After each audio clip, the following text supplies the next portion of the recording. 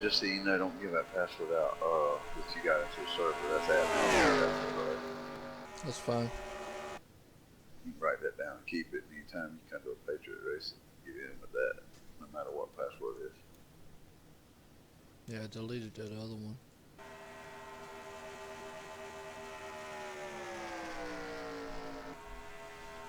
Man, what the hell? Come on now.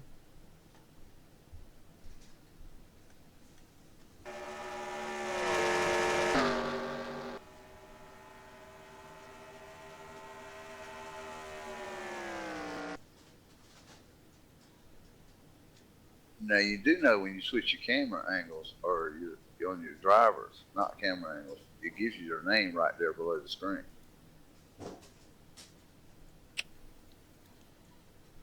Well, I'll have to see it when I do it. Right, Corvette number 5, Corvette fan, Phil DeFranco, Eddie Rayleigh. Now that's the Well, winner of see, the the last thing one. is how I'm seeing it is how you're seeing it on the stream.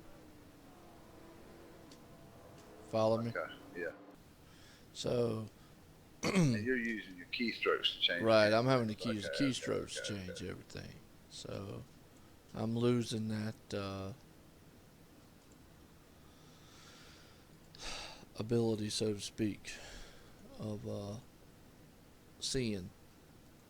Because I know what you're talking about, you know? Right.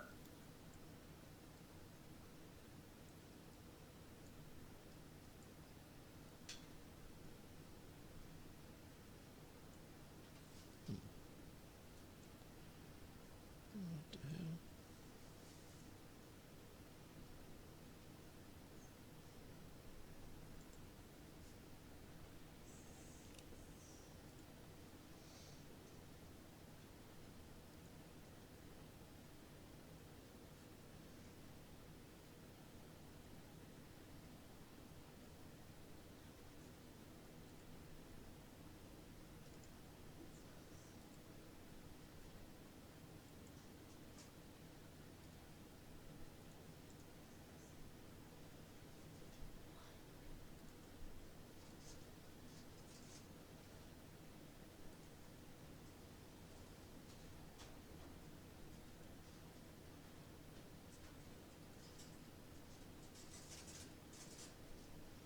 When you go back live stream, is it going to be right back to the same channel, or will it be a different or same link?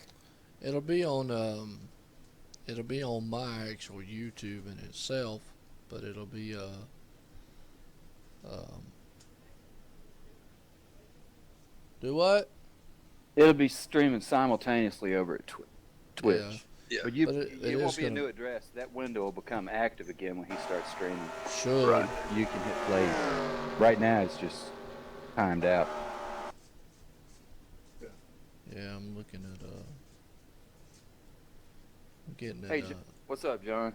I'm getting my I said, what's up? thing set up. What's up, viewers? All right, good deal.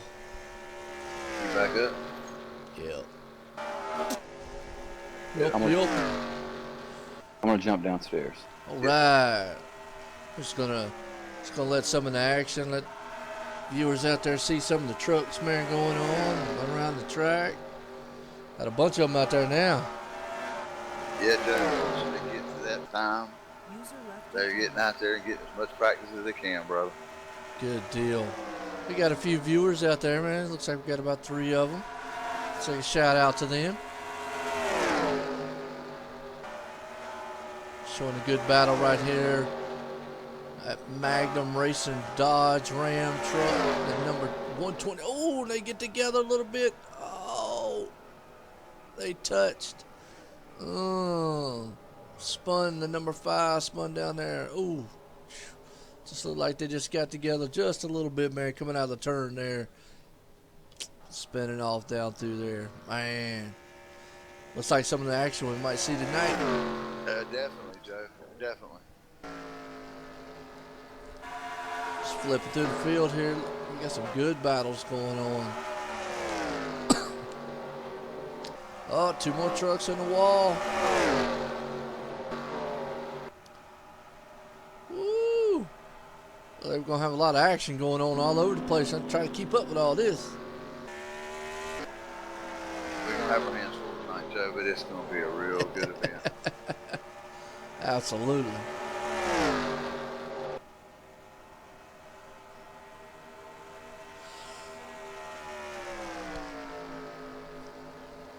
Look at that, the big brown truck, man, going up against the EcoBoost truck, man. They are nose to tail. He's giving it all he's got. He's trying to put it in the bed of him right now.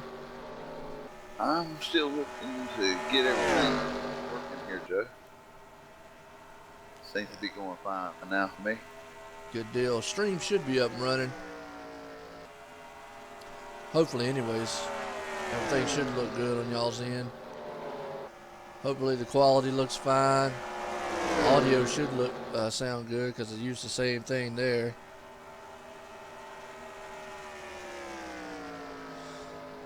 Want to welcome some viewers out there.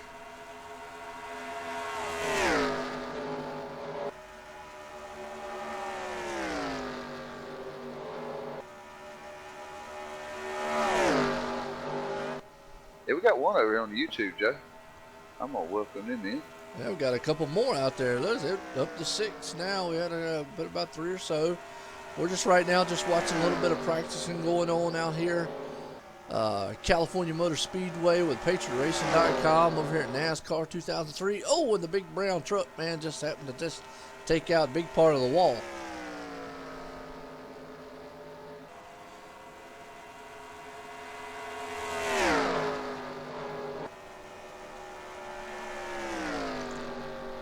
Just doing a little view here, man, of some of the trucks out here.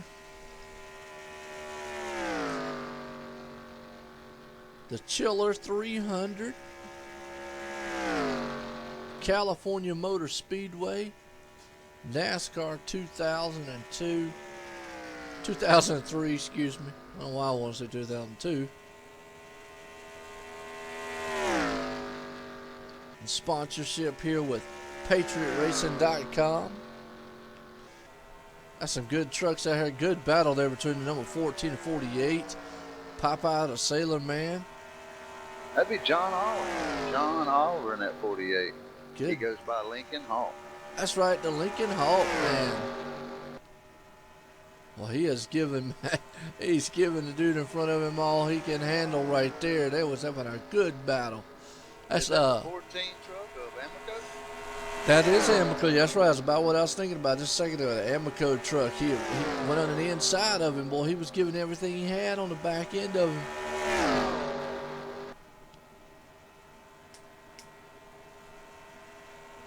Them two run nose to tail a lot, Joe. They work together. They drive together. They play a lot of other games online together. Them two are two of the admin with Patriot Racing, and I would say that's 50% of the reason why everybody's here is right there. Them two trucks right there. They're fast. They're good, and not only are they competitors, they're good friends. Good deal. We see the Dodge Ram there. Looks like the Magnum Racing team. I think that was R. Tillett or something like that, I believe his name was. Truck number 124. I'll look back on my sheet over here just a second. Alan Ebert. Is that Alan Ebert? All right. Yeah, 124 is Alan Ebert. Don's going to keep me straight on my names here tonight. I'm trying to get used to some of them. So I'm going to probably call them out by numbers at first. He'll hit them up by the name. And I want to give a good shout out right here to and I hope I pronounced this name right, so excuse me if I don't. Leave my two hell alone. Okay, I hope I pronounced that right, but I appreciate the follow on Twitch there. They probably leave my number 2 alone there, Joe. I think that, or leave me my number 2 a hell alone. yes, yep, you're right. Leave my number 2 hell alone. Yep, I had to get it right there for a second. I was sitting there going, hope I pronounced that thing right. I've had some wild ones, man, come across with some wild names, and I'll mess them all up. I'll be like, Joe, you got 10 over on the Twitch following, and one over here on YouTube. That's pretty good just to be watching a bunch of trucks out here in the simulator 2003 Chiller 300. That's it, man. Over here at NASCAR 2003, man, we're doing some racing here with Patriot Racing, just showing off what these guys can do in these trucks. They're looking awesome out here. Like you said, the Chiller 300, California Motor Speedway. It's going to be a good race from what we're seeing so far. This is just practice right here. It's not even the race.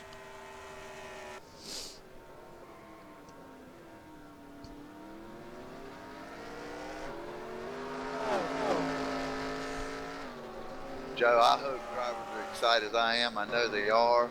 I really feel like we're going to crown a new winner tonight, and I really feel like that this Chiller 300, I don't know if you've seen the flyers going around or not, but that was a picture of our head admin, Kevin. Okay. So we took in a mirrored picture there, and he might be a little on the whoopee and hairy side, but I'll tell you what, he is a good fellow. He has. He joined us up in the booth a little bit earlier here and talked with us and just had a good old time, and that's what we're having up here, a good old time here as we watch these trucks go around this track. And you're right, man. It's he's done a great job. Admin done a great job putting on the event here. He did a great job putting on the last event we did, the Memorial Day style event that was there. Hello there, man, at Fire Corp 1838. How you doing, man?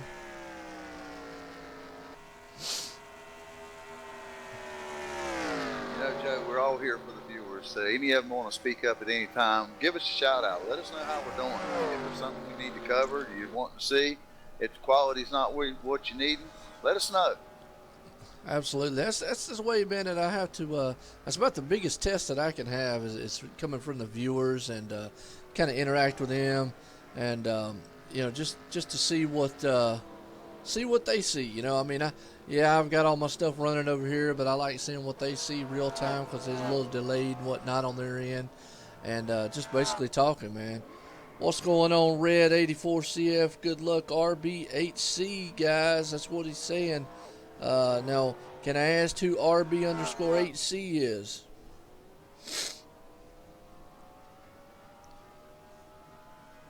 Maybe I can get Don to investigate on who that one is for us. RB? He said RB_HC. Says good luck. RB is a racing league that we race with. It's RB Hardcore. Oh, okay. HC is hardcore. You went over there today and checked out a couple of their downloads.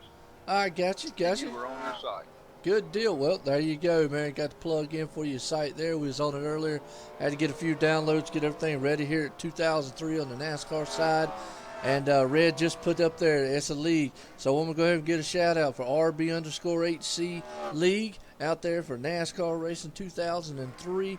They're over here at patriotracing.com, man, for the Chiller 300 at California Motor Speedway, folks, man. It's going to be an awesome one. We got the trucks out here tonight instead of the cars, but I'm going to tell you, that don't matter. They still going to be exciting racing going on around here.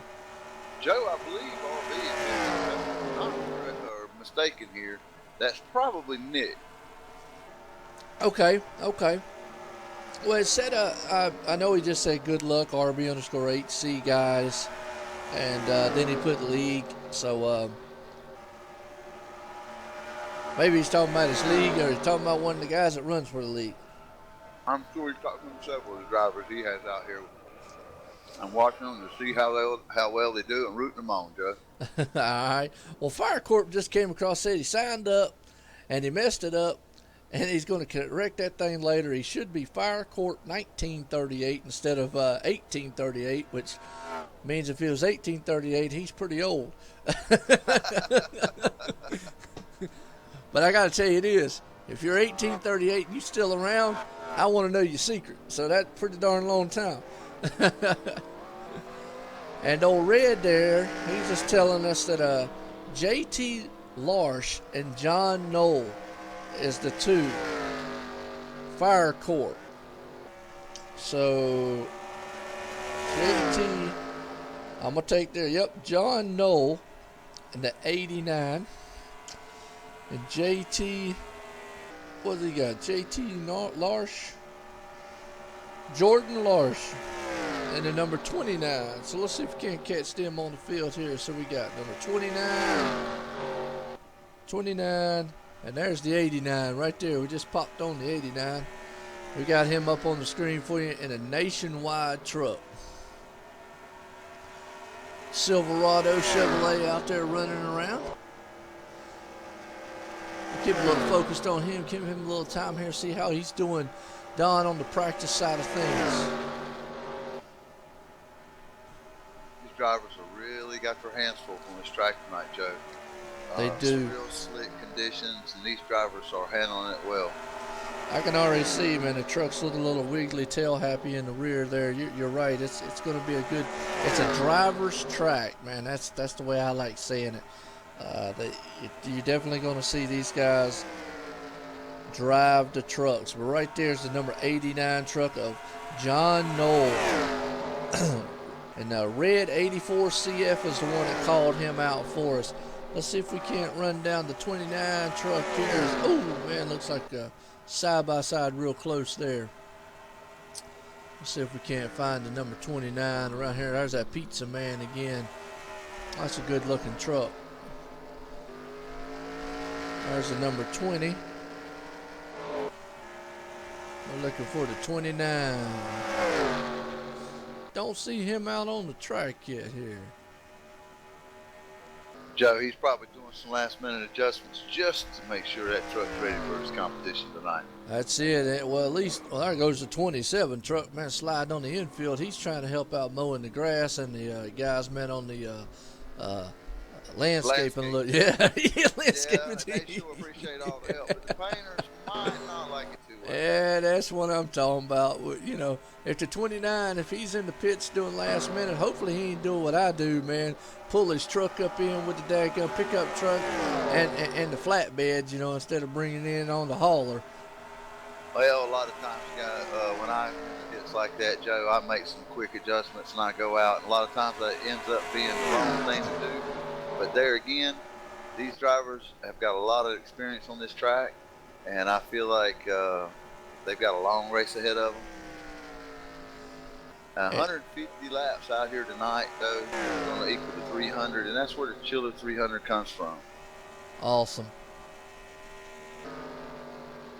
I'm still trying to look for the 29. Don't see him out there yet. You're right. He must still be in the pits doing a few little bit of last minute. Oh, that's a good save by the 124. Oh, I thought he had it saved. Oh, yep. I thought he had it saved. No, he had it saved for a second. And the next thing, boom, just snap loose on him. There's Popeye the Sailor Man out there. I just like saying that in his truck. Lincoln Hall. Lincoln Hawk. You know, and that's a name right there, man. Just Lincoln Hawk. That man gonna come up with a name like that. That's just wild. Well, that man's from Memphis, Tennessee. He is one of the long-time racers out here. Lincoln Hawk, I tell you, maybe we can get him to sing us a song since he's so close over that way. I hear you. Well, I am going to step away, take a quick break. I'm going to let you, man, have the helms here, kind of view through the trucks or whatnot and see what's going on. I will be right back. All right, Jeff. All right, man.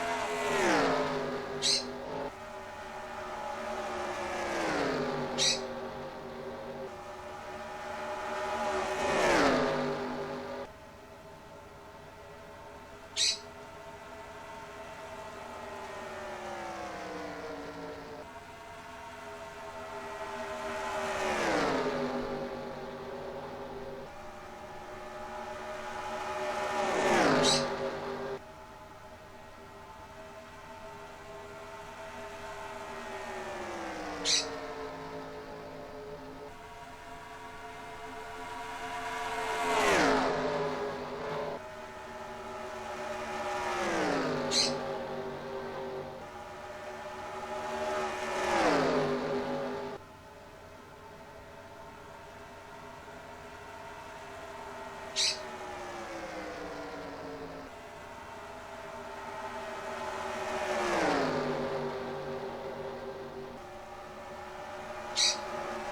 wide. Oh. Brett sure got the worst end of that. That's good as long as it's practice, we do know and we see, but Kevin Tarver held it there. Or we call him Kev out here. They went three wide.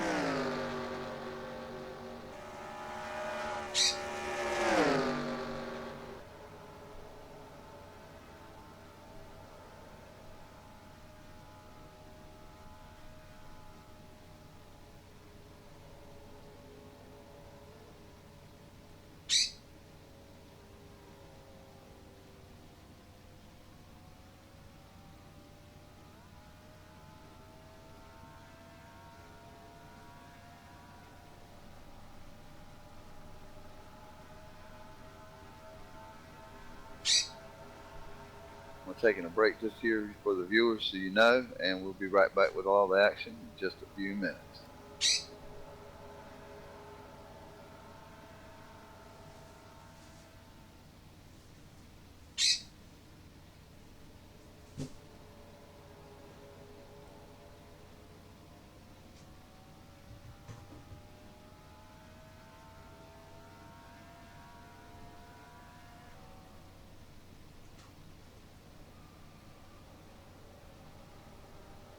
We would like to welcome all of y'all here. We're at the California Speedway for the Chilla 300, presented by PatriotRacing.com. These guys have worked hard to put together some unique events, and we're really looking forward to the next event after this one. And it looks like it's going to be at the Five Flag Speedway in Pensacola, Florida, with the Wheeling Modifieds. He's got a real special event scheduled after this one, so after this event, we still got another one to go, and hopefully keep with many more.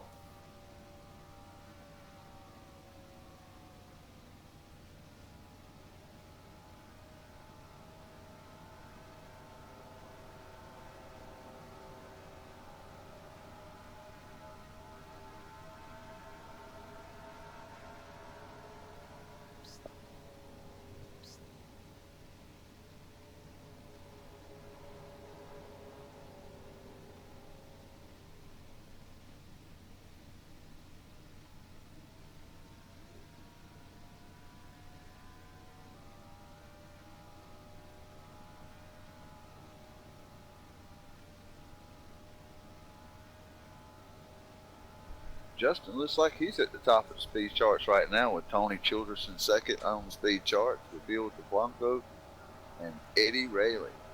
We got Alan Ebert, Too Fast Todd, and Lincoln Hall. We got the Morgan, and then we've got Craig D'Amico and E. Wood rounds out the top 10 in the speed charts.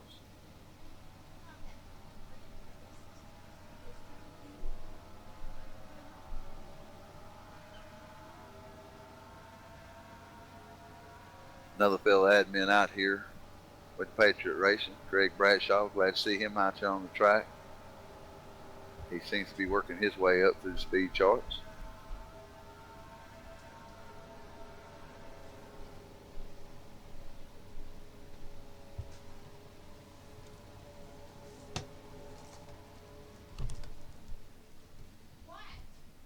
What? And we do appreciate all you live streamers out there. Just be patient with us. We're taking a few minute break here, and we'll be right back to all the live action. What's up, man? Hey, Joe, welcome back, brother. Need to pick on another car. We're sort of sitting here looking at a blank track, brother. Maybe we can find somebody out here. I thought letting everybody know we're taking a minute. I was running down the top 10 in the speed charts.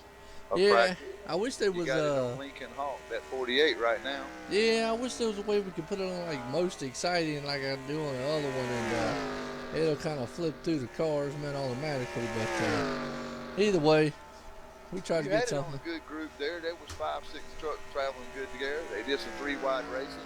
showed us it was going to work if they watched their P's and Q's, but one of them got bumped out into the wall. But that's okay. At least they know what's going to work and ain't going to work. And that's the whole thing for practice right there, man, is to find out what works and what don't work. We're focused on the number 75 truck here. Looks like the food. What is that? Food country? Let me see if we can get a good shot, man. Yeah, Food Country USA.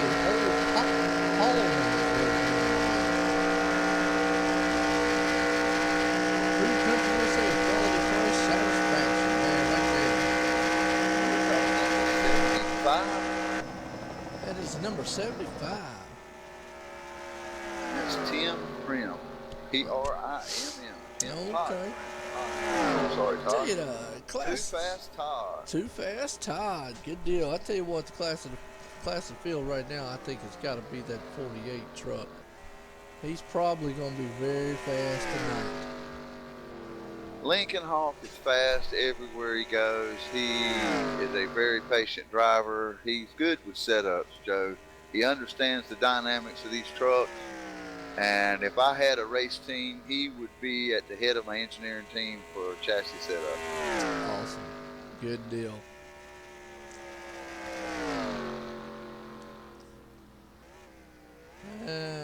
Let's see.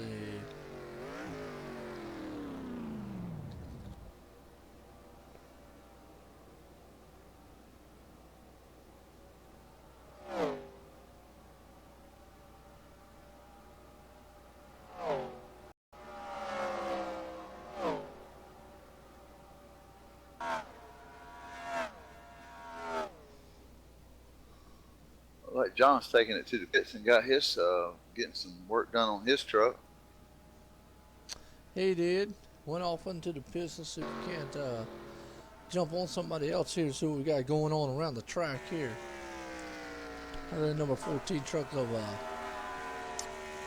Craig Amico. Amico, that's right. I know it started with an O. I just couldn't get the other part.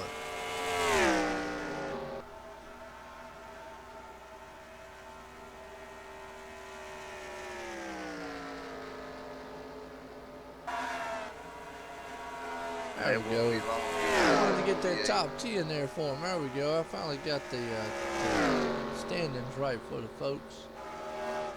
That's what I was messing with there. Now we got it. Shows the top 10 right there. 88 putting it up on the speed chart of 38.735. Fitting number 59 up there with a 38.859. Man, coming up in top 3 here. The number 21 put on a speed chart of 38.899. And then number 4 at the 112 truck, 38.916. So round out the top 5 of the 124 truck. And then he's in the Dodge Ram one. He's got a 38.937. So not bad between the top 5 there, Don.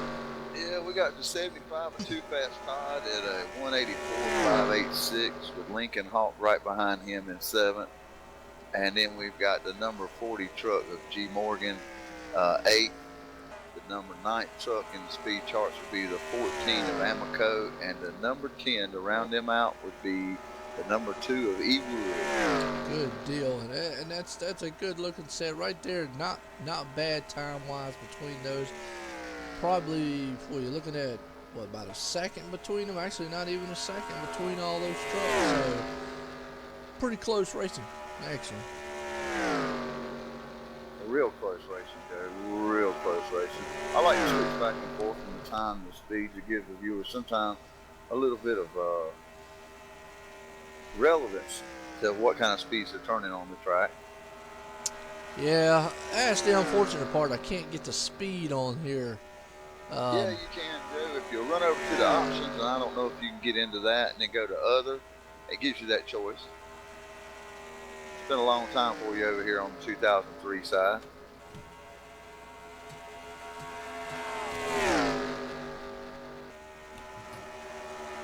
You're under lap reporting format. You got speed and time. Oh, okay. You can switch back and forth all during the broadcast, and if they don't mind me clicking on buttons like that, seeing for a few, I'll switch back and forth for them. show them the speed of different ones here. So we'll run down the top 5. Let's go from there at 180 at the 88 truck there. Oh, wait a minute, 14 and 02 got into it. Bam!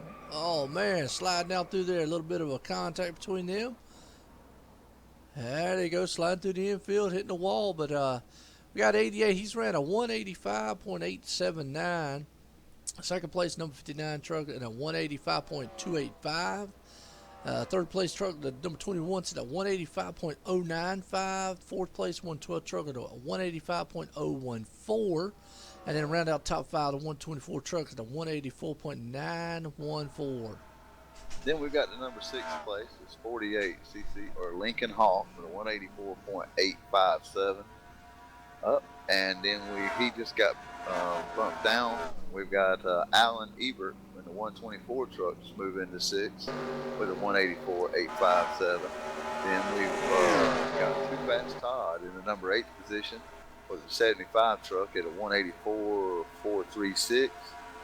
And these guys are really showing some times, Joe. They are, but right now, really close between the top 5 and then actually really close between 6 to 10. So, kind of got 2 groups there. I agree with you. I'll be honest with you. I don't know if that's all in to do with the draft. I haven't really been paying attention to the drivers. I know the more trucks they get together, the faster they seem to be running. Absolutely, man. Right now, we got a good group right on here going up here with the 140 truck. Let's see, kind of get an idea of who else is out there running with those guys. 140 is Greg Bradshaw. Okay. Another one of the admin with Patriot Racing to help host this event, and we appreciate all his efforts. Oh. I'll leave my phone down there. Let's see here. Who else we got out here going around this track with us?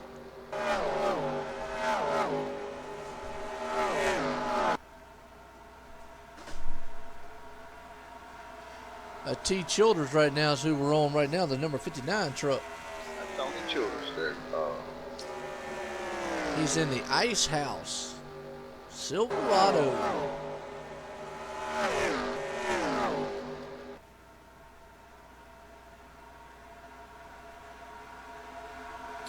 And we got Brent Carter, man, in a number 6 machine.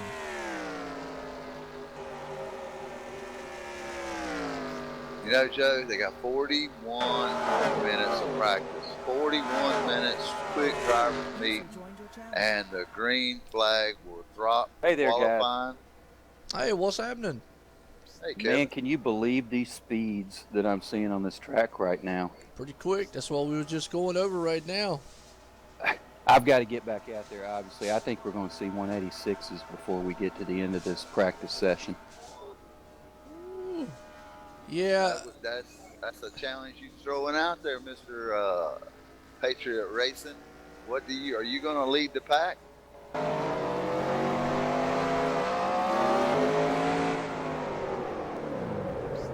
Well, we lost. You're on Whisper.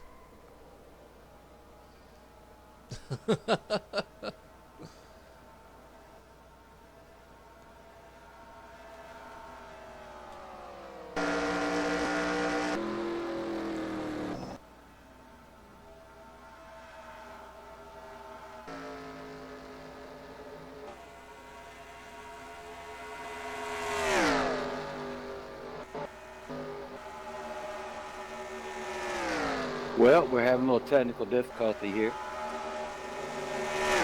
Did I lose you? Yeah, I bumped out of the channel somehow. Oh, we But I got was you just, back. I was commenting on the speeds we're seeing out here. They're scary. I think we're going to see 186s before this session's over with. Yeah. So I asked you, Kevin, are you going to lead? Are you going to lead that speed chart? Are you going to get out there and pull you a group of guys? What are you going to do? What have you found in the pits? I tell you, this is a long race, and there's a lot of tire wear. If we get some long green runs, I think it's going to be an advantage for some of these guys to kind of sit back, take care of their tires for a minute, and come on strong at the end of some of these runs. But we'll see. I mean, it's definitely a drafting track, so I don't think anyone's going to jump out by themselves and not get run down by a pack. So it's going to be interesting. It acts like a short track sometimes, but it drives like a plate track. Well, it's nice to have a driver come up and someone that's put this thing together and give us their vision of what they see from behind the wheel. I've turned a few laps out there tonight, and I'll be honest with you, it is a very challenging event you have in store for these guys.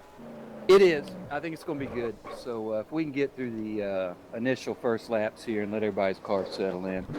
Yeah, I've seen some great racing this week with these guys. I think they know what to do.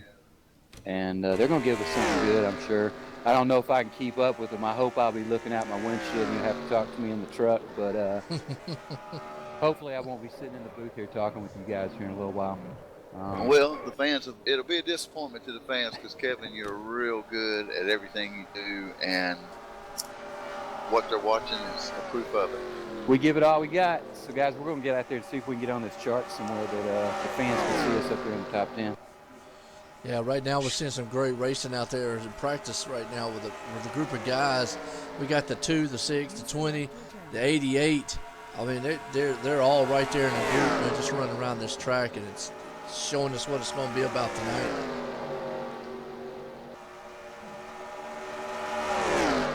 I'm really looking forward to it, Joe. These drivers up. I saw that. It didn't look like any contact either. It just looks like he took the air off the rear end.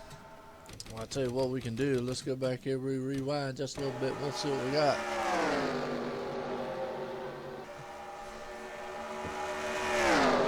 Let's see what happens here. Yep, like he just took the air off of it and he just came around.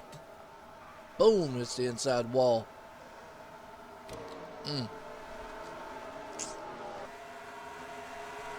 Good group of pack right there. Like I said, Lincoln Hawk in there. Got the Pizza Man running in there.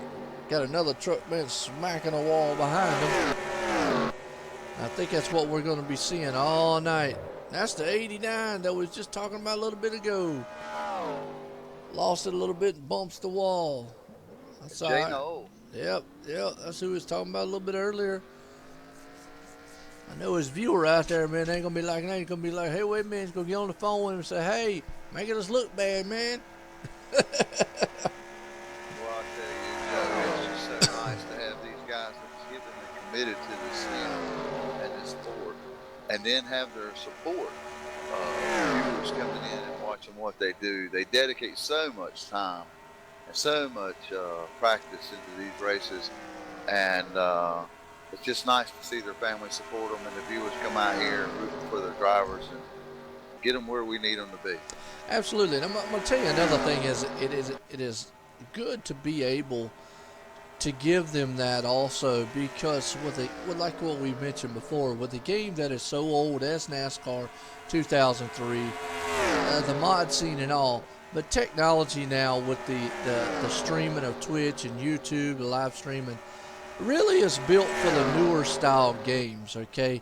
But to try to be able to implement that into this style of a game, that to give these guys the exposure and whatnot is awesome. Like the overlay there that we're able to run with the ticker to be able to tell them what's going on, what numbers got what speed, what time, and the standings and all, just to help them out, because if anybody's ever seen some of the newer style stuff out there is more geared towards the newer games and whatnot, and it makes these guys feel like, hey, we're still relevant, for lack of a better word, that we're still, this is exciting, like you said, and to me it's just to be able to bring this to them and show off what caliber drivers are out here. It's just fun.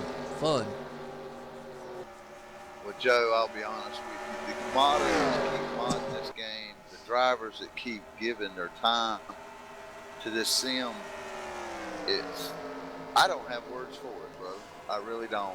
It's just dedication and the love of the sport. And that's 100% right there.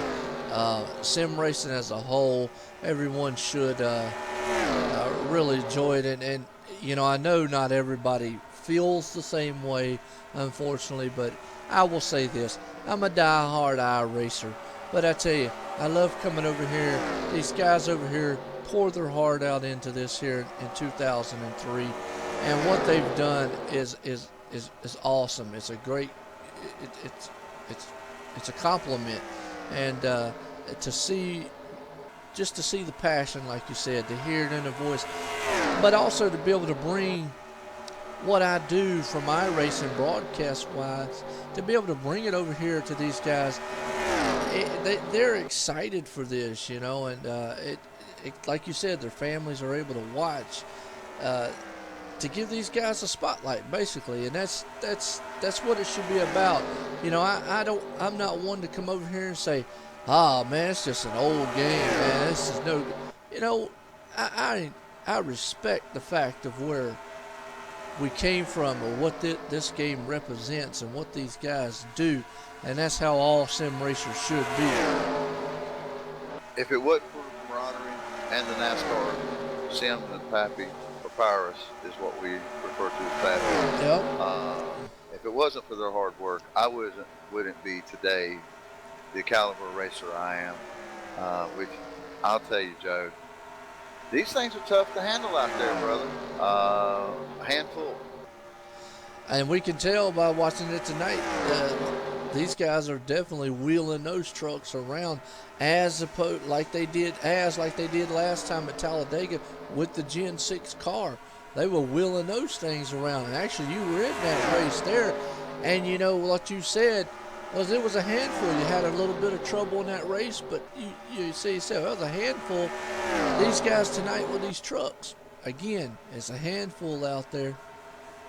Well, the talent that we're running out here tonight shows they not only can run the Gen 6 Super Speedway, but they also can run the truck. And then the next event's going to be the Wheel and Modified. So these drivers here are well versed in all the mods. And that's, you know, and that's cool that you've got a different mods here. As we were sitting here talking, it was a big mix up there, which is probably what we're going to see tonight. Oh, the 85, only got the 40. Yep. Got a couple, man, 2 or 3 of them that got involved in that one, and that's probably what's going to happen tonight a little bit. If we get into a pack running, you might see some guys, man, get in there. It's only going to take just a little bit of bump, because like you said, these trucks are so far almost out of control as it is. It's not going to take much. Joe, and talking to the drivers out here tonight, loose is fast, and they are losing it at all, every lap. That is true. You're 100% right. Now, I don't always like a loose style car or truck, but there's most guys that do like that. And you're right. Loose is fast. And what's that other term? But it can spin you out of control every time. So if you don't watch it. You're right there on the edge. And now we've got the number 4 trucker, Kev, with a 4 or 5. Let's see what he can do out here tonight. He is. He's right there running side by side with the number 14, man. With a Omar, Amico. I don't know why I want to call him Omar for some reason. That's just popping in my head. Amico, but I'm getting the O part. It's just Omar's trying to pop up, and I don't know why. But Kev right now looks like he's trying everything he can, man, to get up in there. And actually, let's go through the charts here. He is a number 4. He is actually in 16th fastest at a 183.843. So a little bit off pace. But you know what? Like you said, in the draft, he could probably make that up. Guys out here make mistakes. Anything can happen. Sometimes the old adage is the fastest trucks doesn't always win. It's sometimes the smartest driver. So, hey, you got to think about that. Kev come up here in the booth, and he was telling us, you know, we're seeing 185 and 879 on the top of the chart now, and he's sneaking or telling us a little secret. He's saying that we may see over 186 before this practice session's over. So maybe he went back to the hauler and turned a few wrenches and had his crew chief do a little bit more work on that truck. We're just going to have to see what he's going to pull out of his bag of tricks. That's true. And maybe he's also saying we might see 186 out of qualifying too. So another thing we'll keep an eye on qualifying, because if we're running this fast in practice, Usually, sometimes in practice, they run pretty quick. They run a little faster in the qualifying lap. So he's right. I mean, the 88 up there, which is the big brown truck, he's right there. He's right there knocking on that back door of 186. I mean, he's .879. He's what? A little over a tenth off. Actually, yeah, about a little over a tenth off of it, I think. Yeah. Ooh, Ford, man, got a little loose. He got up into the wall. Oh. Well, that's not what he wants to see, man, going into a race right there now. No, he does not. But there, I want to give a shout out to that CCR Mad Max. He just got in here out of a league race, up in the 8th in the speed charts. Looking very good and strong. Awesome. Mad Max is a hardcore driver over from the CCR division, league racing, and a top-notch driver. I have to tell you, I personally know him, and they're very good people. Good deal, good deal. We're trying to find him on the track right here. Maybe we're trying to give him a little bit of exposure here. I don't think he's probably still in the pits. But you're right, he jumped up there. That 007 CCR Mad Max truck. Like I said, he's very competitive. He gives me a lot of help out here in the 2003 division. And I just would love to tell him thank you and look forward to him having a good race tonight. Yeah, that's why we can't find him. He's riding the 007 truck, man. He's out there, man, incognito, spying it up on us. Oh, yeah. There he is. He's in the Giants truck. He's got Giants on it. Chevrolet Silverado Giants truck. We got him. He's running right behind. Well, Amico. Yep. I was about to say Omar. I don't know why I'm sitting here wanting to say that. I keep forgetting the Amico, wanting to say Omar for so bad. But, yep, he's right there behind him, driving around. He's got Giants on the back of it. I don't know if that maybe is for the New York Giants or it says, yep, NY's got it, New York Giants. So kind of figured that must be his football team. Well, Mad Max is from where he's actually from New Jersey. And he moved up to Ohio recently in the last few months. And tell you what, he's as good as they come. Fantastic chef, fantastic friend, and an excellent sim racer. Good deal. Right now, he looks like he's doing pretty good. He's running nose to tail with Amico, man, right there, and looking really smooth on the track. 8th on the speed charts. He's turning in there at 184.86, 184.687. That's not bad for somebody just coming in here. He's not going to get a lot of practice. He'll get some, but he'll get, which I mean, jumping up to 8th in speed chart, obviously he must not need a lot. So we'll see what he's got. Maybe he's holding back a little bit. Maybe he knows something that other drivers don't. Then again, he's close enough to those guys that, you know, all it's going to take is for the front runners to make a little bit of a mistake. Running with Mad Max, he never shows his hand in the practice, and I wouldn't be surprised to see him leading this race at some point tonight or up in the top 5 anyway. Good deal. Well, you know, right now the two guys up there, the big brown truck, old Lincoln Hawk, man, they're 1 and 2 right now up there at the top speed charts. Lincoln's fast. He's always fast. I was not be scared to say he will be one of the top contenders in the race. Very fast truck. Well, so far on the speed charts here in practice, he's sitting right there. I mean, he's not far off. He's sitting at .821, and the leader's a .879. So that's what, a little bit over a tenth, not quite a tenth and a half. So that's actually my bad. That's not even a tenth. Couple hundreds, yeah. I had to look at that again, but yeah. So definitely close. Well, if we do not see 186 broken in practice, I doubt we will see it. Probably qualifying speeds are going to be somewhere around 182, 183 mile an hour, Jack. Okay.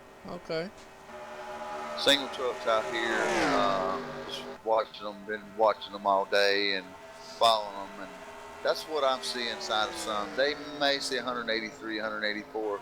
some of the guys snuck out there with some numbers, but I don't know if they snuck a little draft or what. But either way you look at it, to run these Craftsman trucks around this track at 185 to 186 miles an hour, that's just to go to tell you the skills these drivers have honed on this track. And I'll definitely say true that, because that's fast in a truck. Ooh, and Lincoln Hawk slid up into the wall just a little bit. He looks like he just got a little bit loose coming out of the turn. And so that's what I think we're going to see tonight. A lot of guys coming out of that turn. If they push it a little bit too hard, that tail end's going to come right out from under them. So they need to know that fine line between traction and no traction. And that's throttle control there, Joe. Yep. They don't have to finesse that throttle and play with it. These drivers are the best at what they do, and I feel like we're going to have some great racing. Yes, we are. Looking at that number 75 on the Food Country USA truck, man. Looking pretty with that blue paint job he's got going on there. I'm just checking out some of these paint jobs these guys have got. They look very good out here. Yeah, they do, Joe. And we still got some viewers out there watching, man. Want to give a shout out to y'all, man. They're a little quiet on us. That's okay. They're just watching all the action going on. Yeah, Joe, I tell you, they're getting their milk, they're getting their cookies, and they're getting everything ready. So when the green flag drops in another 25 minutes, the green flag for qualifying, then we're going to have 3 to 4 minutes of qualifying, and then it's for the 150 lap main event. Something we've been waiting for all day, Joe.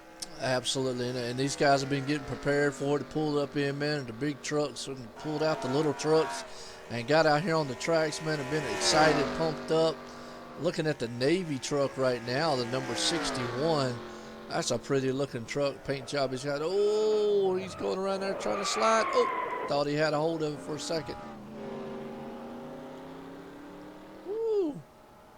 And that's that R. Pauly. That's who we're looking at there, Joe.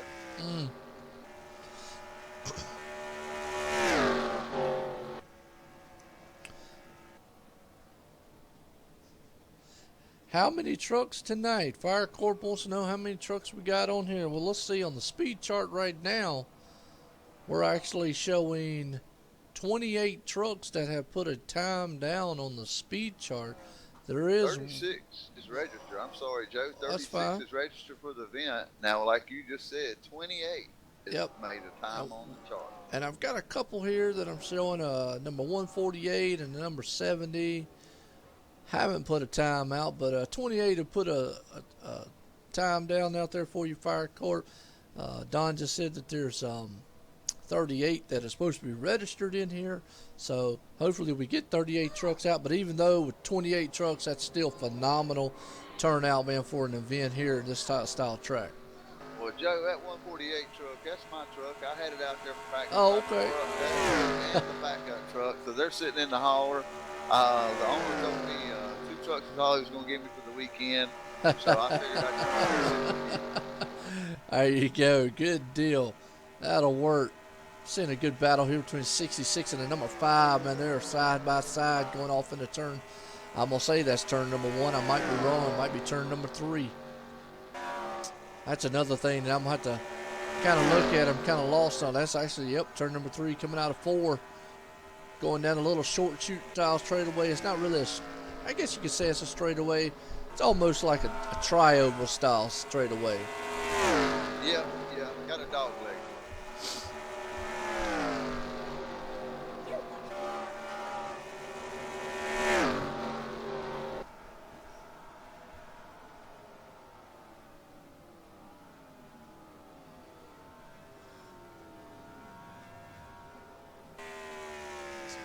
There's a number 89, man. Again, I think it was John Knoll, I believe it was. We've still yet to see the number 29 out there. We were looking for him earlier.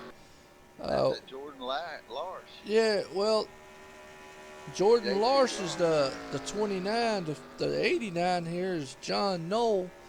We have still yet to see. Let's see if 29 put a speed out here. See if he's even out here. I don't I don't even see him on the speed chart, Don. I don't know what. Oh, I know. One of our viewers out there asked about him. Said, hope they have a good night, but we haven't seen the 29 out here of, was it John Larsh? We definitely got John Knoll, but no John Larsh yet. So get on the horn, tell him, hey, he needs to make the truck.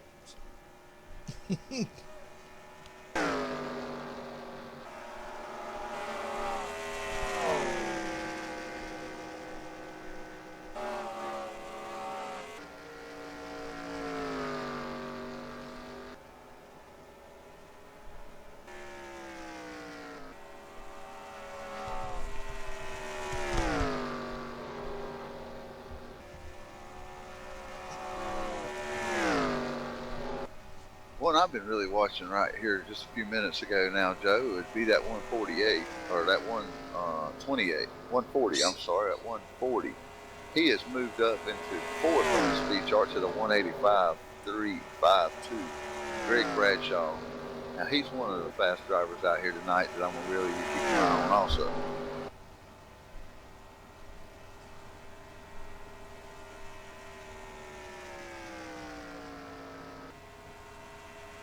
These guys run around out here and show their talent as they go around, and I'm sort of listening to them on the drivers' channels, and they are really complaining about a super slick track out here tonight, people.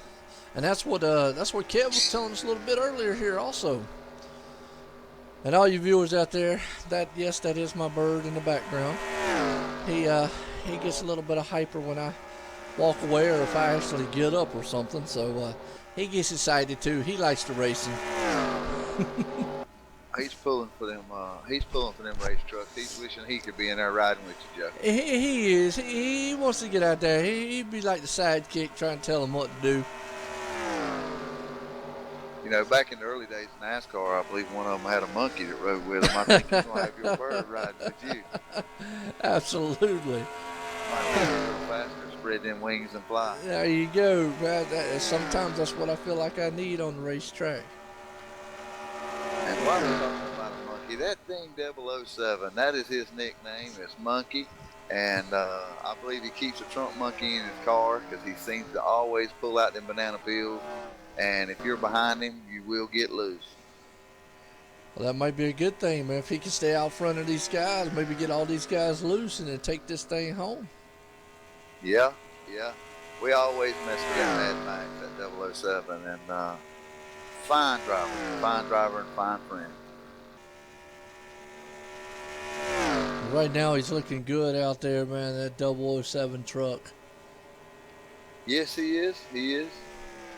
Mad Max, as you called him. And that's what he goes by out here on the NASCAR 2003.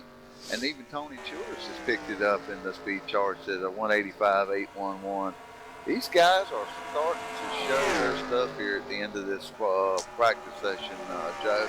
We got 15 minutes before drivers meet. 15 minutes. And then it will be green flag drops for qualifying. And then the main event. Looks like they're honing in a little bit on those setups. We're looking at the U.S. Army truck, the 112. That's a good looking truck. Yeah, that's it. E. Riley, he's turning in speed right now at the speed chart. He's sixth on the speed chart at 185.014. He is. Like I say, that's a good looking paint job on there supporting the U.S. Army. We also got one out there with the Navy. So, hey, we just need to get the Air Force and Marines, and we'd have all of them out there. Joe, they might be at war on the track like they are out there. There might be a little shooting and banging. There you go. Yeah, if we see somebody's tire go out down the back stretch, we know what happened. Yes, sir, we do. Looking good on the track right here at California Motor Speedway, the Chiller 300, with Patriot Racing over NASCAR 2003. We appreciate all the viewers out there, man. This is going to be an exciting night here put together. We got the Craftsman trucks out here on the track tonight. We got multiple guys out here driving.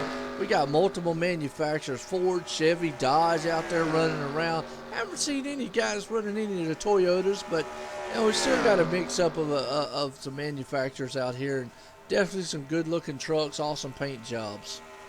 Well, I just also want to mention that any of the viewers, if there's any one driver you want us to highlight or you want us to take a look at, if you really want to know where they're running, just shout out to us. We couldn't be where we're at today and do what we do without you guys, and you are the most important thing we got going on.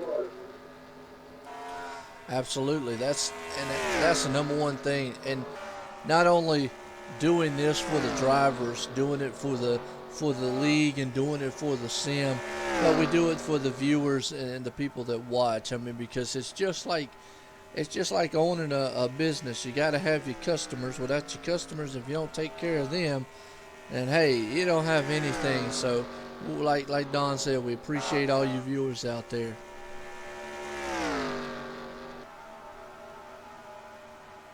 And I will say this, when I do my commentating, I'm not most of traditional style commentating of just always, on the strict play-by-play. I like having fun doing it. I like involving the viewers. I like bringing up things, talking, and having a good conversation about what's going on the track with the drivers, with the teams, and so forth, so on. Just kind of relax and be just a little different with the way I broadcast. So I just kind of tell you how I like doing it out here. Have fun and bring a good show to y'all people. Yeah, Joe, you do a great job at what you do. We try to give them a little bit of entertainment, but we do try to keep them up on what's going on the track. And like I said, if viewers out there, there's drivers they're interested in, feel free to comment to us. Let us know. We'll put them up and maybe try to get them up, do an in-car interview with them, and see how things are going for them. Absolutely. That's our plan, is try to get a few drivers up here, man. Probably not throughout the race, but hey, maybe before on the happy hour here beforehand, and then after the race, definitely the top 3 drivers that we'll get a talk to on those. And gotta ask, is T out there watching? You know she is. With her, she's got her bowl of popcorn. She's got her feet up. She's ready for a main event. She is ready for some exciting racing. Good deal. That's a nice looking truck right there. Jack Daniels, man. Silverado, number 42, man. I tell you what, he's got a nice looking paint job on that truck. Yeah, that Rick Castle is doing good. He races with the RDH Hardcore league. He races over at CCR. He races several leagues. Rick is a very good driver. Know him personally. Know him well, and he's a good driver. Good deal. That is awesome, man, to him to be involved with so many different leagues. And I know there is a lot of different leagues. Actually, I follow a couple of guys on Twitch that actually do the 2003 leagues that I watch. And can't remember right off the top of my head what their names are. I'd have to go back and do some more research on them. But they have a pretty good field.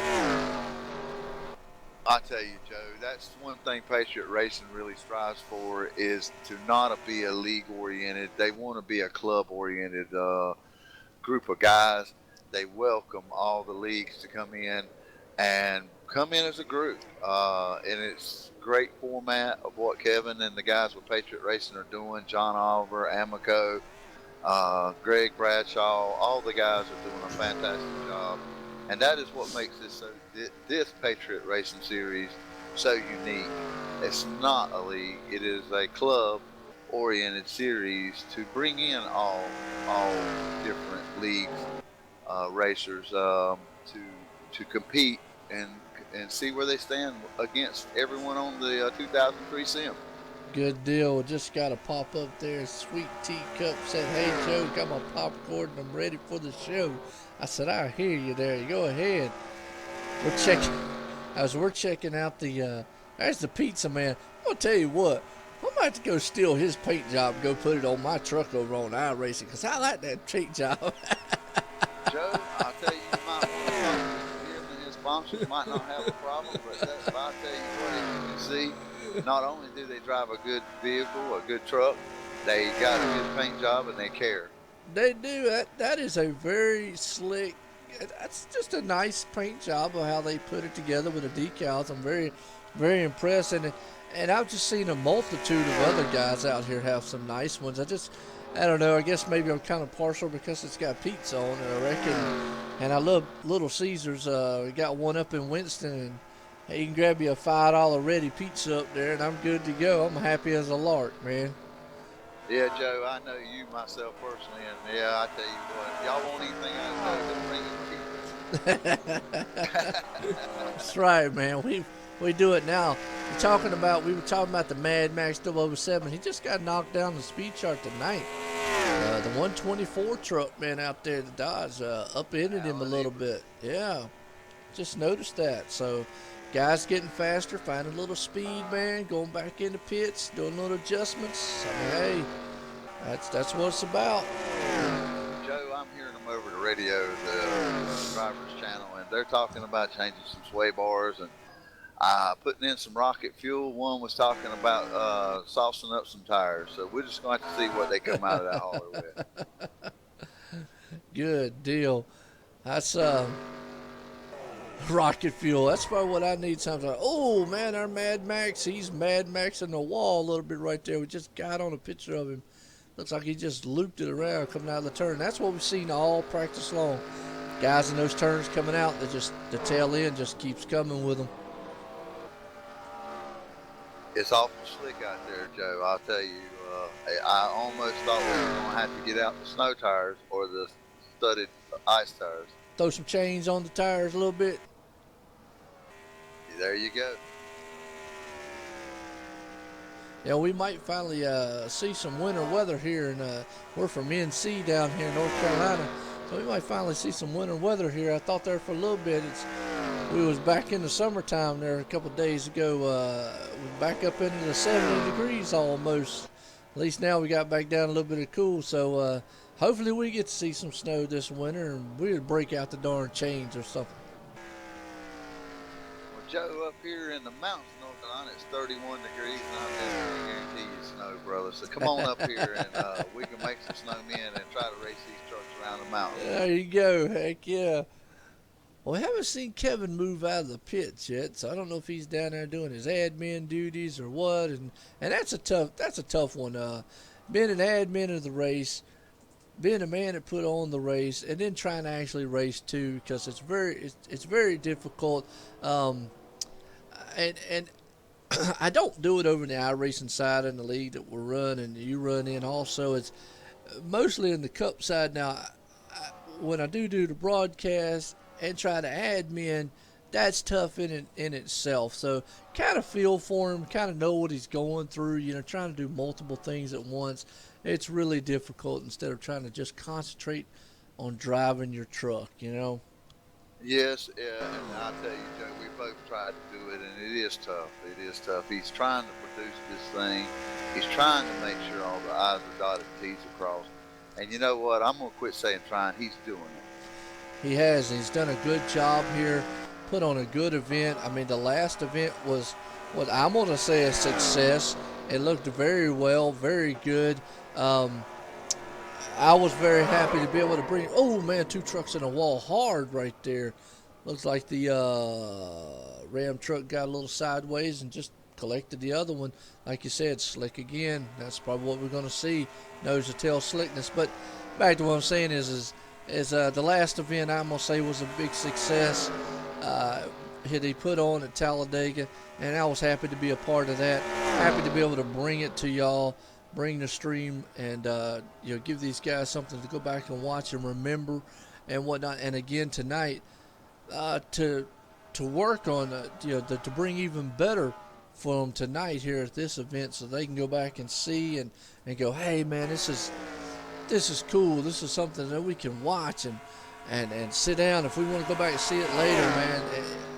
We want to catch all the trucks out there. Well, Joe, you know as well as I do, we go back and we watch a live broadcast on the other side of race, and it shows us where we could have maybe saved some tire. When you're sitting behind that steering wheel, you're in a driver's mentality, but when you're up here in the booth like we are, you can see a lot of other things going on. and maybe that can help them strategize for the next race. And that's true. You do get a lot of. I'll go back and watch a lot of my streams, and I've had some people ask me, "Well, why would you go back and watch?" Well, one, I go back and watch my streams to make sure that they look all right. But two, you're right. I go back, you get a different perspective of, could I went to that turn a little bit different? Was I too close to the guy in front? Did I maybe do something wrong? Could I did a little bit of different brake here, off the gas there, save tires here? So you learn a little bit by watching, going, okay, maybe I'll do something different this next time going around the track. And I agree with you 100%. And also with that steering wheel in your hand and that crew chief in your ear and that spotter in your ear, it's hard to really focus on what's going on in the main event. And when you step back and you see things that other drivers are doing around you, or their drive line and things, you do learn things, or I do anyway. Oh, well, yeah, I'm with you, man. I'm always learning when I'm on that track, and I feel like even if you get to the, I don't know, pinnacle of whatever you think you should be, you should still be learning. I mean, that's the thing. Any driver, and I even think the professionals are the same way. They're always still just learning something new. Well, over in the professional side of this, the truck series is sort of like the beginning into the NASCAR, and that's one thing different over here in NASCAR 2003. These drivers are well versed in the trucks, the Busch cars, Nationwide, Xfinity, and also the Cup cars. And as you're going to see with the next event that Patriot Racing puts out there, they're going to be wheeling modifieds around. So they're well versed in all mods. Good deal. Little modified cars. That should be like the open wheel style cars. It is. Turned a few laps there myself. They got a big bumper on the front of them. They're fast, big motors in them. Little track. It's going to be exciting. That is awesome. We're right here. We're focused on the number 40 truck. Got a Captain Morgan on that thing, man. Let's just hope he ain't drinking no Captain Morgan out there. Well, he's G Morgan, so maybe he might have one or two, and we'll see how well he's going to do tonight. Well, let's hope he put it in the gas tank instead of actually putting it in himself, and we'll see what happens. All right, viewers, y'all better be paying attention. It's about 2 minutes and a half. We're going to be going into a driver's meeting. And then after the driver's meeting, we got qualifying. So if you don't have everything you need, you might want to get it together. You only got a couple of minutes. Absolutely, man. It's been pretty good here throughout practice. Had a lot of exciting things happen. We've talked about a lot of different trucks, a lot of different exciting things coming for Patriot Racing, a lot of events coming up, and all around just had fun. And we're definitely going to talk some more about things coming up. I got the viewers out there watching, and we're excited for this. Got the overlay. Hopefully the stream looks good to you viewers out there. Let me know how it looks on your end. I know we've done tests. We've looked at it on our end. But it's always good to hear feedback from you guys too, man. How does me and Don sound? Are we coming through loud and clear? Want to make sure that we sound fine to y'all, and so forth. So. And Joe, they should recognize North Carolina, y'all, is one of our sayings. And tell you what, NASCAR is home of North Carolina. Started right here close to my house, out of North Wilkesboro, moonshine running. Yep. And I stay about 45 minutes from the North Wilkesboro track. And it breaks my heart every day to go by there and see the trees growing and the grass is growing. But one day it'll be back up. And that's the same way with Rockingham too here in North Carolina. It's the same way with it. It's a shame that some of those tracks went to the wayside, but hey, that's the way it goes, I guess. And you're right, the moonshine here in the mountains of North Carolina and Virginia was the starters for a lot of it. And Fire Corp out there says looks good on his end. So that's cool, good deal. Appreciate the feedback. I know, Don, you're going to be watching some of these guys come down pit road. That's one of the things as an admin that you're going to be looking for is those guys coming in pit road have a pit road speed and making sure that they get slowed down well in time before those cones. Yes, they do. We're going to be watching it real tight. As you know, if they come in too hot, then they will be getting in the longest line.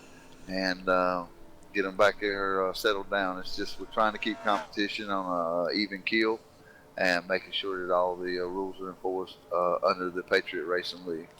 Fire Corp, this is actually an open setup on these guys, though. They're actually able to tune and fix and go with what they have. Am I right, Don? This is open setup. Okay. Open setup. Let's make sure. Every driver out here has a different set, okay, and they are tuning their cars to their driving ability. Good. That's what I was thinking. I don't know. A lot of iRacing is about the only place I know right now that has a fixed style. I think they can do it over here. If they gave out, okay, if they gave out, I wasn't 100% sure. And I will say this now: at one point when iRacing first started, they didn't have the fixed setup. It was just all open. They just started that here a couple years ago, from my knowledge. So it's something new to kind of give a, guys like me, and then don't get me wrong, when I raced on project cars and a lot of roadside stuff, I did a lot of tuning and whatnot, and I just don't have the time to do it now. I just want to get out there and enjoy myself and race. So that really, really does. Well, NASCAR 2003's had fixed as early as 98, 99, and the last race Patriot Racing put out there was a fixed race in Talladega. They mixed it up and changed it around, and that's to show you going from Talladega to California, going from a cup car to going to the truck, and they work these guys. They get the best of the best, and that's what makes Patriot Racing so exciting. Absolutely. Well, let's. It looks like we're about ready to go into qualifying. Don, what we're doing is going into a driver's meeting right now. Okay, well, let's let them do their driver's meeting. While they're doing that, we're going to do a rundown here of the practice and the speed chart here. And I'm going to start it off here. We got the 88 of the big brown truck, number 88. He did a 185.879. Second was the number 59 of T. Childers. He had a 185.285. The third place was number 21 of Phil DeFranco of a 185.095. The fourth place truck is the fourth place truck with the number 112 of E. Riley, 185.014, and the fifth place truck, the number 124 of Alan Ebert of the 184.914. Then we had a sixth place truck of the 48 car, which is Lincoln Hawk at a 184.857. And then we had the seventh place truck at a Todd, Too Fast Todd, but I know him as Todd, his truck number 75 at a 184.436. Then we had Jay Throwbridge coming in there. And then we had Craig Morgan at 9th, and then Amico round out the top 10. Good deal. Then we got up here in the number 11 spot, the number 2 with E. Wood at a 184.139. 12th place, the number 6 of B. Carter, 184.030. And number 13th place truck sitting in the number 4 is Kev. That's the Kev that we've been talking about all night, the admin, at a 183.843. Number 14 truck of 14th place truck, and the number 15 is the Skull Man. He's got a 183.632, and in 15th spot, and the number 140 truck is G. Bradshaw with a 183.258. Number 16th would be the 89 J. Knoll at a 183.132. 17th is the 075 R. Merritt Sr. at a 183.034. Then we've got the 18th truck, which is the 42, which is Rick. He represents the CCR League at a 182.890. Then we've got the 19th truck, which is number 43, L. Cole, which is running in here at 182.788. And then to round out the top 20, we have 81 truck of Troy Donahue at a 181.717. And you got the 21st spot, number 5, the Corvette Fan, at a 181.073.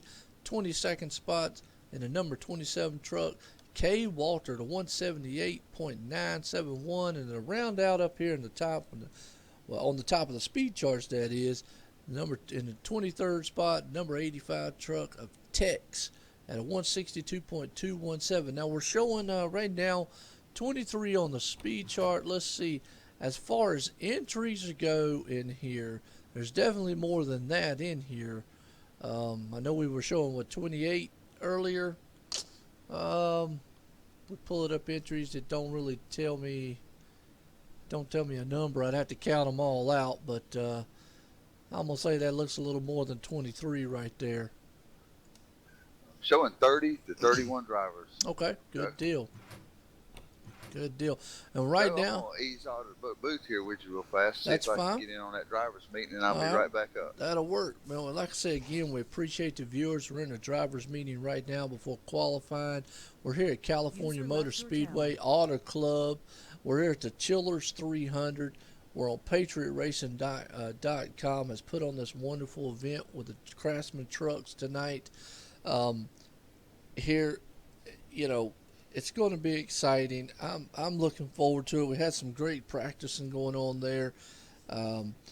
Right now, we're just get ready, viewers. We're just getting set up here. We're doing a little bit of they're in their drivers meeting, so that's what we're waiting on, and I'm waiting on basically. So if any of you viewers out there, you got anything you want to chat, want to see, again, it's exciting to be over here at NASCAR 2003. I myself do most of my racing over on iracing, but along with Don, who is up here in the booth with me. But man, to come over here, this is where I started from. This is where I got most of my experiences off NASCAR 2003. Love it, enjoy it, like coming over here. I do a lot of broadcasts, man, over on iRacing too. Do a lot of racing and stuff. To be able to bring the broadcast over here, we got 150 laps tonight. Going to be exciting.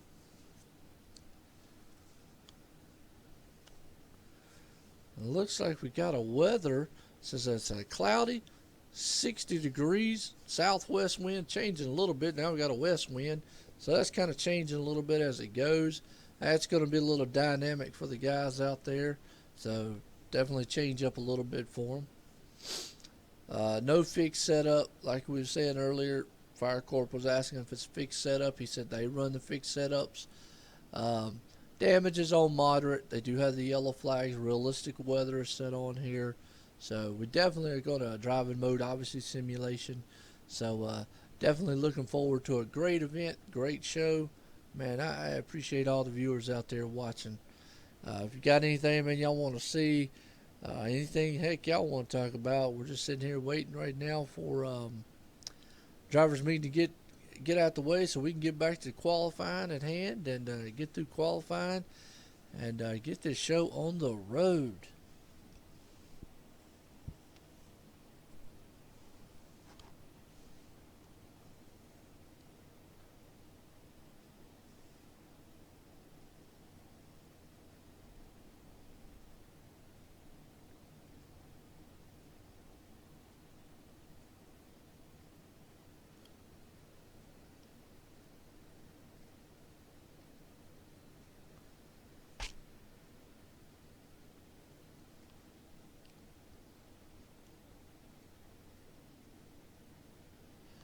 Now, Fire Corp, you were saying y'all run fixed. Do you run over here in the NASCAR 2003?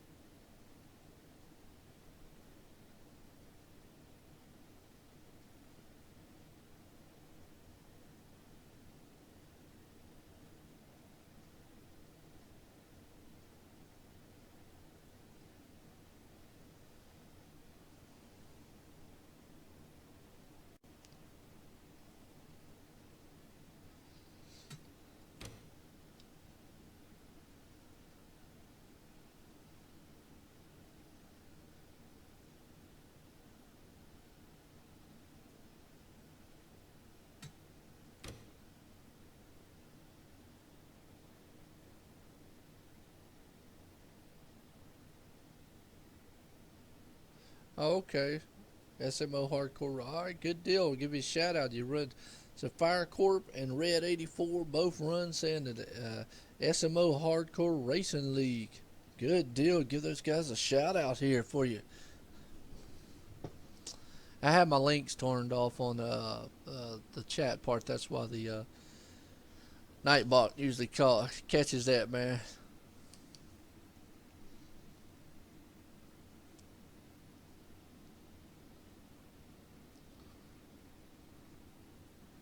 But if y'all want to, I don't know if y'all, do y'all have a link to like a website or something for y'all? If you do, you can shoot me a whisper on the Twitch, Big Daddy X 2005, and then I will actually put that on the description for you on your league site there for you at on the actual stream when it gets done uploading it after the race.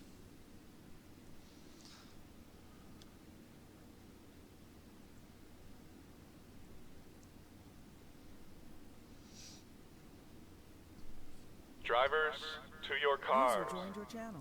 All right, Joe, we're getting ready to drop the green flag on qualifying, my friend. It was a short and sweet drivers meeting. All the drivers are pumped up. They're ready to show us what they brought to the racetrack tonight. Good deal. Heck yeah, that is awesome. We'll see what we got going on here as far as qualifying goes. I was out here talking to a few of the viewers. Their Fire Corp and Red was out here and telling me that they race in the SMO-Hardcore League, Racing League. Yep. Very competitive league. Yeah, I told them if they had a link to their website or whatnot, along with Patriot Racings, we can put it in the description afterward.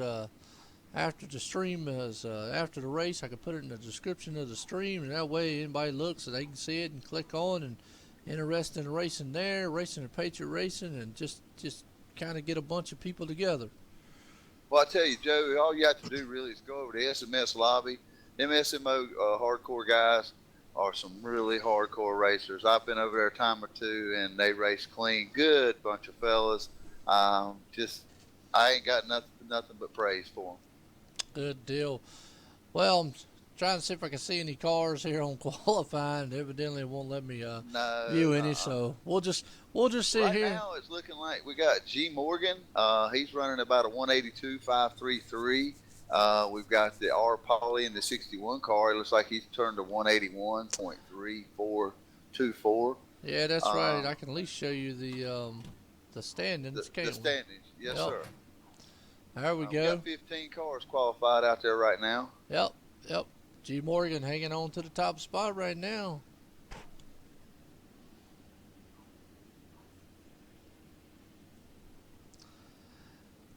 Yeah, Fire Corp, you're going to have to send me the link to our FMB. You'll have to send me a link to a whisper.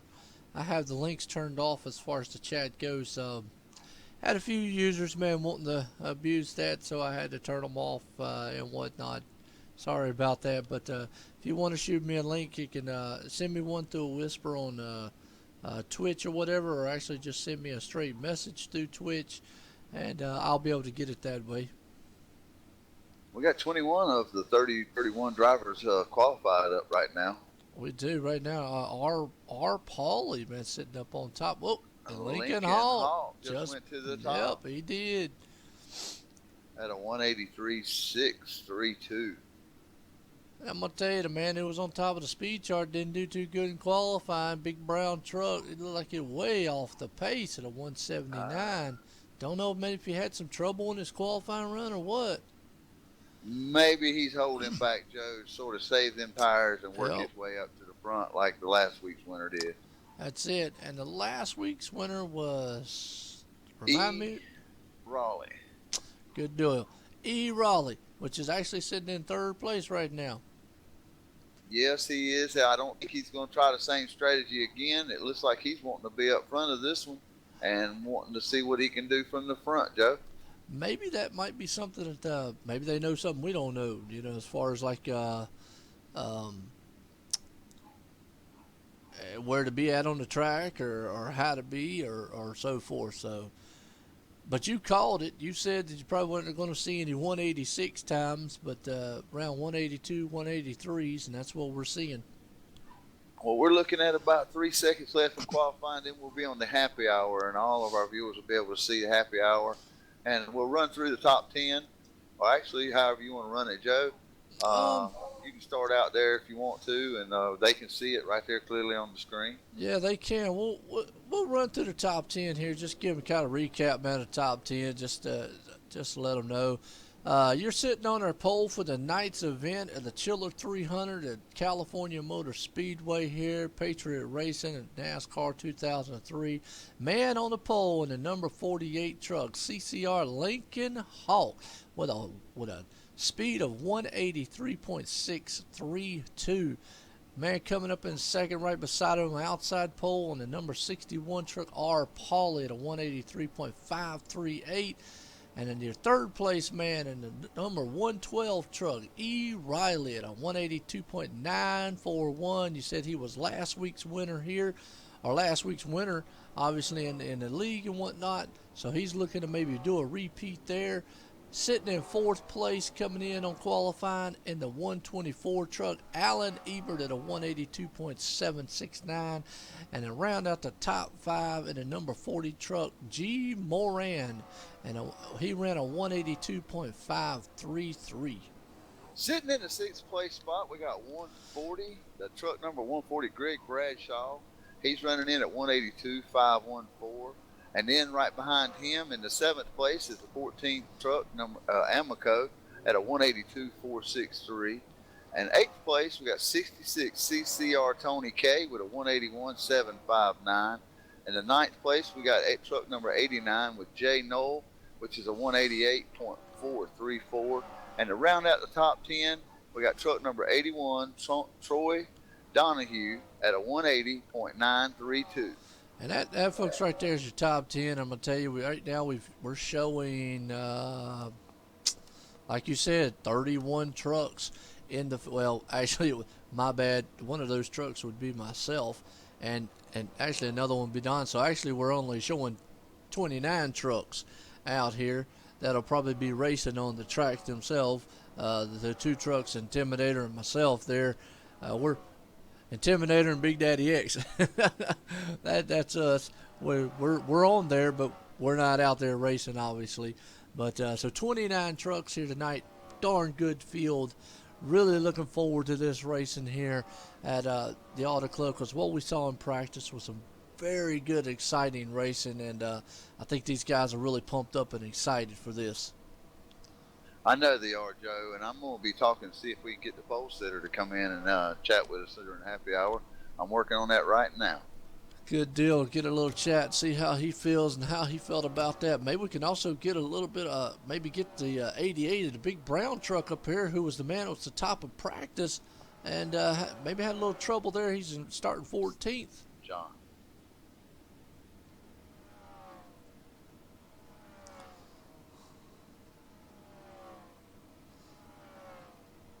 User left your channel.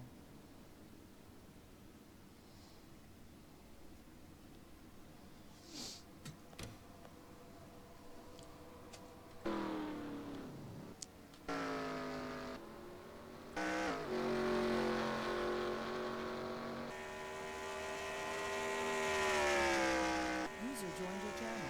Hey, Joe, we're going to bring up John Lincoln Hawk here in the room, and he's going to tell us what he's seen and what he felt.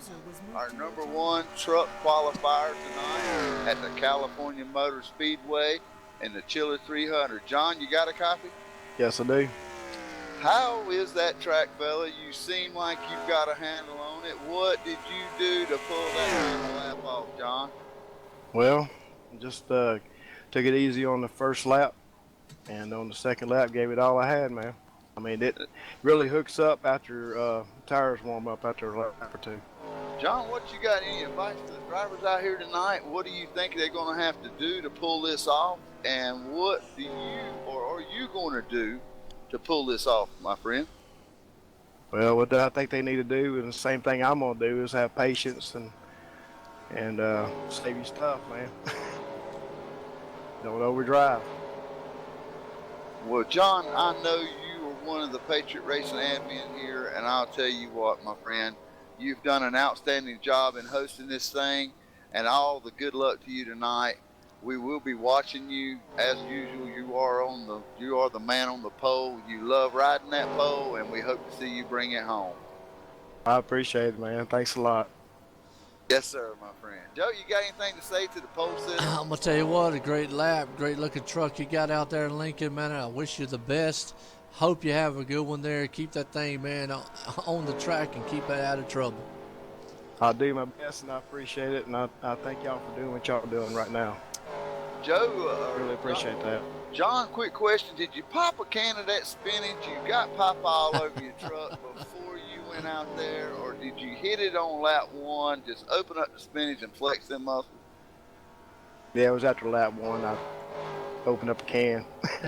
All right, my friend. Well, we appreciate your time. I'm going to get you back down there so you can run with your team and get your stuff together. John, good luck, and we'll really be looking for you to run good tonight. I appreciate it. Y'all have a good night, man. Thanks, sir. Well, Don, that was cool there. That's the man sitting on pole. The Popeye, the Sailor Man truck, that's what I like to call him when he was in practice there, and he definitely flexed his muscles. Devil Star out there said, good luck, guys. Put on a good show. I know these guys will for y'all. I want to see if we can't get a hold of the number 88 big brown truck. Really like to see maybe if he had trouble in practice, or if he's just kind of holding back a little, or trouble in qualifying, excuse me, or if he's just trying to hold back a little bit.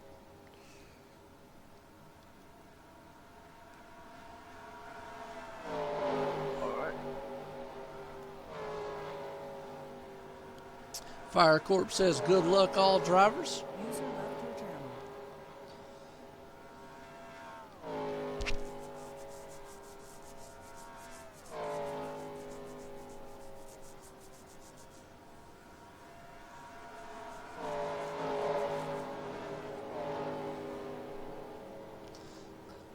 And so does Red 84 CF. He's telling everybody have some good luck out here. User joined your channel. All right, Joe, I got the big brown truck, Justin Glassnap. I'm going to move him up here with us, and you can give a Right. talk with him. Give me 1 second here.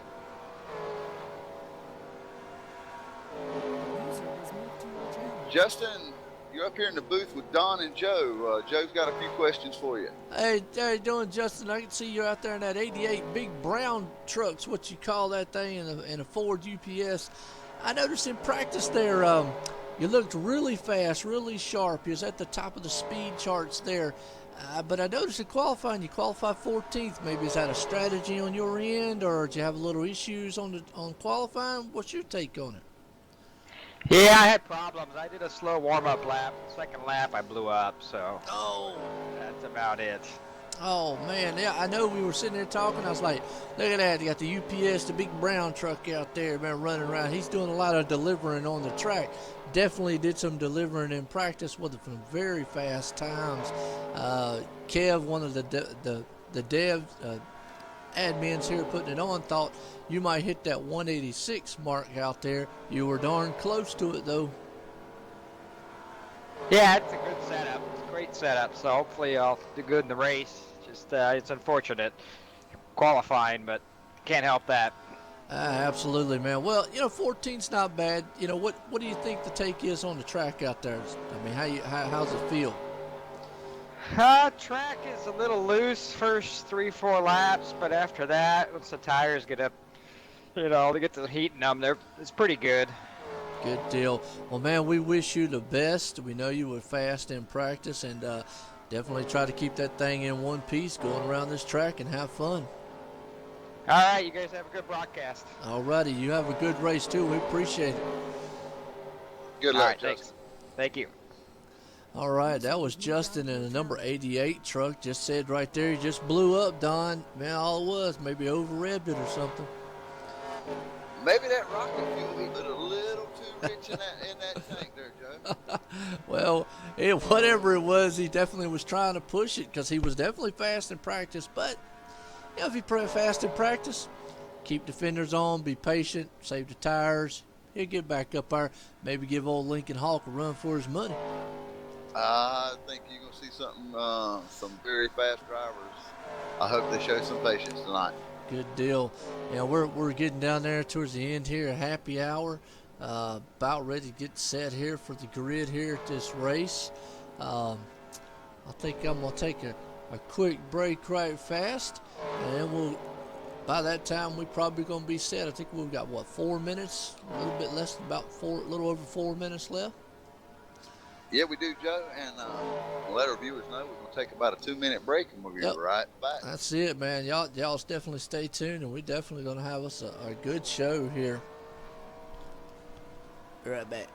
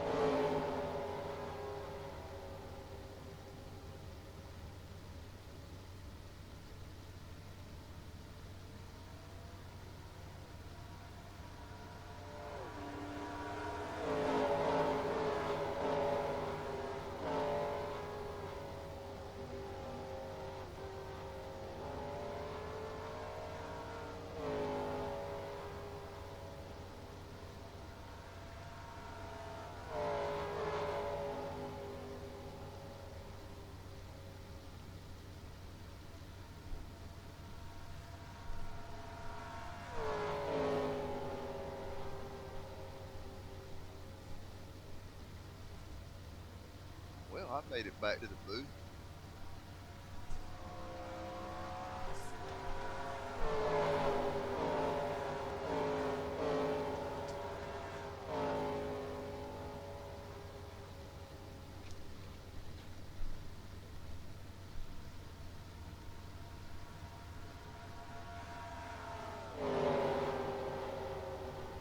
User left your channel.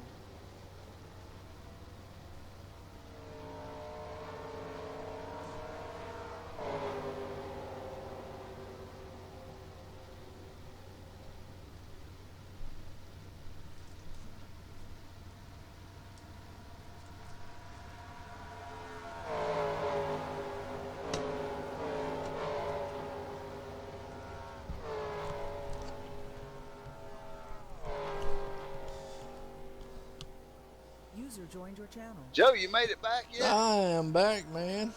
Joe, we got Mad Max. He represents the CCR League in the staging room. Ready to pull him up and just get his take on qualifying and the track conditions. And we got only a few minutes left, so let's do this short and sweet so you can be ready to race. All right.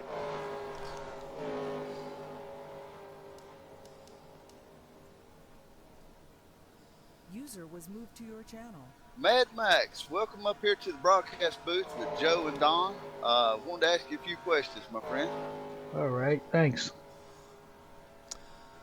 Well, what's your take on the track there, Max? I know you come right out of one league race into another. What's the track feel like to you, and what do you expect out of tonight? Well, it's not too bad. Some guys say it's bad, but I don't think it's that bad. I guess it depends on how loose you want to run it. But yeah, I could run full, tank before I even start wearing my tires out. So it seems pretty good. So are you going to run the typical race that you run? You're going to save them tires, or you going to get up the front and lead a few laps? You're going to show us what you're made of? What's your plan tonight? Yeah, I'm gonna ride the back a little bit, see what's happening up front, because I know there's probably gonna be a couple spin outs. That's why I didn't even qualify. I do have a quad set, but I didn't want to qualify for that reason, because there's a lot of guys in there. During practice, I was watching how many guys were spinning out, and it was quite a few of them. So I'll just lay back for a couple laps, see what happens. Joe, you got any questions for Max? Well, man, just one thing. We watched you out there, the 007, and nice paint job. Notice you got the Giants on that truck there. If I ain't mistaken, that's the one you had. And we noticed it sounds like you got that Jersey accent, so you probably got a lot of Phillies. And hope you filled up on them, man, because you look pretty good in practice out there. Yeah, thanks. Yeah. I'm a Giants fan. Jimmy from CCR, he's the one who painted it for me. You know, he does nice work on it. Yeah, I am a Giants fan. I'm from Jersey. Good deal. Well, man, we wish you the best tonight and wish you all the luck out there, man. Like you said, it's a slick track. We want to get you back there because we're almost ready to go racing here. Grid, we appreciate it, though, Mad Max. Okay, thanks a lot, guys. Not a problem. Yes, sir. Look forward to a good run out of you tonight, mate. Yeah, thanks. Well, Don, User was moved out of your channel. it's almost that time. Yes, sir. The green flag is getting ready to drop at the California Motor Speedway. That's it. We're here, man. Patriot Racing, the Chiller 300, California Motor Speedway, like you said, Auto Club Speedway, if you want to put it that way. Got the Craftsman trucks out here. Going to do 150 laps on this awesome looking track, and it's going to be exciting. If the race is anything like it was in the practice, we definitely going to have us an awesome 150 lapper here. I have been waiting for this event since the checkered flag of the last event, Joe. They put on such a great event the last race. This one should top it. And I don't know how they can, but I tell you straight up, what's your feelings, Joe? From what I saw in practice and what I saw last event, these guys, man, like you said, they put on a great show. We got our viewers out there pumped up. I've had several already said, good luck, drivers. Marky06, man, he just said good luck to the drivers. They're gridding up right now. We got 150 laps here. Drivers, I'm getting pumped up, man, car. here at the words can't explain it, man. I'm telling you, it's just, you can feel it in the air here, the excitement. I mean, those trucks with their paint jobs here at the nighttime of California, I mean, they just look awesome. Joe, I'll tell you, the way I see it here is that Patriot Racing is a series and a club that brings the best of all leagues together, and we will see one of the best races that NASCAR 2003 has to offer. Patriot Racing, my hat's off to them. They put together a great event, and I am looking forward to the competition tonight. All right, now we're looking at the staging grid right there, man. It's a nice looking set of trucks right there on pit road staging up. Drivers, start your engines. I just went quiet a minute, wanted to hear. They just gave them the command, driver, start your engines. Man, you hear them things firing up. And, we got the crowd here amongst, about 200,000 men in the stands watching. We got people on the viewership here on the Twitch side, YouTube side watching. Look at them trucks coming off the line there. It's just an awesome sound and excitement. Joe, I know you love pizza and everything, but have you been to the stands over the weekend and had any of them hot dogs? I love hot dogs, man. That's probably one of my other favorite type of food to eat. Had to go grab me one of them and the corn dog, man, while I was at it. And I had to run out of there real quick because if not, they wanted to ask me every question in the book. Well, Joe, I tell you what, I went through the crowd, and they are really pumped up for this tonight's event. They are looking forward to some nose-to-tail racing and hoping to see some of the best competitive racing on the series. And I think they will. From what we saw here in practice, this restart, or excuse me, not restart, but actually the start is going to be the trickiest one, where we want to see some patience and whatnot. We're going to have to see patience. Because it's a slick track, like we've heard some of the drivers, until about 3-4 laps in, when the tires start to get a little warmed up, truck starts to settle down a little bit. Until then, it's like driving on ice. And there goes the pace truck off, man. We are about to get started here at the Auto Club, man, Motor Speedway here in California. Lincoln Hawk, man, takes the doggone field off, and he has taken off with a number 61 right beside him. Got that Popeye truck, man, who has taken off into turn number 1, going to lead him off into there. That was number 1. They seem to be getting nose to tail. Their patience are showing. They are all running real clean, and we hope to see that the rest of the night. Absolutely. I'm going to tell you what, Lincoln Hawk jumps out to about 5, almost a half second to a second lead over the second place truck there. He might be the man who is definitely going to be the one to watch here. Patience, tire management, is going to be a key here. We're looking at just looking at a good show there, nose to tail right now. Lincoln Hawk stretching it out. I hope he understands that he needs to save them tires. And I think we're under a caution. Let's see if we can't find what happened here. Let's go through the field, see if we can't. And Kevin is still in the pits for some reason. Don't know why he's in the pits.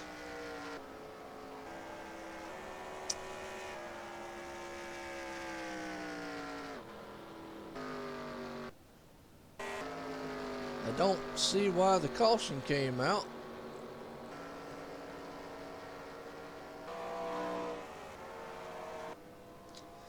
Maybe you can get us an update there, Don, on what happened with that. I'm working on it there, Joe.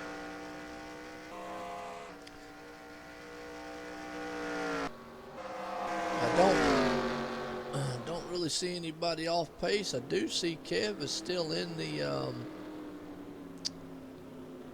still in pit road for some reason. I don't know if he would have been the cause of it or not, but it must have been a self-spin. Got a few trucks heading into pit road there. 89 looks like he's got a little tire damage. Tell you what I'm going to do. I'm going to back up the film here a little bit and see. Because he looks like he's got a donut on his side. So I'm hearing on the driver's radio a little chat of the Amoco truck said a driver had got into him. That'd be the number 14. Right, here we go. I found where it's at here. The 89 truck of Joe, with that John Knoll, I believe it is. And Amoco, yep, Amoco and him, yep. They just got together a little bit, collected the 15 truck, and right in the middle of the pack. Oh, there's a couple other trucks. Oh, yep, and Kevin got hit at the end of it. That's why he's in pits. Yeah, just a bad area to lose it, the middle of the pack, and that was the cause of it right there. Unfortunate incident, you know, racing type of thing. And we were talking about it in practice there, Don. These trucks are so loose. They're so you know, side by side. Doesn't take much of a bump, a tap, and they're going to go shooting off somewhere. And that's what that looks like happened right there. Yeah, it looks like 3 or 4, maybe 5 trucks got collected into that, Joe. Yep. I know. And that's that's sad for these 5 drivers. Hopefully they'll get in the pits and get back out. It looks like they did. Looks like the John Knoll, that 89 truck, got in there. I still haven't checked to see if Kev is out on the race surface yet. I know he almost made it through, but then just barely got tapped in the rear as he was going through. Looked like he was clear, and then just one of those incidents. We see it in real NASCAR and all. You think you're clear, think you're through, bam, they just get bumped in the rear, and it happens. Yes, it does. It does. They run so close, and these trucks are so loose that just taking the air off, and I'm not sure exactly what happened there. It just looks like tight racing. That's what it looked like to me, just tight racing. Like you said, just it didn't look like anything aggressive. It just looked like a bunch of trucks there. Like you said, they're all loose, trying to get the tires warmed up, trying to get settled. And it doesn't take much. Take the air off the rear of these spoilers. Rear end gets a little loose. There's really nowhere to go. One of those, racing incidents, unfortunately. Lincoln Hawk still leading this thing. I'll let you help me out with the number 2 man there. The 61 truck is right behind him. But Joe, that 61 is a Ralph Pauly. Okay, Ralph Pauly. Good deal. And Joe, it just appears to me that both trucks were looking for the same real estate there, my friend. Yep. I mean, that just happens in racing sometimes, as you and I know. One driver's in the same spot as you. You don't really see each other. And that's why we have spotters out here. And now you brought up a good thing, too. Us broadcasters, we look at how we're looking at the race. The viewers that look at the race, we're going, how in the world can they not see them? You got to understand, when you're inside that truck, your visibility is very low. You rely on that spotter. a lot. And sometimes, you know, the spotter might not get to it in time, or everything happens so quickly, like you just said. Two drivers going for the same real estate at one time. It's happened to me. It's happened to the best of them. And, you know, you get tangled up with the other truck. Unfortunate type of thing. It's racing, and that's usually what happens. Lights are off on the pace truck, though. Joe, you know, we are getting ready to do a quick restart. Now, I do not see that number 4 truck of Kevin, so he might be out. And if he is, we might pull him out and see if he can give us his take on what happened there. Sure thing, sure thing. Let's get this restart here, and we probably will. We'll keep an eye on that, monitored for you, just to see. It didn't look like he hit the wall very hard or anything. Looks like something he just got bumped in the rear. I don't think it turned him into the wall. It might have. I was actually focused on another one. So, yeah, looks like he might have a little front end damage that might need to be fixed. We'll get you further updates out there for y'all. But Lincoln Hawk, he's the man that's going to be moving these guys up here. He's going to be taking this field, man, back to the green flag here in the Popeye machine. All right, we got Kevin ready and staging, Joe. As soon as you're ready for him to come up, I'll bring him in and we'll do an interview with him and find out what his take was. All right, we'll give it a second here. We're about ready to go back here. Green flag racing. Right here with the Popeye truck, we're going to have the pace truck's about to step off here. There goes the pace truck. The man out there in front, Lincoln Hawk, in the number 48. That Popeye truck machine, that's what I like calling him. He's got his spinach loaded up. There he goes. He jumps out a little bit. Looks like he got a little wiggly. Might have spun the tires a little bit, taking off there, Don. But old number 61's holding with him a little bit. The 112 over the back end of him. It's looking like they're getting lined out again. My truck of Lincoln Hawk, he must have popped that spinach. But while we got Kevin in the room, Joe, let's get Kevin's take on what he saw out there on the track. Kev, welcome to the broadcast up here, my friend. Unfortunate incident out there. Watson, looks like you just got tagged in the rear. It looks like you were clear, but you just, you know, one of those deals in racing where you think you're clear and something always happens. What's your take on what went on in front of you? Yeah, well, it was hard to tell. I was towards the back.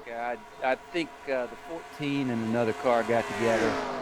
I think one of them got loose on the inside, and the accident trickled back to me. It looked like I was clear, and I chose which way I was going to go, and then I believe the 89 truck just was out of control and backed up into me. It wasn't his fault. He got involved as well. So just one of those things. He hit me.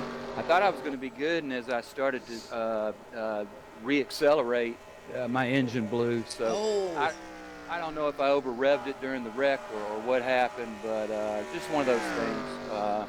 Just unfortunate it happened there on the first lap, and had some fans watching. I apologize to them for going out so early.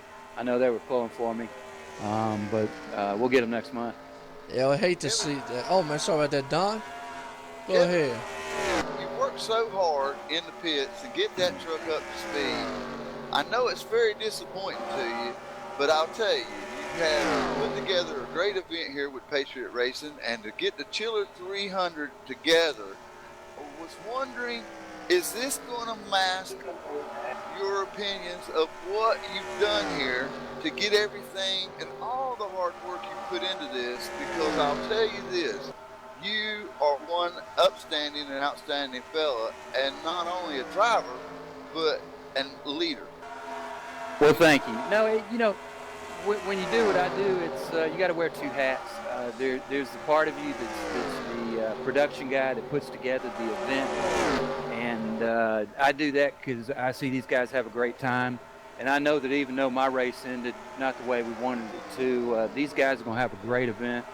It's going to be a lot of fun to watch, and they're going to have a good time, and that's what drives that part of me. As a racer, of course, I'm really disappointed. You know, you look forward to these events for a whole month, and it ends so shortly like that, unfortunately. But it's the way racing goes. You got to learn to deal with that. So we're good. I'm going to sit back and be the event guy now and enjoy the race and see who's got the speed to to last this thing out and win. Well, before you go, one final question. Now, all our fans and viewers are out here and they're on the edge of their seat enjoying this event. What are you looking for the next one? Well, a lot of competition and a lot of participation like we have tonight. That's the biggest thing, is having guys that are willing to come out here and spend their time and make these events great. And we're going to see that tonight. We'll see it next month. It's going to continue for a while, so we're excited about it. Do you have anything that's on the books or anything you can share with us on our next event? Well, the Wheeler Modified event's coming up probably early December, and it will be very similar to the Snowball Derby that they have here in Pensacola every year. We're going to run the Five Flags Speedway with the Wheeler Modifieds and kind of model it after their event, which involves a lot of qualifying events and last chance qualifiers. So it'll be a fun event that not everybody gets to race, but everybody gets a chance to try and race into it, and should be a good one. Well, Kevin, we appreciate your time. I know you've got a lot of things to do. If there's anything we can do, just give us a holler, and we will be watching this race on the edge of our seat. I wish I had a lot to do. I'd have a lot more to do if that wreck didn't occur, but now I'm doing what you guys do. I'm sitting here watching this race. 10-4, my friend. And anytime you want to step up here and give us a hand, you're more than welcome. Well, if I get bored here in a little while, after I get me a little hot dog or whatever it is, I may bump back in the booth. Come on up, my friend. Thanks, guys. Thank you. Well, that was Kev, man, the man who put on this event here at Patriot Racing. And we've got some good racing at that, man, going on the field here. We got an 89 here of Josh Knoll bouncing back with a big red, big brown truck right there, the number 88 who he goes by. And I want to give a shout out here. We got our man, I'm going to say that's Rick Donathan, ExtremeMotorsports99.com, said, what's up, guys? He's out here watching the stream with us. And I'm going to tell you, we got an exciting race going on back here in the back with the 88, the 88, 89, 88, 89, and the number 59. I tell you, Joe, it's unfortunate that we had this kind of caution so early. It took out some great competitors, but I'm telling you, the racing we still have left tonight, and they are battling up front also, Joe. Lincoln Hawk got put back a couple of trucks, and he is just up there going at it. Good, awesome racing all around here on this track. Here we're at California Motor Speedway here at Patriot Racing, putting on the Chiller 300 and NASCAR 2003 with the Craftsman trucks here. We got an awesome battle going on between, like I say, the 88 truck and the big brown truck's what he calls himself, with Josh Knoll, the 89, who actually was just in that accident we were talking about. And now he's up here battling very strong, trying to get back up front. Boy, I'm going to tell you what, they're jockeying it around very, very good. Yeah, Joe, I'll be honest with you, my man. These fans these fans up in the stands have got their money for so far. It's great nose-to-tail racing. It looks like the drivers have finally settled down and found their groove. And that's what they're going to have tonight to complete this event, is patience. Patience is a key. You said it. I said it. A lot of the drivers have said it before the race even started in practice we were watching earlier, is that it's slick out there tonight. The trucks are slick. They don't, they know they're going to have to take their time, buy their time, which I'm going to tell you, between the two trucks back here, these guys don't look like they're taking their time. They are racing hard with each other. Nose to tail, side by side, going off into the turn right there. But even though they're racing hard with each other, they are definitely taking it easy. And, almost got a little weakly there with the 65. But the 88 cleared in the big brown truck. We got the four trucks right there, just all nose to tail bunched up. Well, the last event winner here, E. Riley, Eddie, he's back up, and they're running side by side for the second race. And I'm telling you, they are putting on a show for these people tonight. Awesome. I'm going to tell you, there's that number 81, the Pizza Man truck, Little Caesars. You know how I love my pizza. He's out there trying to chase down this pack up front here to try to get up front. And we got the Jack Daniels truck with number 42. Nice looking vehicle there as we're running through the field here. And the trucks that I'm looking at now, they're kind of nose to tail, a little spread out. Camping World Truck Series, you're right, Red 84 CF, man. I'm going to tell you, this is awesome racing out here. Patriot Racing, NASCAR Racing 2003, Chiller 300, California Motor Speedway. Man, we got the viewers out there watching. They're on the edge of their seats. Fans in the stands, man, they're on the edge of their seats. We're on the edge of our seats, man. What do you think, Don? Under the lights, look at these trucks. They are beautiful. They glisten. These drivers are showing us everything and all the patience they have. I hope they hold it together for another 140 laps. Absolutely, and right now we're on lap number 19. We've only had one caution, unfortunately, like you said. It just looked like a feeling out process, one of a racing incidents. Right now these guys have got it together. They've settled down a little bit, gotten their groove, and they're racing hard, but they're racing clean and racing smart. We're up here towards the front here, back on that number 61 truck, who's kind of falling back to 5th right now, but he might be just saving his tires, biding his time. Joe, they're not far off from pit stops here now. I mean, I was listening to them on the new channels and the radio, and they're getting prepared to go to these pit stops, and it's going to be very interesting to see how this thing shakes out once the pit stops get through. Good deal. Right now we've got the number 61. He is just hanging out right there behind the U.S. Army truck of the 112. And again, I want to apologize to the viewers out there. I'm learning the names of who drives what. Don knows them a lot better. I do have my driver's list. So just kind of bear with me as far as some of them I'm getting used to who it is. Like the 48 I know is Lincoln Hawk, and I want to call him Omar for some reason, but it's Amico. He's in the 14 truck. Is that right? Yeah, he's in the 14 truck. Let's give him a quick rundown on the top end, Joe, if you don't mind. Started out with the first place, the 124 truck of Alan Ebert. Then we got second place, the 40 truck of Greg G. Morgan. Third place is that Lincoln Hawk. We got fourth place, the 112 E. Riley. Fifth place is the 61 R. Pauley. Absolutely. We got the you're talking about sixth place. I'm showing on my leader chart here. I'd have to back out and go over here to the standings right now. But if we go to sixth place, we got the G. Bradshaw. Seventh place is E. Wood. Eighth place around here is CCR Lucky 7. Number 9th place sitting at Too Fast Todd. Sitting in top 10, rounding it out is J. Trowell Bridge. I tell you what, I am really excited here tonight. Under the lights, Patriot Racing Chiller 300. I'm telling you, I hope our viewers are excited as we are. It looks like we have got something in store for them. And so far, so good. The racing is really good. These guys, man, are fanning out a little bit, being patient, being very courteous on the track, but being very hard at racing. We're focused on the Lincoln Hawk right now, the number 48. I call him the Popeye machine because he's got Popeye the Sailor Man on there. He definitely ate some spinach during qualifying and put that thing on the pole. And he's running third right now, and I think what he did, he jumped out front and worked that vehicle and maybe need a little more tire off of that truck than what he wanted. I was just listening to him on his team radio, and he's looking forward to getting in the pits and putting on a fresh set of rubber. Well, you know, the man sitting in second place, we were talking about him earlier.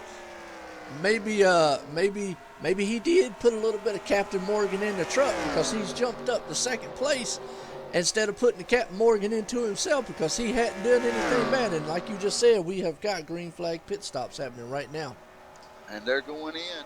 We'll see how they'll do. Yes, the 124, and actually Lincoln Hawk is coming right in behind him.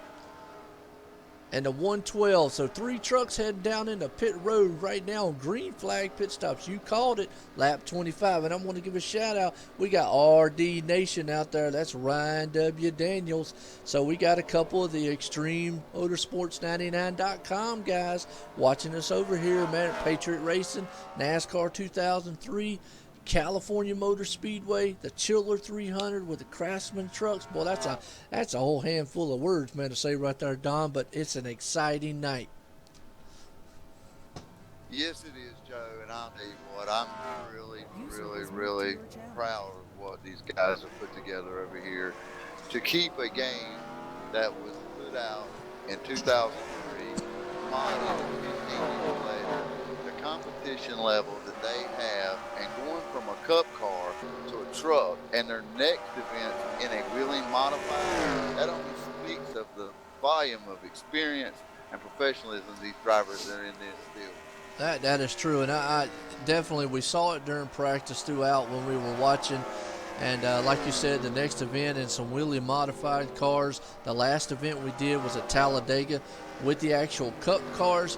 Now these guys are in trucks, different diversity, man, of cars, skills. This is more of a driver style track than what I would say a Talladega would be. So it's awesome.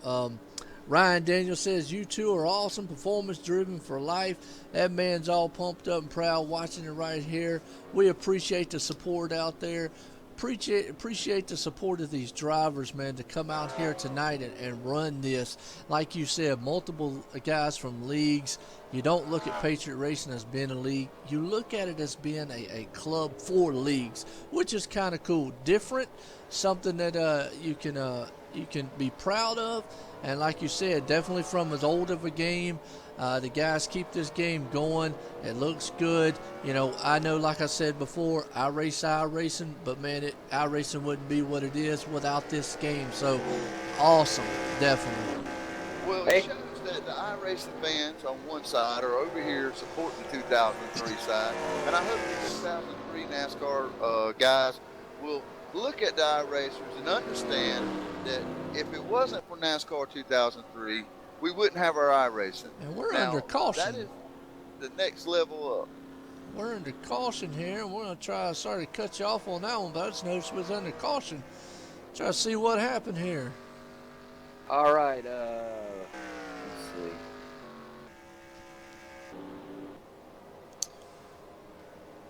Try to get viewers out there an update on what went wrong while we were there talking, man. And we've had a lot of action just going on throughout the whole entire race. It's been great racing. We're trying to get it all. So I'm trying to flip through the field for you guys just so y'all can get a view of what's happening. We're keeping up on what's going on with the drivers and the trucks. And like I was telling people earlier, the style broadcast that I like bringing to the viewers is a little bit different than traditional play-by-play all the time. I really like bringing that excitement of the race, the excitement of the drivers, and really talk about what's going on. But we're trying to get an update here of what happened on the caution here. Hey guys, I'm going to join in. This is getting exciting. Good deal. Did you notice see anything that went on down there on the track? What brought that caution out there, my friend? I'm looking for it right now, but Lucky Dog's going to be Mad Max. It looks like he'll get the Lucky Dog wave around. Or wait a minute, he was a lap down at the time. Well, he may take a wave around. We'll see how he handles this. He's going to be at the front of the field, it looks like.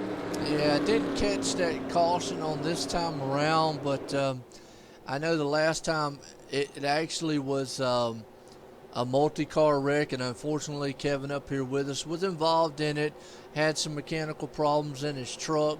But another truck that bounced back from that has been the number 89 of Josh Knoll, who has bounced back and has been able to stay up there and actually compete in the race and has been doing pretty good. This time around we didn't catch what happened, but looks like it wasn't as severe of an accident as it was on the first one.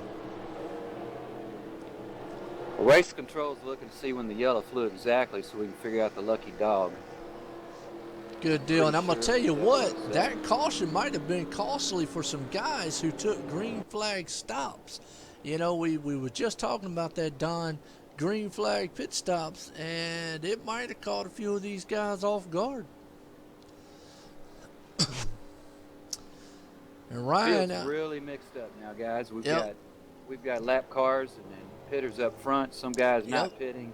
Yep. This is going to get interesting. And that's what we were just saying. We had a lot of green flag stops that were happening, and then all of a sudden, boom! And that's the chance you take during the end of a run. I race trucks. Don races the trucks, and a lot of times we go into that tire management mode and we try to hold it as long as we can. Sometimes we have to. We have to do the green flag. Sometimes we get lucky and get that caution. So it's a gamble, risk and reward. Some of these guys knew it, and some got caught, some didn't. Well, he pitted, so well, this is really getting confusing here. I tell you what, if he stays at the front of the field,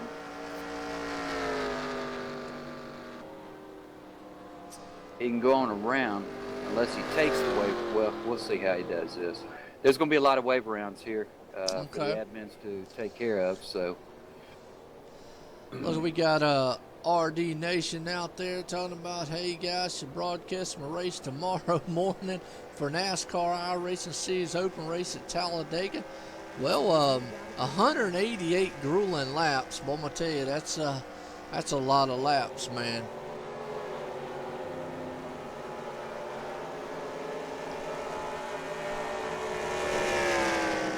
Right now we are looking at the number 89 truck, man, of John Knoll.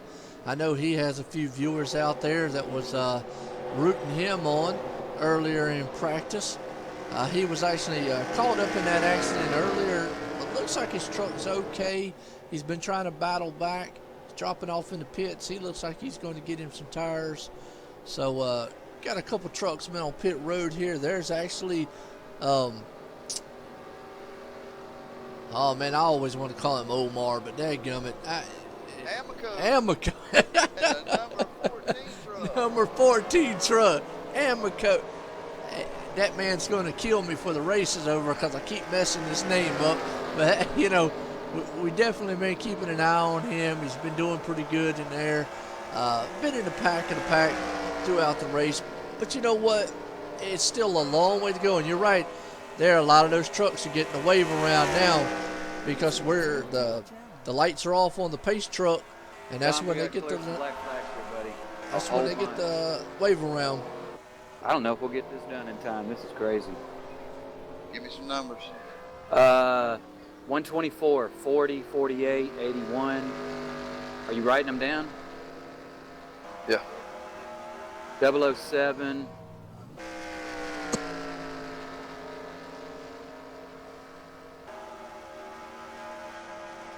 Oh shit, this is not good. User was moved out of your channel. User left your channel. All right, we got the 88, man. They're going to go off. They're going to clear a few black flags. Ladies and gentlemen, here, looks like we got a little admins that are going to have to settle some things here on the tracks, man. They're working hard to get this show back together here. And, you got to look. Don's up here helping me in the booth. He's also helping with admin duties. Kevin, the man who was up here, he's the main man who put all this stuff together. Awesome event here, Patriot Racing. We're back under green flag racing. Here we go. And that number 59 truck is marred in a little bit of traffic, but here's your leader right now. He's got the ice house. Boy, I tell you what, they're jockeying for position. John Knoll in the 89, Big Brown truck in the 88. Those guys were battling earlier on in the race. They're neck and neck right now. The leader right there, though, man, is right in the midst of those. And we got a truck, man, it looks like he's sliding a little bit. He got a little loose back there. And I'm going to tell you, almost collected the field. That was the number 5 truck right there. He got that thing a little sideways, and it was, woo, man. I tell you what, Ryan, it is a great race so far. A great race we're putting on, and it's been exciting. This track is slick. Y'all have heard these guys, man, talking about it earlier. Oh, we got one in the wall. The number 65 bouncing off of it. Uh-oh. Let's go back and see what we got. Oh, he takes the inside wall. Oh, man. I tell you what, let's go and see if we can rewind that. It looks like he just got loose coming out of the turn there. He's coming out of turn number 65 truck. He got a little bit high going up through there. He got into marbles, it looks like. Got a little loose. Ball hit the wall, bounced off. Almost got into Lincoln Hawk. Lincoln Hawk might have touched him a little bit. Hard in the inside wall. No caution has come out yet. That is a good sign. We're going to keep racing here. Just a hard lick by that boy right there. I hate to see that from him. He was doing pretty good up there, just trying to hang on to that truck. But that's been the thing. It did bring the caution out, so we're under another caution. The number 60 truck sliding, smacking the inside wall there. Just got up in the marbles a little bit high, lost it. And that's what we're going to see probably all night long, folks, is these guys complained about this track being slick. And that's what it's about. It's slick. They're trying to get those tires heated up to where they get the truck settled down. I'm gonna tell you, bad. You're right, bad break for him. But hey, hopefully Lincoln Hawk, who was the man on the pole here, didn't get too much damage out of that, and will actually still be able to get up through the field there. As we got some guys dropping off down in the pit road, gonna get them some tires. Getting some fuel, as we got another guy, man, that we like to say with the broadcast, get some tires and some fuel. So they are definitely, there's a pretty looking truck by that Navy, sponsored Navy truck, number 61.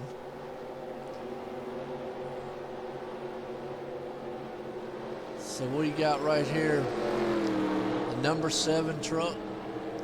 And again, here at Auto Club Speedway, California. I call it California Motor Speedway also. NASCAR 2003 Patriot Racing, man, sponsored event, Chiller 300 with the Craftsman trucks. I'll tell you, it's been exciting. I believe Don has just came back up here in the booth with me. Yes, Joe, we were busy, my friend. There was some confusion and all kind of mayhem going on downstairs, but we have got it under control. Good deal, good deal. Well, it just looks like it was a single car spin. Just looked like he just got up in the marbles, lost it, bumped it. Now, it looked like Lincoln Hawk might have just tapped him a little bit when he was sliding, so hopefully he didn't get too much damage on his truck. But a hard impact on the inside wall. I think it was a number 60 or 65. I had to go back and look. I believe it was it was one of the 60 trucks. Hard impact. He just lost it up there.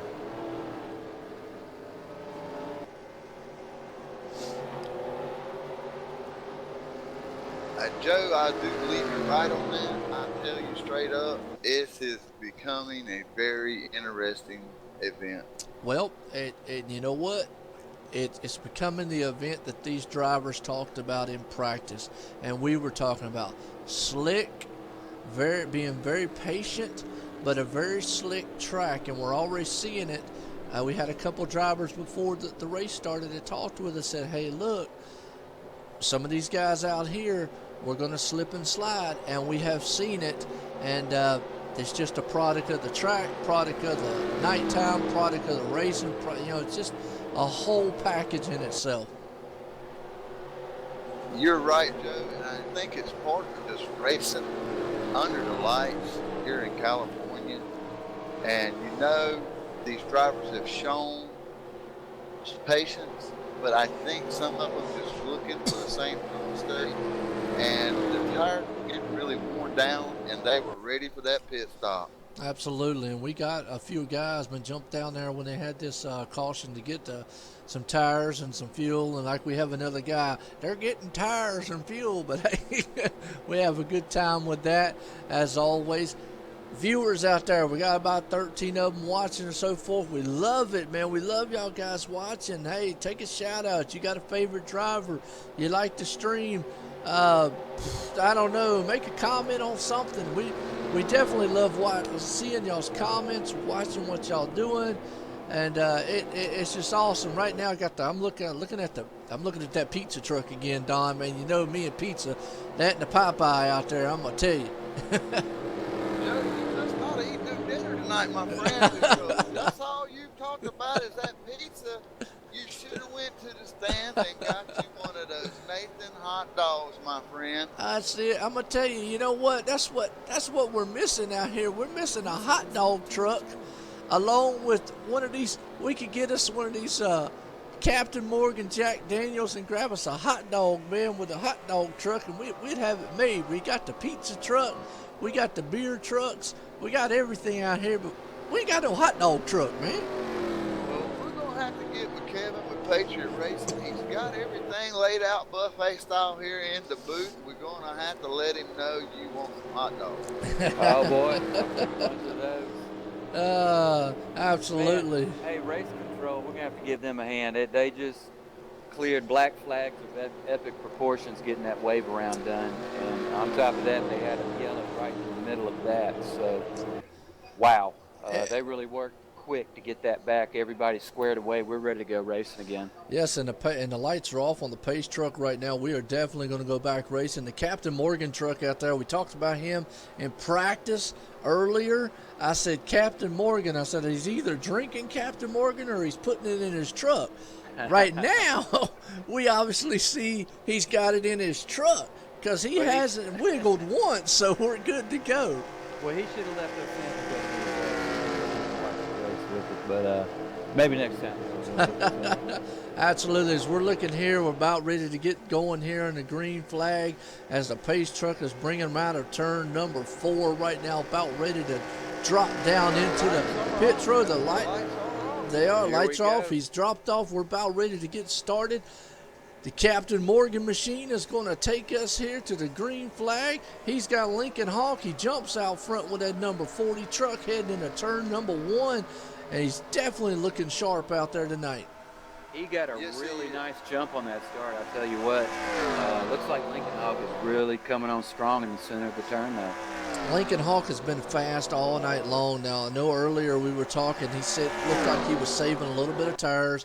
Don mentioned something about him jumping out there in front of the field a little bit, and then he fell back. Maybe a case of he jumped out too far and burned a little bit of tires up and then had to back it off a little bit. Looks like the 81 may be having a little issue. Staying really up high and losing a few positions doing it right now. Oh, two trucks, man, bumped. Yes. Yes, we did. The number 7 and the 42, the Jack Daniels machine that we were just talking about, they came off there and bumped each other, stayed running. Good control of those trucks. But I'm going to tell you, that 42 is looking like he's a little bit loose, like what you mentioned in practice. A lot of the drivers mentioned trucks are loose, tracks loose out there. Very dangerous first couple laps. We got a good race back here for 12th position. Got a few cars passing the 6 on the outside. And it shows how professional these drivers are and how dedicated and how much time they spent behind the wheel. Like, to get together like that and to be able to save it and not bring out a caution, my hat's off to this driver. These are good guys out here. I tell you what, they drive hard, but they drive nice and clean. Enjoy the race with them. Absolutely. Right now, taking it 3 wide. I tell you what, 4 cars right there, neck to neck. Yeah, 59 looking inside of the 42. These drivers don't show any patience right now, and they don't look like they're saving any tires, guys. They look like they running that truck as hard as they can possibly run it. Absolutely. Nose to tail right now, and it's definitely showing right there between that group of trucks, between the 75 42 and the I want to say it's 89. He's done got back up there involved in that early incident. So these guys right here are just showing the magnitude of what can happen in one of these Craftsman trucks. Looks like we have a second group getting together behind number 7, Lucky, trying to run down the leaders. 61 truck trying to close in close. Yes, got battles all over the place out here on this track. They definitely just trying to give all these guys, man, the exposure they deserve here at California Speedway. There's the 007 machine, the Giants car, Mad Max. We talked to him before we went on the race here. He even mentioned track slick. Got to be careful. I was talking to Mad Max in the pits earlier, and I asked him, is he going to be running his secret weapon, that trunk monkey in the back, throwing them bananas out?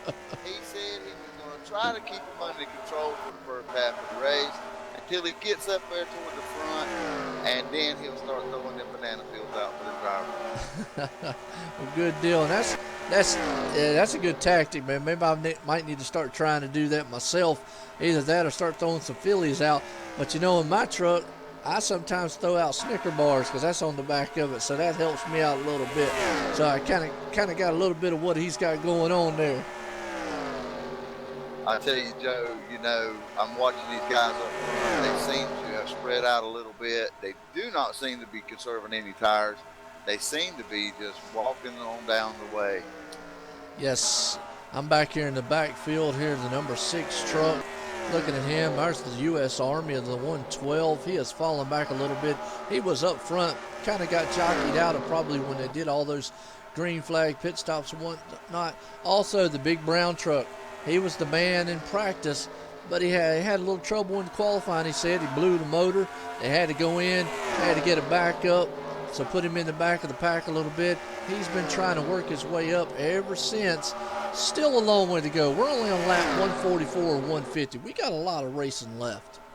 A whole lot of racing, Joe. And I mean, these guys are giving it all they've got.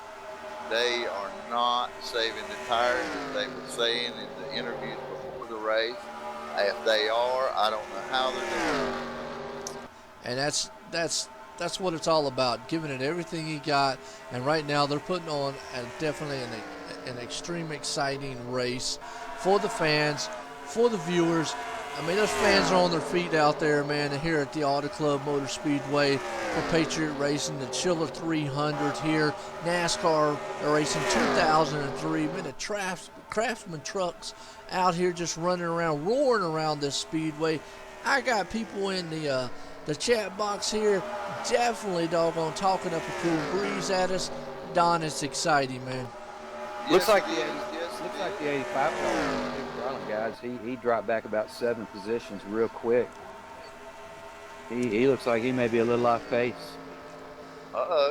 Sounds like. And then our fans are asking, what's that 88 truck doing out there? Joe, can we see what he's doing? Sure we can. That's the big brown truck. That's the one we were just talking about a minute ago. He was actually the man of the hour on pace. And while we're doing that, we do have a pass for the lead as Lincoln Hawk has taken that back over the Morgan, Captain Morgan machine. Those guys are stretching the lead out right now. But I'm going to tell you what, now here's where we'll get on that 88 truck in just a second, but Don, very impressive right here, I will say the least. The number 89 truck of Josh Knoll is sitting in 3rd place. He's got a battle for 3rd, but man, he was caught up in that accident, the very first one. And now to be able to battle up there, to get in 3rd, even though he just lost it, but he's still up there in the top 5 running. That's a testament of just never give up.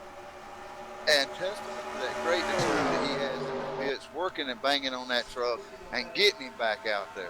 Absolutely. Got a great battle right here. The 42, 124, and the 61. They are almost taking it 3 wide as they head off into turn number 1. They broke it up just a little bit. They figured that was a bad idea to do this early in the race. That front, they need to exercise that patience. Absolutely. I'm 100% with you on that one. There's that 007 machine we talked about throwing fillies, and you said throwing banana peels out the back. 61, and then there we go. 81, the Little Caesar Pizza Man. That's my favorite truck right there. I like that one. He's got my favorite sponsor on there. 112, and then there's your number 88, the big brown truck.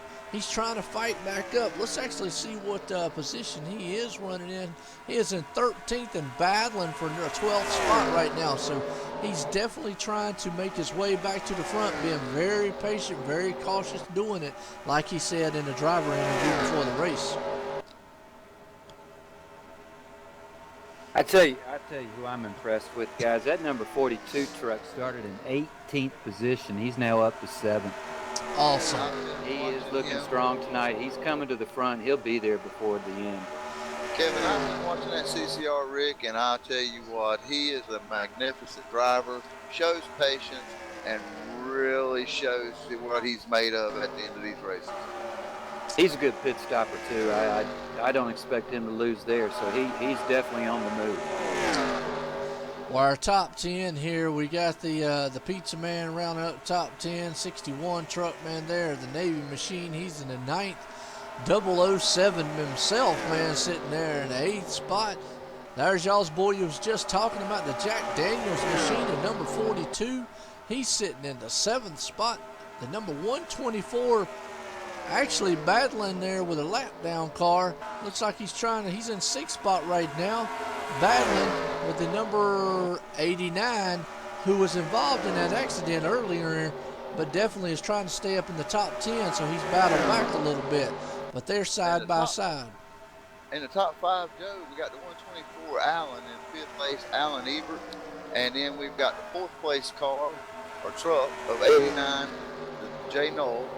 3rd place is 59 truck of T. Childers, Tony. And then the 2nd place of G. Morgan and the 40 truck. And then with the leader is that spinach eating Lincoln Hawk. Well, he just lost the lead. He went back to 3rd. And we're looking at Greg Morgan up in the front, or G. Morgan in the front, with Tony Childers coming up into the 2nd place. I think he just went to pit stop. I think we got green flag pit stops. That 59 car came from 22nd position. He's now in 2nd place. Yeah, we have got green flag pit stops. Yep. We got a lot of them going on, green flags. John had that Lincoln Hawk truck, was one of the first 3 trucks on pit road. He might be trying that short pit strategy, and maybe that might pay off for him there at the end.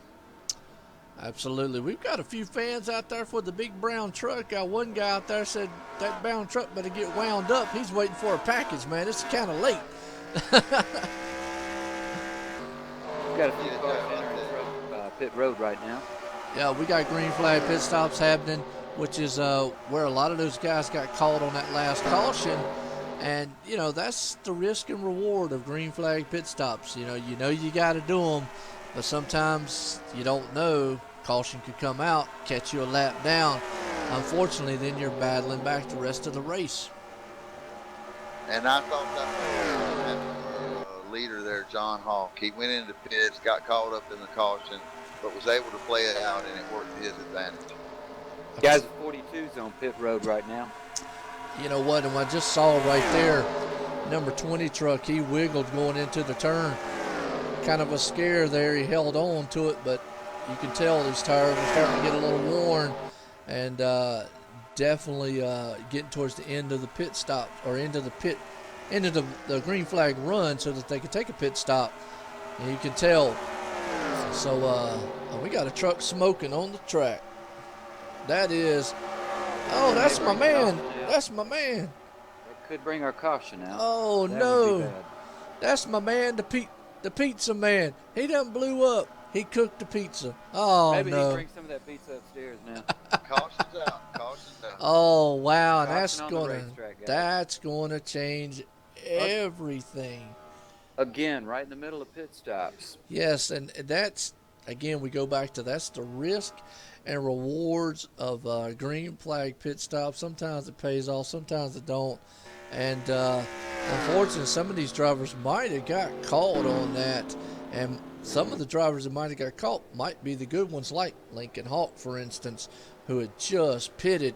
Not sure, might have to get an update here in lap 55 and 150 to see if that Popeye machine is sitting a lap down or whatnot. If so, he might be battling to try to get that back.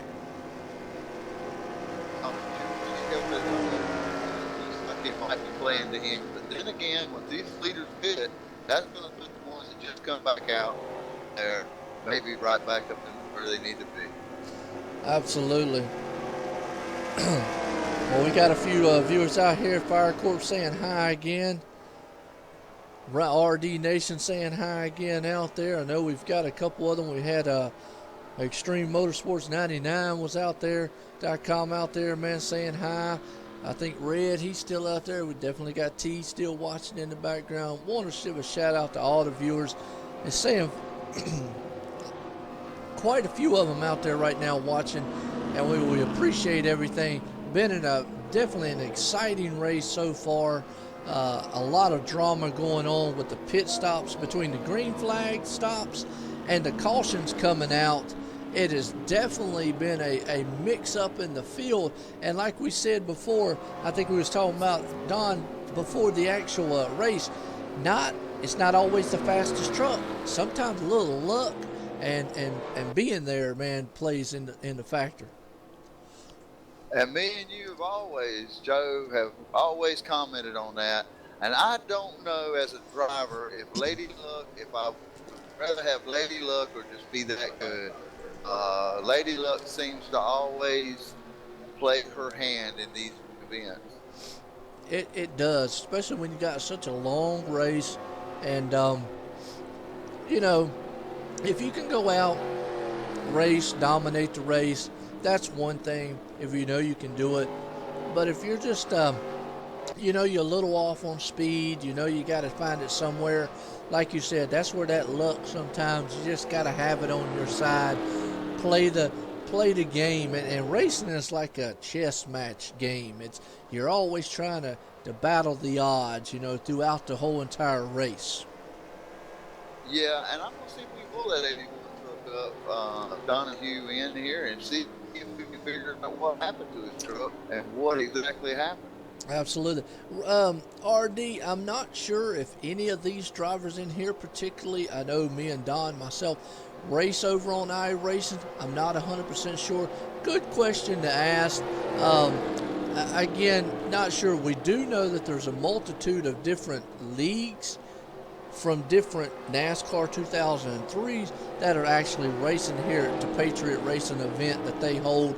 As Don has said before, they consider themselves at Patriot Racing more of a club that supports multiple leagues, that brings together groups and brings together everybody to race in these events, and they put on the events. They're almost like the event, what you call those people, the event, oh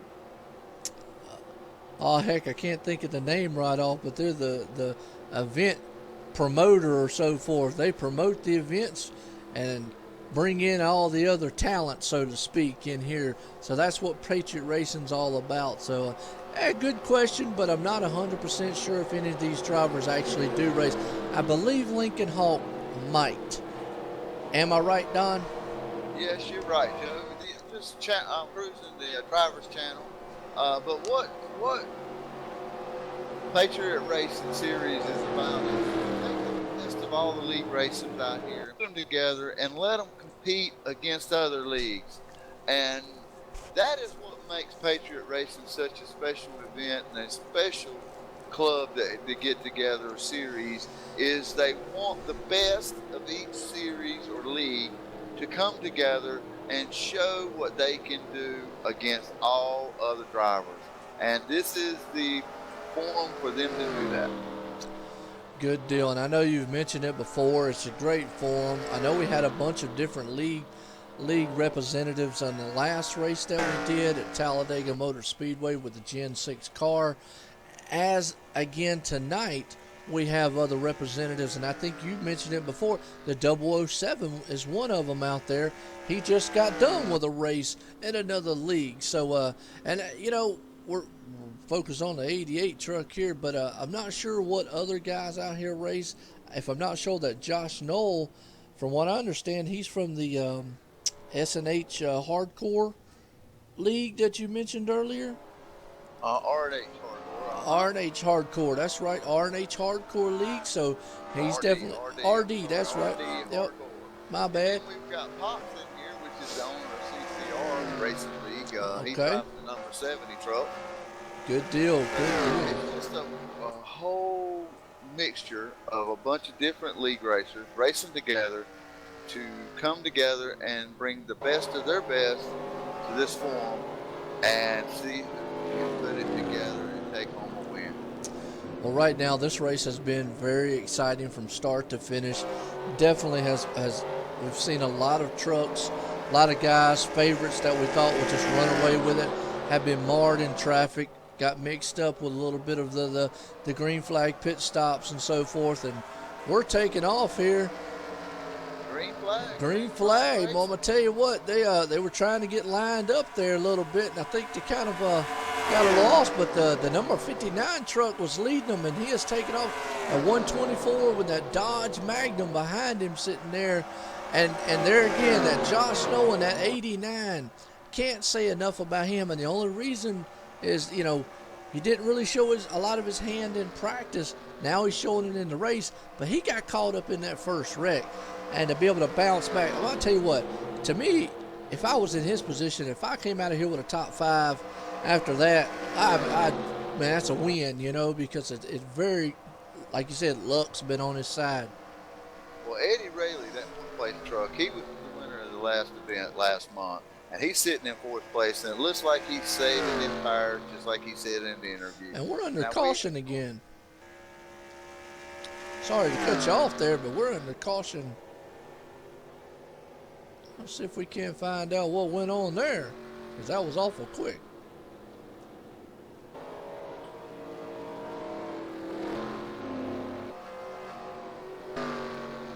I'm looking through myself, Joe. Yeah, just kind of flipping through, really can't tell. Must have been a single car spin or whatnot. Don't see anybody been going off into the pits or anybody looks really like they're hurt too bad. Must have been just a single car spin. I did see Lincoln Hawk come flying back up to the field awful fast. And I'm just wondering, I'm going to rewind back here for a while. User joined Yep. your channel. Oh, wow. It was Lincoln Hawk, the number 48 truck. Single car, spun it on his own, coming through the field there. Just spun. Watching it here. Oh, little contact between him and another truck, though. Looks like they just got into each other. There again, we was talking about that earlier. Looks like two trucks going same real estate. And they bumped. Lincoln Hawk spun, lost it. That was your pole man right there. Doesn't look like he had too much damage. He'll go off into pit road, which is where he's at right now. Get him 4 fresh tires, get that thing back out there, try to pace himself to get back to the front. A lot of racing left. We're on lap 61 and 150, so definitely our pole sitter, who is very fast in the Popeye machine, might want to pop a little spinach here now and try to get his composure back together and get back to the front. Well, yeah, I'll tell you this, Joe. He was running on some older tires because he was running a short pit strategy. Maybe this will get him back equal with the field. He got a lap down because of the yellow come out. He got back on the lead lap, and maybe now he'll be back with the field and he rethink his strategy. He did. He just got 4 tires men on pit road, and he must have just got a penalty because they're holding him on pit road just a little bit. For some reason that, or he's waiting for all fuel to get in that thing, because he was they put the tires on and he stood there for a while, so I don't know the whole issue behind that. Could have had a speeding on pit road 15-second penalty. We don't know. We'll just have to get with race control and find out exactly what was going on there with the 48. Yeah, because he got 4 tires and then he just sat there for a few, it looks like about 15-20 seconds, Don. So could have been a little speeding. I know he was side by side with the 88 truck coming into pit road, so I don't know, maybe just might have got caught, and it happens to the best of them. I mean, we do the broadcast and stuff, man, over on Extreme Motorsports 99 for the Cup League. We've seen the best over there get caught on pit road, and it happens. It's one of those deals. You try to push it to the limit. And I think you said earlier, Joe, lady luck sometimes plays a hand in this game and in these events, and sometimes it's better to be lucky than good. Absolutely. That's a lot of times I have to go off the luck factor because performance-wise I might be a little down, but you're right, man. Better to be lucky than good on a lot of this stuff, and we've seen an exciting racing. I know the drivers out there are probably like, man, it's been a lot of cautions and we're out here running around a lot of cautions, but we have seen some pretty good racing for the most part. But me and you talked about it in practice that we felt like there probably was going to be a few cautions or a lot. due to the fact of how slick this track was, what we saw in practice, what some of the drivers even commented on and said, hey, look, you know, it's slick out here. You know, we're losing the rear ends. And, hey, that's what we're seeing, definitely. Yes, we are. We are. And I just want to comment, you know, sitting out here in the desert or in California running this truck, it's 60 degrees and cloudy. So that may be playing a big element in why this track is slick and what these drivers may have not took into accountability.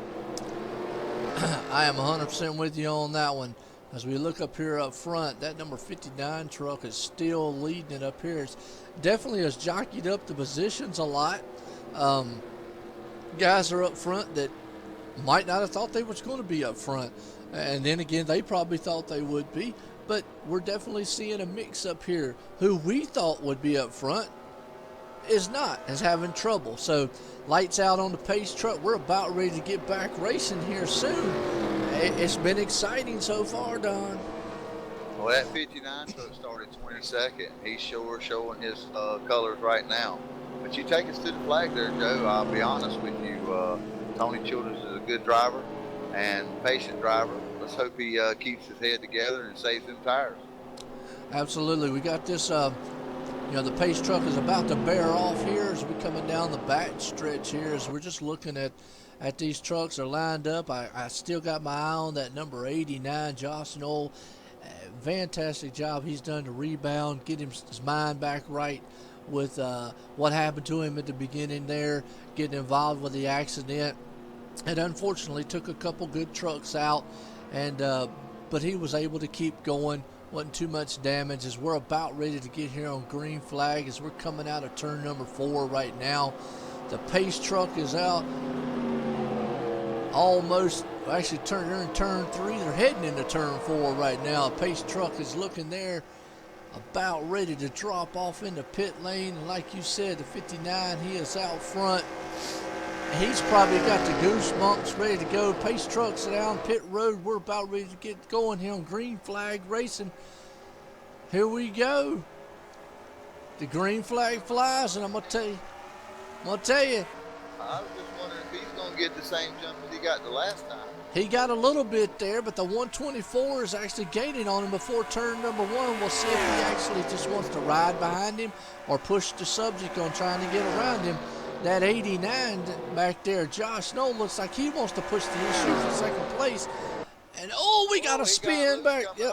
Wait a minute, we got a spin in the back, and then we're going to go under caution. But, man, we got a battle up front. Yes, we do. The leader wow. But we're under caution. Let's go back here and look. Go back here to the back. Let the fans see what happened with those trucks, because we had a few of them. A big incidents there in about 4th or 5th place, I believe it was. It's where they were at. So let's see what happened here.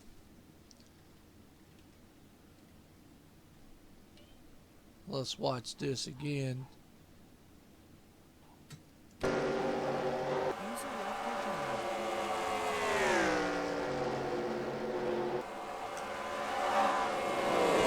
Oh, there it is.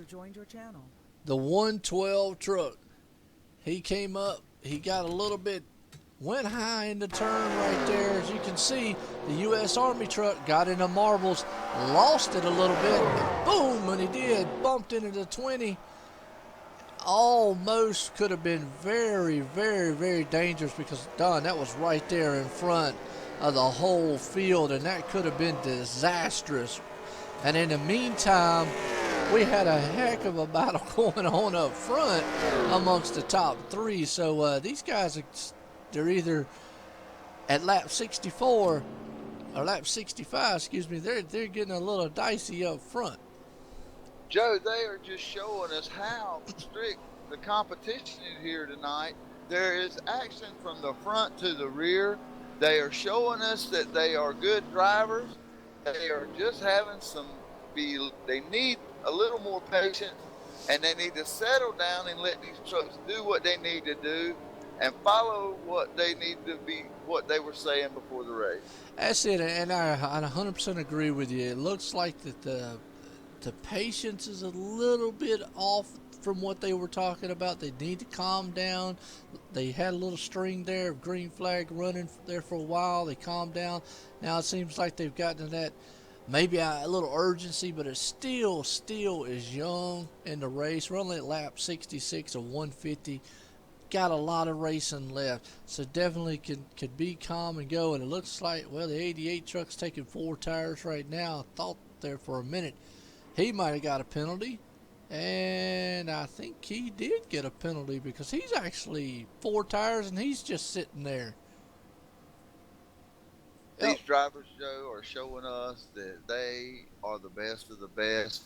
I mean, you've seen what happened. It could have wiped out the field. The drivers were able to avoid it and go, and I am just, my hat's off to them. Yeah, and I'm going to tell you, the 88 trucks looks like he got a speeding penalty, a huge one, because he just stayed on pit road for a very long time there. And unfortunate on his end, he did look like he came down pit road a little quick. And we've seen a couple of the top drivers tonight get caught. And that's just a gamble they take. Yeah, we all get on them binders, and sometimes we don't get on them enough. Absolutely. I'm going to tell you what, this has been exciting so far, the racing. I know the guys out there probably driving have just kind of been, oh, man, we're doing a lot of cautions, we're doing this and that, but it has been exciting for viewers, exciting to see some patience going on and whatnot.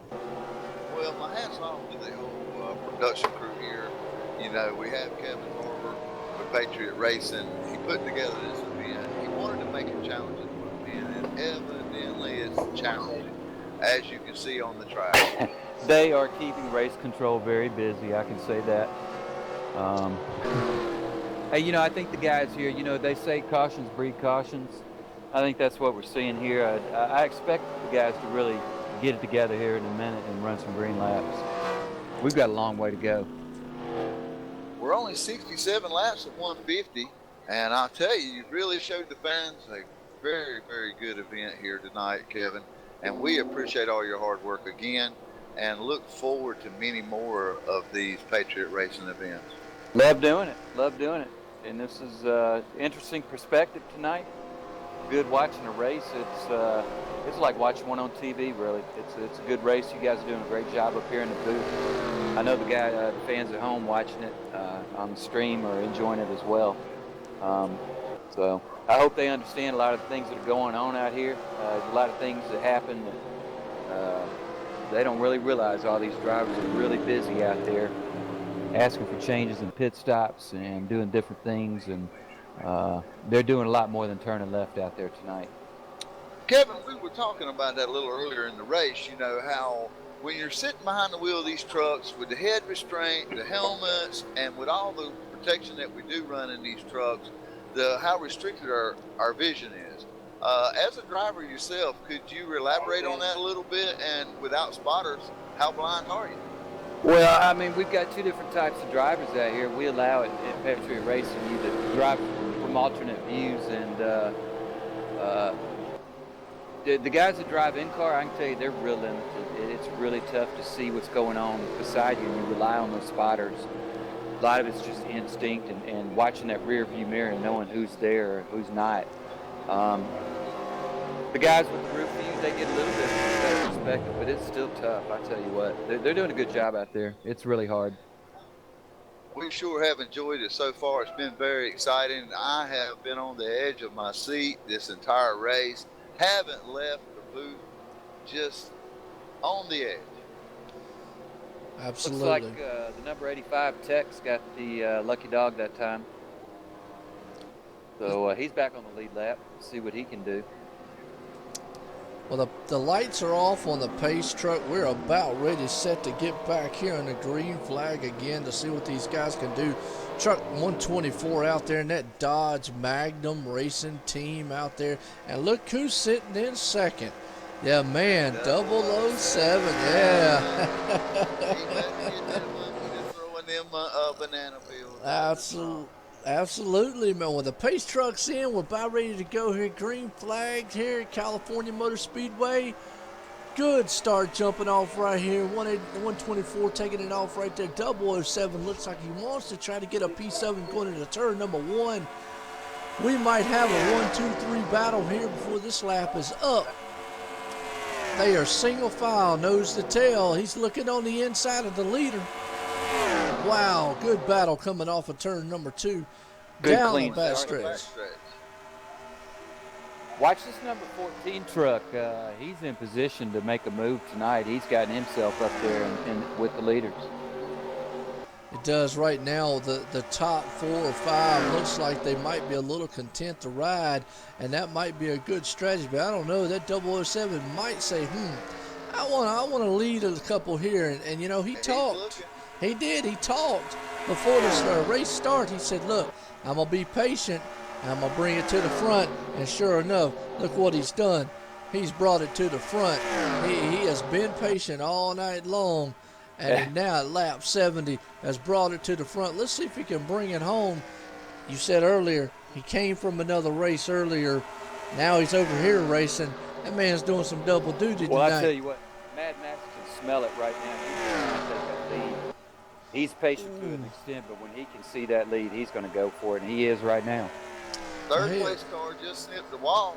He did. I saw that. Smacked it, bunched the field up very bad back there. That's usually where you got a lot of accidents. There's the Captain Morgan truck. Oh, truck spin 15. Oh, just got into the back of him. That's going to bring out another caution right there. Oh, that was just unfortunate. Like we were just talking right there. They were all bunched up together, just all got a little loose, maybe air come off of them, barely got a bump, sent him around into the wall. It's just a product, man, of close, hard, fast style racing. You know, Joe, once we start seeing racing develop out like this, usually race control will come down and have a talk with the guys about these restarts and keeping the field, calming them down just a little bit and letting them know they're only halfway into this thing. And it seems to help sometimes. But I tell you what, when you're behind the wheel, your gloves are on tight, you're strapped in tight, you reach on that wheel, only thing you're thinking about is getting to that front, making them sponsors happy. Guys, that number 15 took a hard hit right there, I tell you. He did. I saw him here. We were on him when he took that hit. He just bumped a little in the rear. Again, it was just they were all bunched up together. Viewers out there talking about the 007. Yes, he does have the New York Giants on it. He is actually a Giants fan. We talked to him earlier before the race, and he's from New Jersey. So another viewer says, go Penn State. So a little rivalry going on out there, man, with our viewers and talking about the different trucks and different teams that they like. It is football season. Definitely. And now we've got a bunch. Wow. Looks like everybody's coming out of pit road. Very smart decision. Get your 4 fresh, man, Goodyear tires on that truck, full of fuel. Get it back out there. You'll feel like $1 million in Superman in that truck with new tires. And that's probably the thing. 007 on there. He's getting 4. Looking real good. Let's see if he's got any trouble happening on his pit stop. Nope. Got 4 tires. He's down and away. Looked real good. No penalty on his end. We had a few drivers in the race today that they've having some pit stops that they've gotten some penalties, probably some speeding penalties or whatnot. Some positions on pit road, it looks like. May have had some 2 tire stops there. We'll have to look into that. He lost about 6 positions. It's nice to have these viewers, and they're out here, they're chatting with us, they're putting up their comments. We couldn't do it without them. Keep them comments coming. You're the reason why we're in here, and the reason why these drivers are out here doing what they're doing. And absolutely, and you know, the viewers is why we actually do it. I mean, we come and we do it for the love of doing the broadcast, and we love bringing it, man, for NASCAR 2003 Patriot Racing here at California, for these drivers who actually come out here and race in these trucks and cars, and for the viewers, like you said, Don. Enjoy it. Do the same thing, man, for like what we do on the other side over there for our iRacing fans and whatnot. So it's just a thing that we love bringing to everybody, a scope, racers in general. and Don- the fans love it. Don, let's see if we can grab one of these drivers up there in second position. See how many tires they took up there. Right? 007 went in first and came out about seventh. So I'd like to see. I think we may have some two-tire stops up front, which could be really interesting on this restart. Okay, give me a minute. You're right, Marky. There's been a lot of different leaders in the race. It's been a very diversified field. We thought we had some drivers that definitely were going to be very, very fast, which they are by the looks of their times in practice and whatnot. But a lot of the cautions and the green flag stops have just kind of jumbled the field up a little bit. Like what me and Don's talked about, Lady Luck has played definitely a factor in a lot of it here. So, hey, that's good. A lot of different leaders. That means it's anybody's ball game still at lap 74 of 150. So definitely keep your eyes peeled to the screen there. Watch what's going to happen. I think it's going to be exciting before this one's up. I'm really excited to see what happens on this restart with these two-tire stops up front. Yeah, we're getting a... we may have to go back and look. I don't know if the 007 may have just had a really bad pit stop, but he definitely lost positions coming out.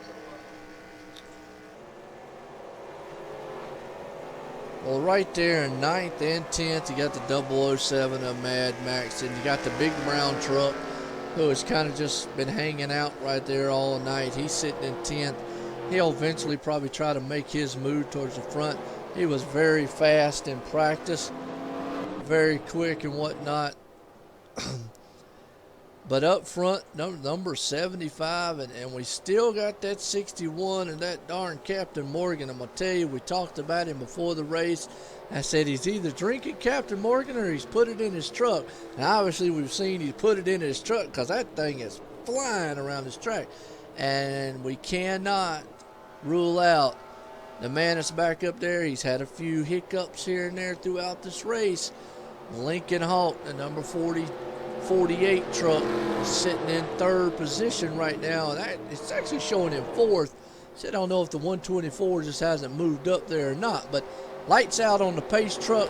We're about ready to get back in the green flag here soon. They're coming in turn 2. We find out any of these guys take two tires up front or what, or it's just maybe a slow, bad pit stop on their end? I couldn't get a hold of any of them during that, Joe. That's fine. We'll find out here in a minute. I can tell you that much because I haven't seen two tires work here at California, so we'll see. But with these short runs, who knows? It may be a good strategy. And It could be. That's right. And I was going to say that could be the fact that we've had so many cautions. These guys are thinking, well, another caution comes out. That's a short run. So could play a factor. We're coming into turn number 4 out of it right now. Pace truck's looking like it's about to drop off as they're heading into turn 4 here. I was saying the number 75, and then that Captain Morgan truck sitting in second, and then Lincoln Hawk right there in third, and 48 bounced back from some little bit of being a lap down and a few miscues. Pace trucks in. We're about ready to take this thing back. Green flag racing. It's going to be exciting here. We're going to see if the number 75 gets a jump off here. He does, but old Morgan there hangs with him a little bit. I'm going to tell you, you got a food country truck, man, leading the way with a Captain Morgan behind him. It's exciting, but Lincoln Hawk and the fast man who set it on pole here is running in third. He wants that lead back, and he is diving on the inside of Captain Morgan truck number 40, takes second place. You might be right. They might have took two tires, but if Lincoln Hawk took two tires, he's awful fast on them. Which he was fast to begin with. So I tell you what, the 007's around. Uh-oh. He is spun out on brand new tires, and looks like everybody's missed him. He's by himself on the infield. Unfortunate. That's too bad. He has really worked hard. That's too bad, but he has plenty of time. Plenty of time. Let's go back and a replay here. See if we can't catch that spin from him. See maybe what just happened. He kind of just went high, got into the marbles up there, man, out of the groove. tail end came around, almost clipped the 88. Wow, that would have been two of the fast trucks, but would have just got involved in that. He barely missed him. But you're right, single car spin, got up into the marbles there. Seen it a couple times tonight, Don. Guys getting up high out of the groove. When they do, to come out of that turn, guess what? That rear end just comes out. And I'm going to tell you, it doesn't really matter really how good a driver. Once that thing starts committing to coming out from under you, 9 times out of 10, it's gone. Yeah, there's nothing you can do, Joe. Once you get up into them marbles, that gray stuff up there, buddy, where nobody runs, all you can do is just hang on to that wheel and pray. Yes, and we've seen it a multitude of times tonight. I think Lincoln Hawk's been there, the 007, like you said. A couple other good trucks have definitely just had it, and it's we got RD Nation out there said he's getting psyched up, man. He called it. I don't know what he's calling out there, but he said he called it. He called that Giants truck. He wanted it to get in the ball. He's a Phillies fan, and he told he is psychic out there. Well, who's going to win the race there, RD? Well, he said earlier he was pulling for that 88, so 88 hasn't showed his hand, but you know what? We talked with him at the beginning of the race. He did say it's a long race, and we know this. It's only 78 laps into 150. These guys, if you're going to show your hand, don't show it to like maybe 20, 30 laps to go. You definitely don't want to show it now because you definitely got more pit stops to go.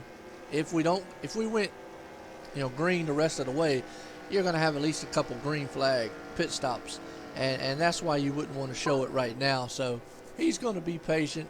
Hopefully he'll get up towards the front. We'll see what happens. Well, I tell you straight up, it's just nice to see these fellas all out here supporting their teams. If they can't be on the track, they're viewing and rooting. And that's one thing that it brings 2003, the brotherhood of racing and the camaraderie of friends together. Kevin has recognized that as being the head admin with Patriot Racing, and he's brought a unique venue to these guys, and it shows it's working. Well, I'll tell you what, we just had the number 75 who was leading drop down into pit road. Now here's going to be the telltale. He's probably going to take 4 tires since it's under caution anyways. I you think might he as may well. have seen that 007 doing his work and decided 2 was not the way to go. He's going to make that change right now. The 75, Kev, is the one that's in there. 007 took 4 when he was in, but I think the 75, he's definitely going to take 4 now under caution. You would have to. I think he saw that 007 in his rearview mirror is what I'm saying, coming up strong with 4 tires, and he knows that was the right choice. He's going to change it right now. Yeah.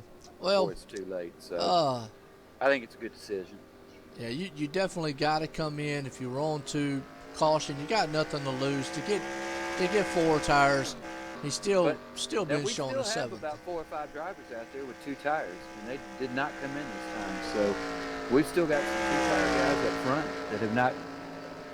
The first car with 4 tires, I believe, maybe Tony Childers back there. Well, or Too Fast Todd, I believe, pitted. So number 75 will be the first one with fresh tires. Well, your man out front right now, Lincoln Hawk, who has definitely put this thing on pole. He was second fastest in practice, so he's definitely got a fast truck. Got him been up front. Had a few miscues throughout the race, a few close calls in himself. He did get into a spin earlier, so he's definitely bounced back from that. Had some pit road incidents, so definitely up front here now, so that's where he likes to be. Well, Joe, I'll tell you, this viewer out here, RD Nation, called the spin on the giant truck, and it looks like he's predicting that 88 of Justin to take it to the front and win this thing. If he was right about the one call, I'm going to have to call up the RD Nation crew and find out what my future may be, Joe. Absolutely. The man must have a crystal ball over there working with or whatnot. So he's been pretty on it so far. We got the lights out on the pace truck. We're going to go racing this time by, but I'm gonna tell you, it's the 88's going to have some work to do if he wants to get up there because he's marred back in traffic. Going to have to be very patient to get it done. So we're just going to have to see. Actually, right now he is sitting 22nd. Wow, yeah, so he's definitely going to have to be patient and bring himself down. He does have 4 fresh tires, so that's going to help him. Yeah, we got the lights off on the pace truck this time. We do. We're about ready to go back. Green flag racing here. Let's see how that 007 recovers from that spin. He certainly was fast before that. Well, he was, and he was on 4 tires, and that's what's surprising is a lot of the other guys were on 2. The right now we're going to see if the 124 there, the Magnum Racing team, man, can even do anything with Lincoln Hawk. He's been the class of the field when he's been up front. Like I say, he had a few miscues earlier, but when he's been up front, he's been fast. Pace truck is off down pit road. We're about ready to head off in the green flag here at California Motor Speedway. Patriot racing the Chiller 300. Lincoln Hawk takes it off, spun the tires just a little bit, man, on that restart. Get a jump like he normally does. And the Popeye machine lets that 124 Magnum Racing team get on his back bumper heading into turn number 1 as they are very close nose to tail right there, but very good racing. Oh, he almost lost it. Wow. Did you see that, Don? That he got it very, very loose coming out of that turn. He had to. That's what we call a moment. Joe, that could be what Kev was saying. Them 2 tires are just not coming up to temperature, or maybe aren't going to hold them 4 tires off back there. He seems to be doing okay right now, though. Yeah, that truck pushed really, really high coming up into turn number, off of turn 4 up here into this like little dog leg front stretch that it has here at California at Auto Club Speedway. I tell you right now, the number 40 Captain Morgan's all over the back end, and the 124 running for second place, trying to take over second and third. But I'm going to tell you, Lincoln Hawk's got his hands full with that truck up front there, and if he keeps pushing it like he's doing now, he might push and get in trouble like he did earlier. The Popeye machine might want to just maybe back it down just a touch as we got a battle for second place. Yes, we do, but that Lincoln Hawk kid to get out there and just go.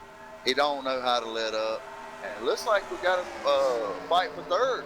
We do. The number 7 truck, haven't really talked much of him all night long, but he's just kind of snuck up into the picture here and got a battle for third. He didn't quite get it done, but he is still up there in 4th spot. And hey, it's darn good on his end because you got to look. Haven't really talked to him, but I'm going to tell you what, the story now is second place truck of the Magnum Racing team is running down Lincoln Hawk. Hawk got out there to a little bit, but I'm going to tell you what, Magnum's running him down, man, just like a little man with a fishing rod, reeling him in slowly but surely. Yeah, that Lucky 7 started in 11th place, and he's just been quietly and creepily getting back up there to the front. He is. I'm going to tell you, Lincoln Hawk, like we were talking earlier, we got a battle for the lead as the old Magnum truck's looking on the outside of the 124. Lincoln almost lost it. Tell you what, that 48 is good in the center of the turn, guys. He really puts some distance there. The problem is he almost lost it there, Kev, coming out. He is definitely pushing that truck for everything it's worth. And the bad thing about battle for second, because my hat's off to with the 124 Magnum there. He had to lift when he saw Lincoln go sideways, which brought the number 40 Morgan truck up there with him, and it has bunched the field up. So that's the thing. Those guys are being very mindful of what's going on up there. Lincoln is holding on to that truck for dear life. And we got a truck spinning. Yeah, we do in the back. So let's see what we got. It was a number 59 truck back there. I know that was one of them. Do we have a caution? Yes, we do. We have a caution. Let me I'm gonna rewind back here and show the incident. Number 59, I think he was about in 4th spot at the time, 4th or 5th place. You know, he was ready for that caution with them tires wore out. Oh yes. Every turn coming off. So this is a good. Well, Lady Luck played into Lincoln Hawk's hands again. It did. He gets to go in and get him for. And I'm going to tell you again, Don, again, the 59 up into the marbles, just looped it coming out of the turn. How many times have we seen that tonight? Guys getting up in the marbles and just losing it. We were talking about it earlier. It's slick out here. If you don't stay in that groove, it's very, very tough. But Joe, as you see, he gets up in the marbles and spins in front of everyone. Hey. And look how they got around him.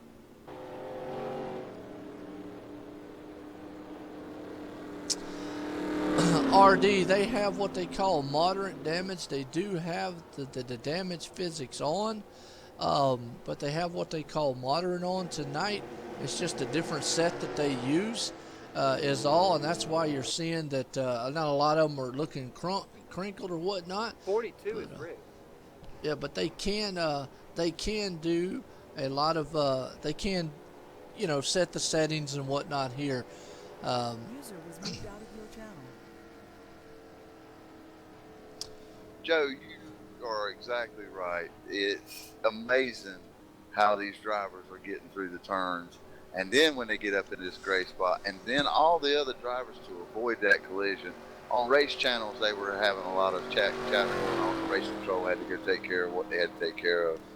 That's fine. I mean, between me and you, we're definitely up here trying to get this done, and he's very busy on what he needs to get done on his end as far as the race. We're trying to get this thing out here to all these viewers. We got quite a few of them out there watching. Appreciate every one of y'all watching. Definitely throw a shout out to us, because we're going to throw a shout out to y'all too here. We're here at California Motor Speedway. Myself up here, Joe White up here with Don Kidner up here in the booth, man, calling this thing for Patriot Racing, the Chiller 300. Auto Club Speedway, California, right here with the Craftsman trucks on NASCAR Racing 2003. Man, it's been an exciting race. Definitely an exciting race. Yes, it has. And to answer one of our viewers, he's asking about the damage these trucks get on the raceway. These drivers and the race control set this race up for different types of damage, and I'm not sure, but these trucks do get damaged and do have to go into pits for repairs. I was looking before that, and I answered that on him for Don. I noticed they set it for moderate damage, and I know there's 3 scales. Obviously none, moderate, and I think the simulated or full damage or whatnot. So they do have the simulation as far as setting on here. So it's full simulated driving, real weather on here, and then moderate for the damage. So definitely, I think it's more of a cosmetic style thing. The moderate will brings out the mechanical side. As we've seen earlier, guys, man, have blown their motors and whatnot out here. Joe, to re-elaborate on what you were saying there, we had one drop a piston out here tonight, and that was Troy Donahue at the 81 truck.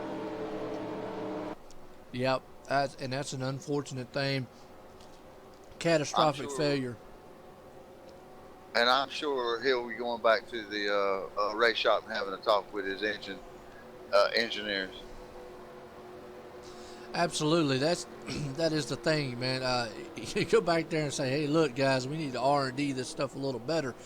And even Kev was mentioning the fact that he blew his motor earlier, also, along with the 88 that we were talking with earlier in qualifying, blew his. So we've seen a couple guys, man, here tonight had some mechanical catastrophic failures in the engine department. So might be something, but we definitely got some late pit stops going on here by the front runners. For some reason, the 124, the Magnum, the 075, and the 25 there is dropping off into the pit stall late. They didn't go in with the other leaders for some reason. Maybe they wanted to get some bonus points or lead a lap or something like that. But guess who that puts back up in the lead?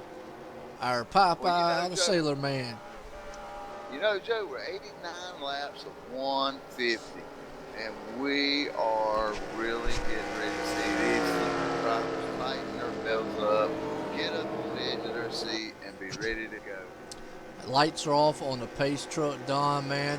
Lincoln Hawk back up front. He's got 4 fresh tires this time. We know that guy knows nothing but put the pedal all the way through the front grill and keep it there, you know. So we're definitely looking at that.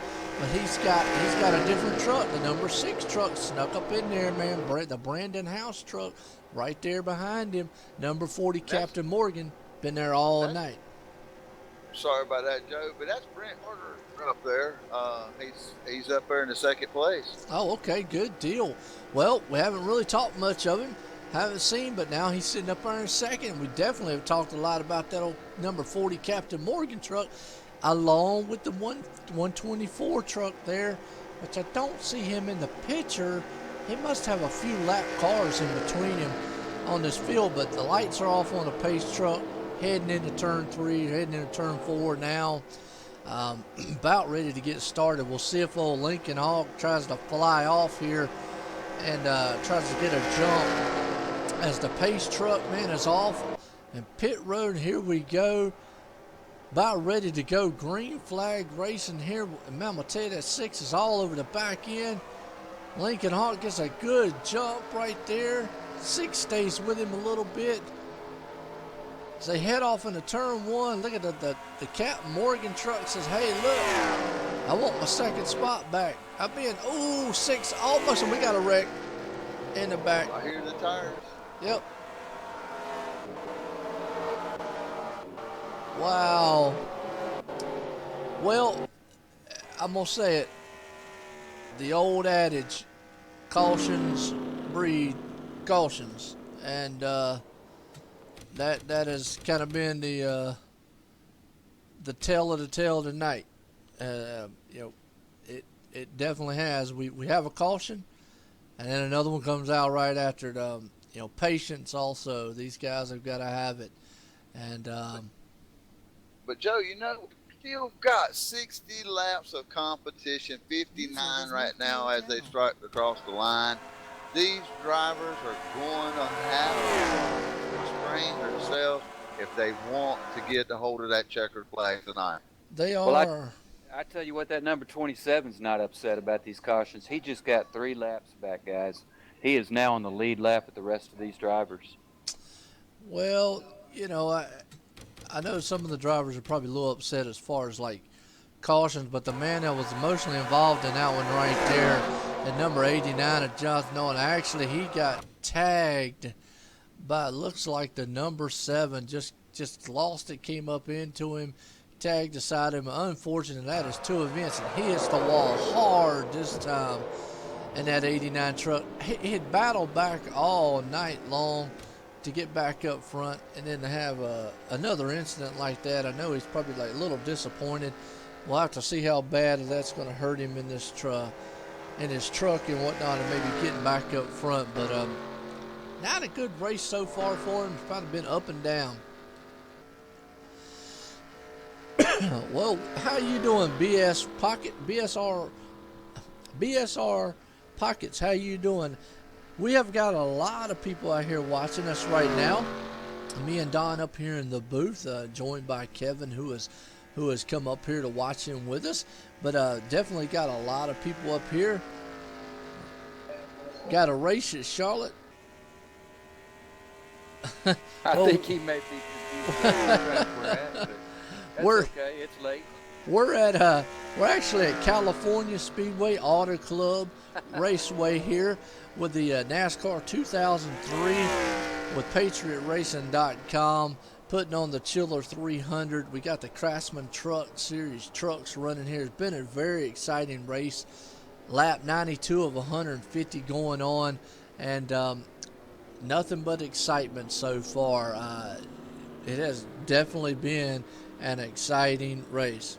I think old BSR Pockets may have been the guy that wrote that Michael Waltrip commercial, I'm at the wrong track. Absolutely. Well, that's all right. They've got some good drivers over there, BCR. I tell you what, they come over and race with us all the time, and they've got some quality drivers over there at that organization. But hey, BSR, thanks for watching. Good deal. This has been a very, very interesting race, very exciting race. But I'm gonna tell you, the man out front right now, Lincoln Hawk, definitely is. He's gonna try to hang on to it here for the next one. We got about 57 laps or so left here. We'll probably have about 56 or so, 55 when we get this thing going. So definitely stay tuned because it has been exciting so far. And I'm gonna go ahead and say something. Look who just jumped up into that number 10th spot there, Don, the 007. With Mad Max and his trunk monkey, he is working his way back up through the field. That is true. He is. I tell you, slowly but surely working his way back up through here. And I think you're going to see him up front, man, before it's over with.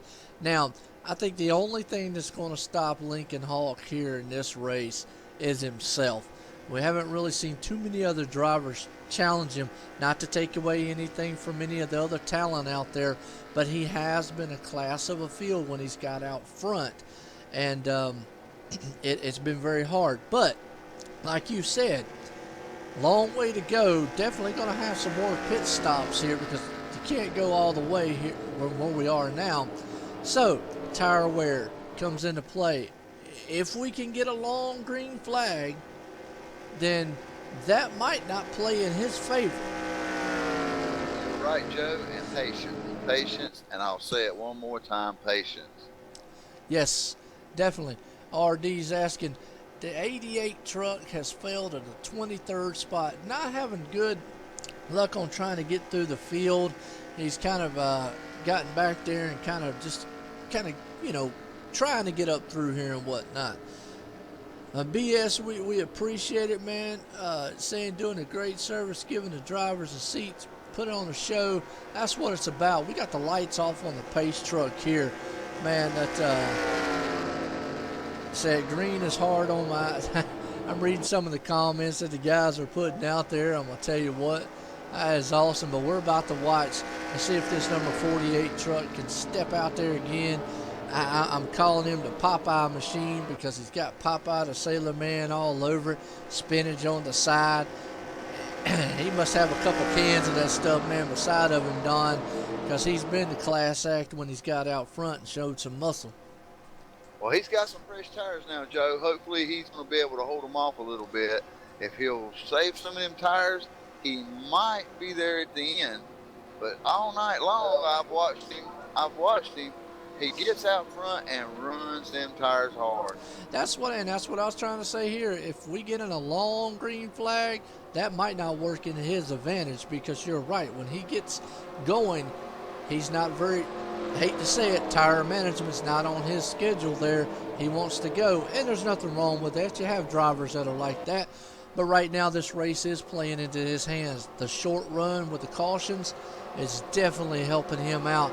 And these other drivers might be scared as the pace truck drops off into the pit lane right there. We're about ready to get back. Green flag racing here with Lincoln Hawk, man, out there. The number 6 truck all over him. Oh, and he took off. Looks like he spins them tires just a little bit, but he gets a good launch, man, on those restarts and has done it all night long. He gets out there, jumps out front a little ways. And right now we got a good battle here for second spot. Looks like we're nose to tail all the way back to about the 8th spot or so. Let's see if we can't go back. There again, coming off a 2, spins it a little bit sideways and saves the truck. Dang, I'm going to tell you, we got a battle for second spot right here.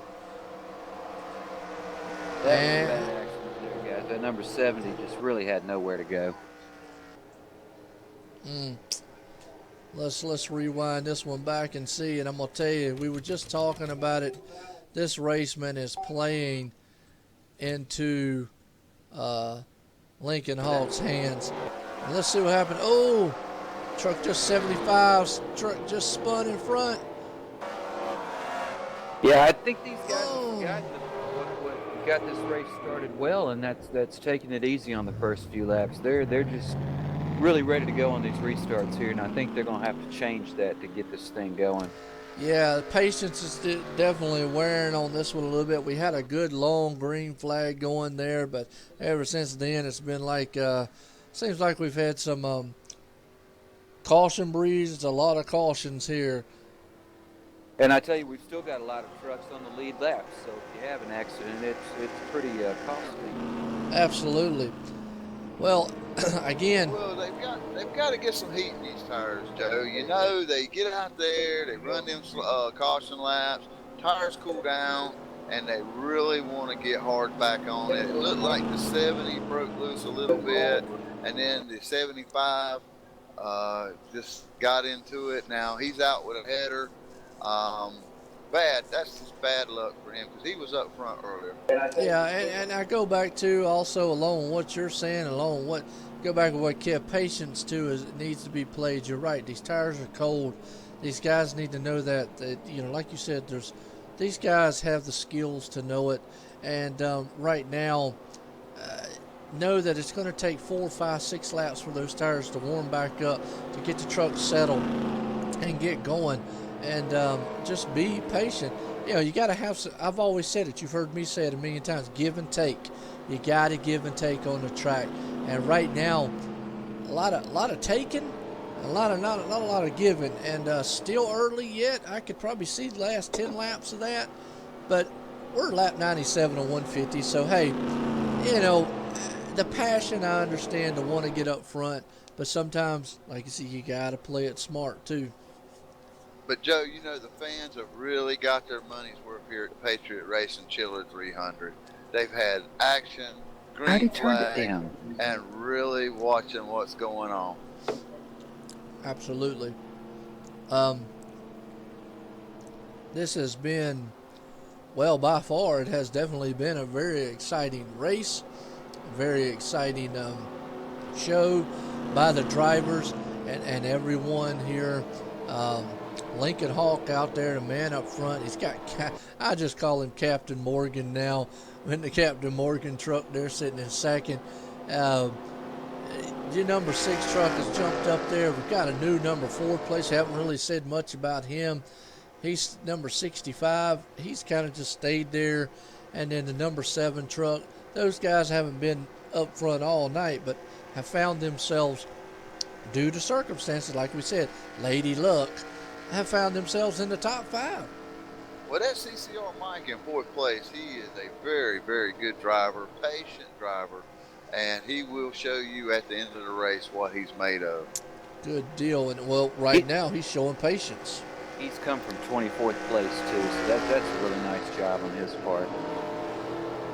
And that's, you know, if you got a driver that really knows tire management, which in a race like this, it's really hard to do tire management because you're not getting enough green flag laps to do it. But if you have one that knows it, coming from the back usually can be an easy thing as long as you avoid accidents and avoid, you know, things like that.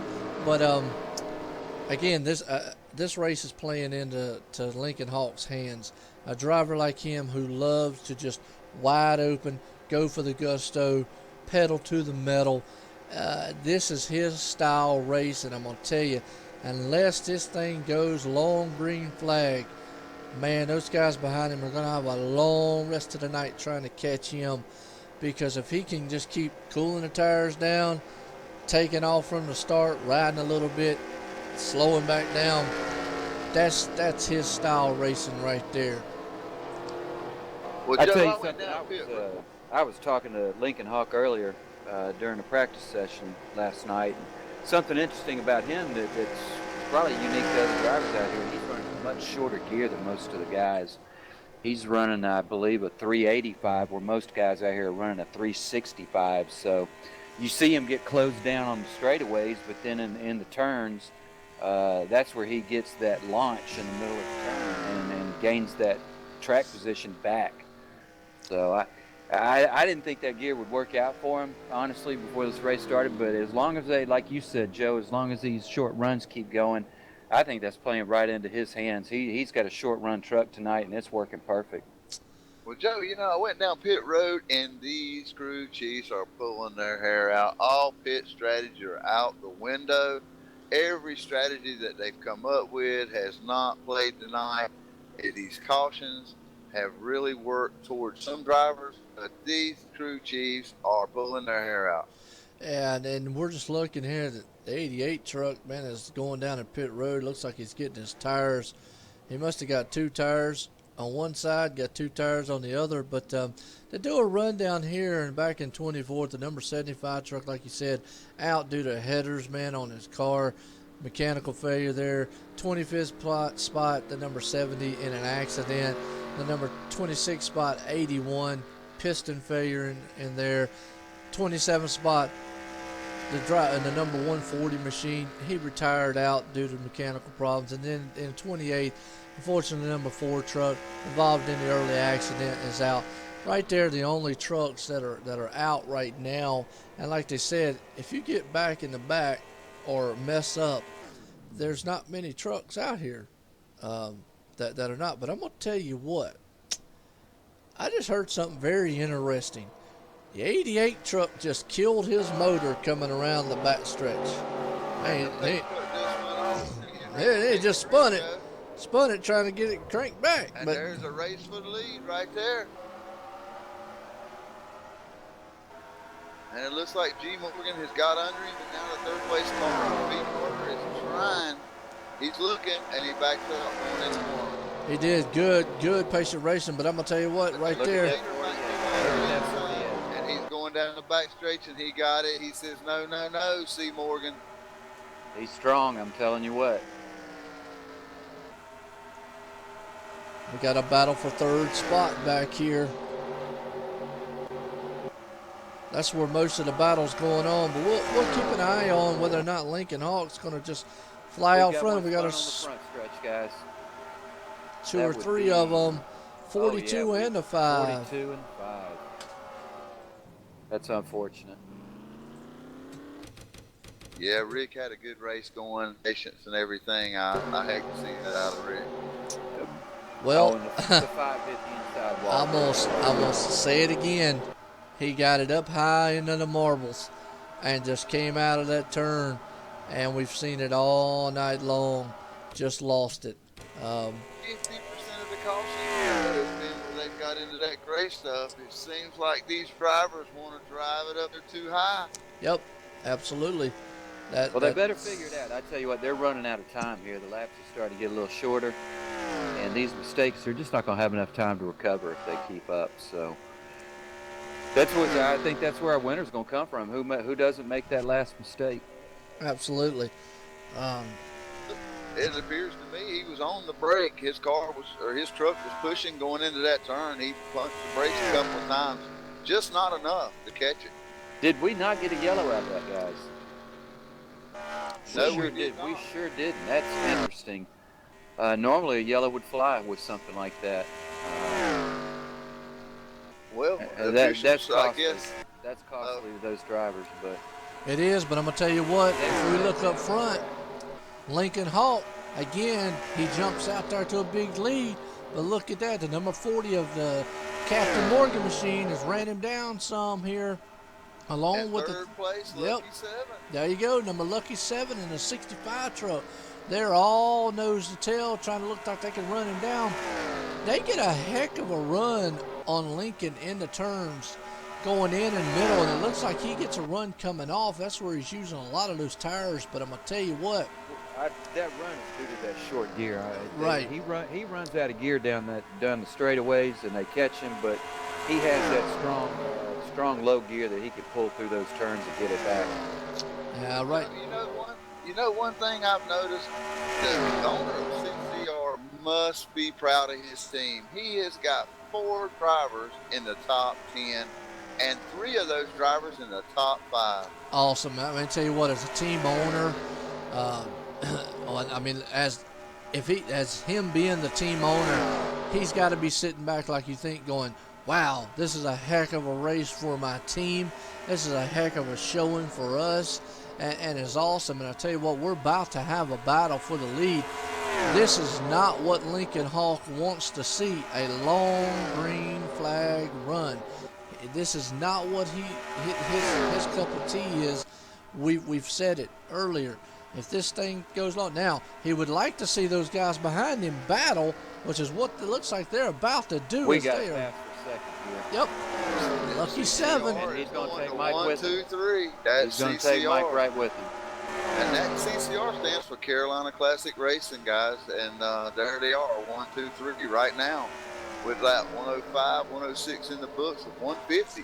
Well, I'm going to tell you what here, since they're teammates right there, if you notice something, Don, that the Lucky 7 and the 65 are nose to tail, and they are not looking to step out of line. You know why? They're looking to run that 48 down. Now, I say that, and the 65 looks like he looked in the inside, but he closed back behind him. Being teammates like that, they can work together. They know that Lincoln up there gets out way out in front, but then gets ran down. This race now might start to play into their favor. Yeah, you're right, Joe, but I think that might be what Kevin was saying. He had an interview with that Lincoln Hawk, and again, as you can see going in, they jump right up on him, but in the middle of the turn, he gets 2 or 3 car lengths on him. Now, if you watch, oh no, he's in the gravel. Oh no. Ooh. He's going to lose some positions on that, guys. Well, there, 4 or 5. I'm gonna tell you, there was a product of the marbles. That was a heck of a That save, I tell you. product. And he's still staying with that pack. Product. Now, lap cars are coming into play now, guys. The lead cars are coming up on lap cars. Absolutely. I'm going to tell you, this is not the race that Lincoln Hawk wanted to get into. This is not what he loved, those short runs, caution, short run, caution. We said it before. He gets in a long run. We've seen this happen to him before. Long run, he starts to lose it. He saves it a little bit, but he loses it. That's just it. I don't know that I've seen him back in traffic all night. It'll be interesting to see how he handles it. He's been back there a couple of times, and that's what I'm saying. He's got out there. He's actually had his fuel problems a little bit. Oh, now he bumps the wall. Yep, he sure did. That's not going to be good for his night. But definitely still got a long way to go. We're on a lap 109 and 150, but I'm going to tell you, that's a product of pushing that truck very, very hard. You said it. It's risk and reward. You push the truck hard. You know the risk involved of doing it. Whether you keep doing it or not, that is definitely up to you. There's drivers who save tires. There's drivers who just go all out. He's one that goes all out. If it pays off in the end, great. Sometimes it does, sometimes it don't. But he's got time. Yeah, he can fix that up. And maybe if we get a couple more cautions here, he can make a move towards the front. John's a great driver. He certainly knows how to overcome some adversity. And if this thing gets a couple cautions, I expect to see it back up here. And another one slipping up there, Joe, at Mad Max. He's up in 6th and working his way up. Mad Max is to the back, but you can't keep him there. He's been working all night. He's done this 2 or 3 times, and he's about to be back in the top 5. And he must be working on that monkey. He must have got him in the wrong corner of the truck earlier and spun him out. He's got him up there toward the front with him. I'm thinking he unloaded some of those banana peels. His truck is running a little lighter now. There you go. You're 100% right. We were talking about him earlier today, and he just jumped up to 5th place now. He is slowly but surely working his way up. He talked with us before the race there and said that was his game plan. Be patient. He's going to put on Mike right here. He's going to put a move on Mike. And he's got it. He's got that position. He's up to 4th. And he's going to 3rd. This is a heck of a run by Mad Max here, I'm telling you what. Yeah, he come over adversity there, Joe. He spun out, didn't hit anything, got a little wrinkle in his truck. Pit crew worked on it, and look where he's at now, sitting in 3rd spot. And he wants 2nd. I don't think he's done. Absolutely, that is the thing here. I mean, we have got the front 4, 5 cars, 6 cars. I say cars, but trucks, my bad, are all right here in a bunch, man, racing. Here's the change for the lead.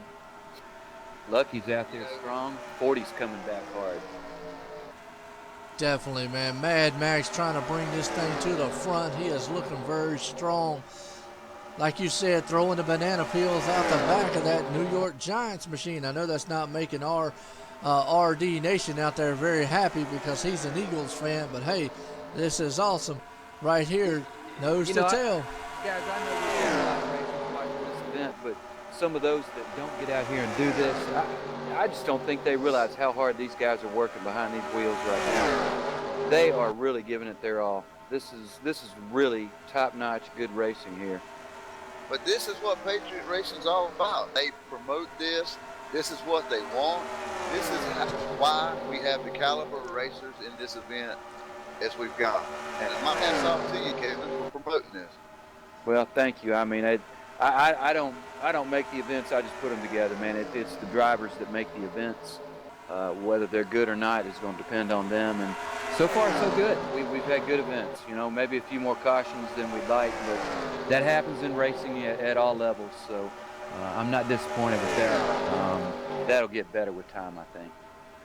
Looks like Lucky's trying to stretch it on out. Max is trying to save some tires. He's pulling down. Or what is going on there? It looks like he may have run out of fuel. He's underpowered. That was W07 man's off the pace.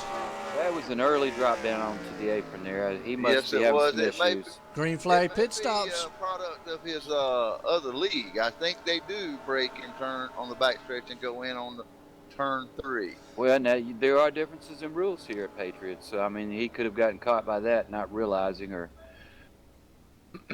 or forgetting. You know, these guys get so involved with so many things while they're racing. Sometimes they forget those little details that can make or break a race. And apparently, in this instance, it's going to hurt him bad this evening. Well, you're definitely looking at green flag pit stops, man, happening right here. And he is off on pit road. So we're at lap 116 and 150. Yeah, they might be able to go all the way. Yeah, it's going to be close. Oh, I heard some tires.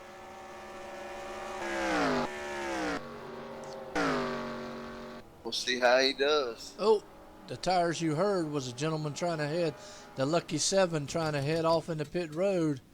And guess what? Him and the number 2 spun going into pit road trying to get slowed down. Yep. Ooh. The 65 got in the back of 7 as they both were all trying to slow down, and then the 2 got tagged. So just a big mess trying to go into pit road. Try the green flag is going to mess them up on their cautions or up on their pit stop. The 48 cars spun around again, and they missed all with 2 behind them left each other. Oh, that's unfortunate there. That'd be a caution. That's just not taking it easy on cold tires again. Hate to say it. We've seen it a bunch tonight. Just you've got to be patient on these tires at this track.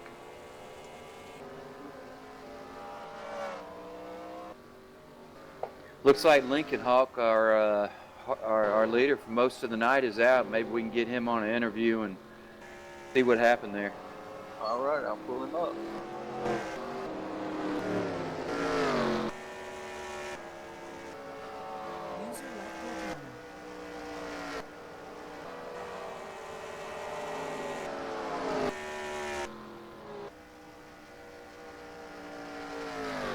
We will, RD. Just give me 1 second here.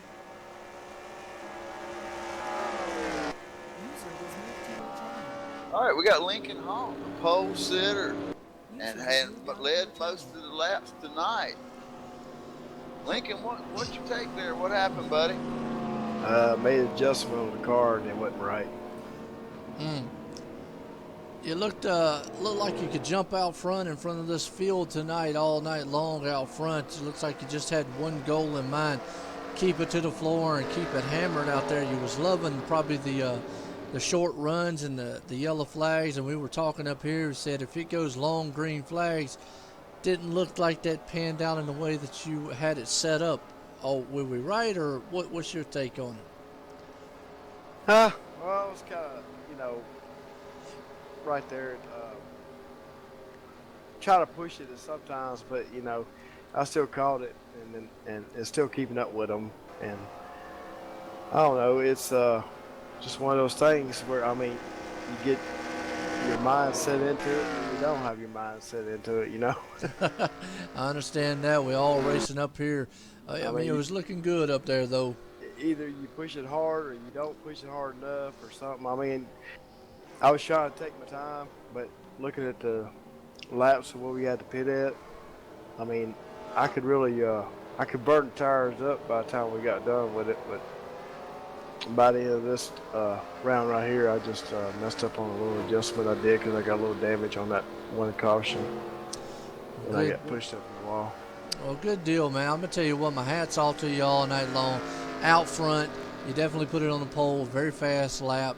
Got up there, got into a little trouble early in the race, got yourself back up front, stayed up front, you know, led a lot here. Unfortunately, you got marred in some traffic back there and, you know, got mixed up in a little bit. But all in all, my hat's off to you for tonight. Good racing.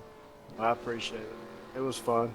It was very real fun. It was fun watching you, John. I'll tell you straight up, my hat's off to you. You showed us several times there your driving ability. When you looked like your truck was real strong middle of the turn, coming off, it wanted to get out from under you. Some of the driving skills you were reaching for there, if it would have been any other driver, I think we would have had a whole lot more problems. Tell us, what was your truck doing going in, middle, and coming off? Well, it was going in fine, but coming off, I get into it a little too much sometimes, and then want to make it a little squirrely. And that's all to do with tires not being warmed up, you know. As you get the tires warmed up after 2 or 3 laps, pretty much gets up. Very impressive show tonight, John. I tell you, my hat's off to you, buddy. I hate you sitting here talking to us now. I'm going to throw you back down. We're going to get ready to go back to green flag racing. Good hard race tonight, and better luck on the next one. I appreciate it. You're doing a good job. Thank you. Good job, Lincoln, man. Thank you, man. All right, Don, we're lights are still on the pace truck here. We got that 124 truck out there, Dodge Ram, saying that he is leading. So it looks like we might have a couple trucks that's going to get some wave arounds here because the field's a little mixed up, or my standings are a little bit off right now. Obviously, we had a lot of pit stops on that caution. Yeah, Joe, I tell you, it was one magnificent race tonight. I know these drivers are frustrated. I know they're excited. They're feeling every bit of emotion there is, but they still, Joe, got 30 laps of hard racing before one of them wraps their hands around that checkered flag. Absolutely, and I think we have seen, well, bar there's no more cautions, which that's how that's went. I think we've seen the last that they're going to go in for tires and stuff. I think they can go 30 laps here. That's going to be pushing it. I think the time we see most of these drivers was around 25, 26 maybe. So definitely, and a truck out there spinning on the caution lap. Man, it looks like he might have looped it around, but we do have some trucks that did the wave around. Some of them are going back down, maybe going to play the pit stop strategy here a little bit. But Joe, you know, going back to what Lincoln Hawk, that driver just said, cold tires, they're real loose on this track, and patience. That is 2 things these drivers are going to have to do to get in that winner circle tonight. Absolutely, and I'm going to go ahead and point out the man sitting in 5th place on the chart right now, the number 88 machine. You were talking about RT out there calling it. Maybe he does have a crystal ball. We need to look into that, man, because at 88, man, has battled back from 20-some position all the way back up here to 5th place, so he might be there at the end. It might be, and RD might have something there. I might have to be calling him up over the weeks and finding out what our futures are going to be, Joe. Absolutely, and I'm gonna tell you what, the lights are out on the pace truck, man. We are about ready to get back here. You've got the Magnum Racing Team, number 124 Dodge Ram truck out front, the 112 U.S. Army truck right there behind him, that number 59 right there, and the 075 in fourth, and then the 88, the top five pace truck off in the dog pit road. Here we go, man. We're about ready to go. Green flag racing with 29 laps to go. This time I'll be 28 laps. They head off into it. Looks like a little blink there. And the 88 truck gets a good start as he's down on the inside, battling with, trying to hang on to, trying to take the fourth spot. Man, I'm going to tell you what. He did. He took the fourth spot back there. I'm going to tell you, the Magnum truck jumps out in front of the field. Let's look back here. 112 U.S. Army. He's in second, but I'm going to tell you, let's keep an eye on that 88 because he could be coming, and that could be the thing. Hey, whether he's got anything. Yes, sir. This 112, Eddie Riley, was the winner of the last event. Here we are within 26 laps of the end. Are we under caution again? We are under caution. I think we had our truck go spinning off down into the infield. Well, looks like number 85. He is smoking bad. Let's rewind it back here and see what happened.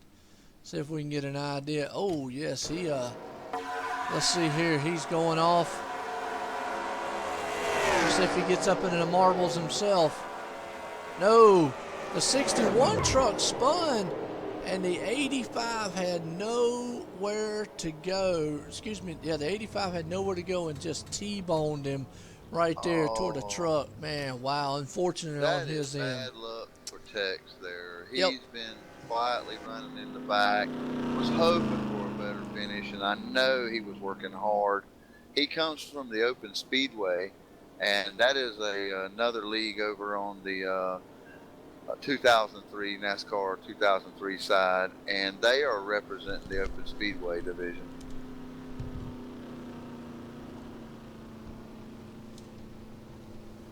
And it looks like what I was saying, Joe, that 112, that Eddie Riley, he was the winner of the last event, and now he sits in second place. It seems like he has got the Patriot racing events figured out. But can he take it to the end? What do you think?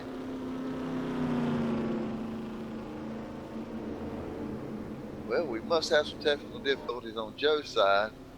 But guys, I feel like that he is playing it hard. And then we've got the 59 truck of Tony Childers. He's back up there again.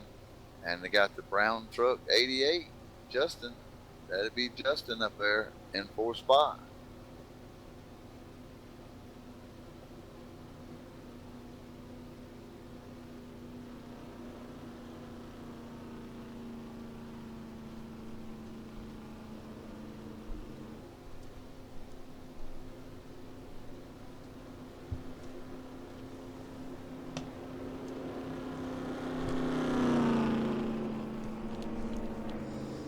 Right, Don, I'll tell you what, we're still under caution here.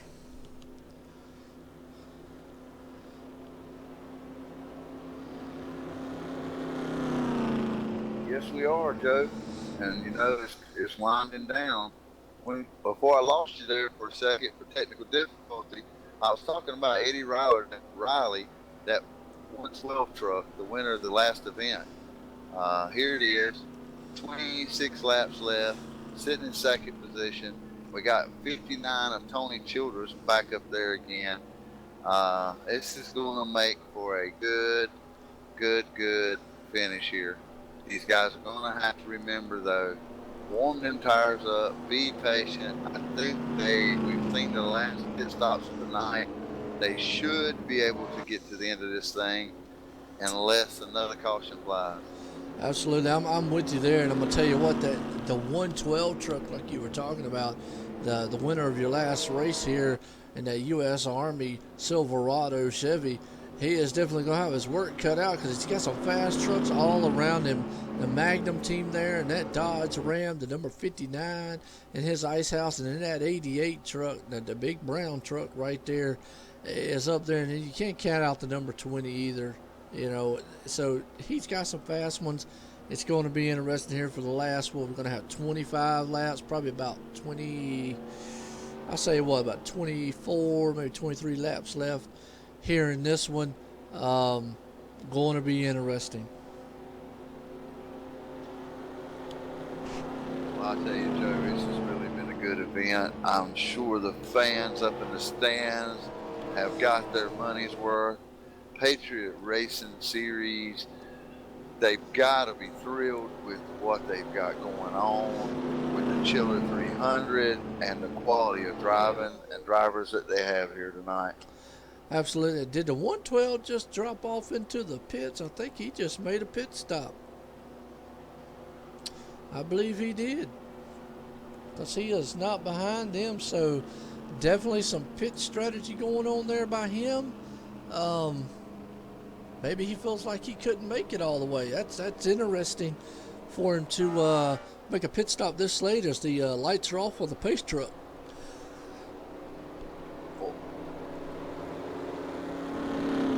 He did drop off into pit road there to go into the pits. That's kind of strange for him to do it so late. What they're talking about over on the radio channels is they're looking to be there at the end. They're only getting 20 to 24 laps per tank, and these guys are topping their tanks off. I got you. Okay, so these front runners up here might be in danger of having to do a stop and go. So we might see somebody as far back as 10th or further back take the win here. So definitely, folks, stay tuned. This can get exciting. Could come down to a strategy here. Obviously, if there's no more cautions, because cautions definitely would throw that strategy out the book. Well, the crew chiefs have been pulling their hair out all night with the pit strategy. I think you're seeing the crew chiefs calling their cars in, topping them off.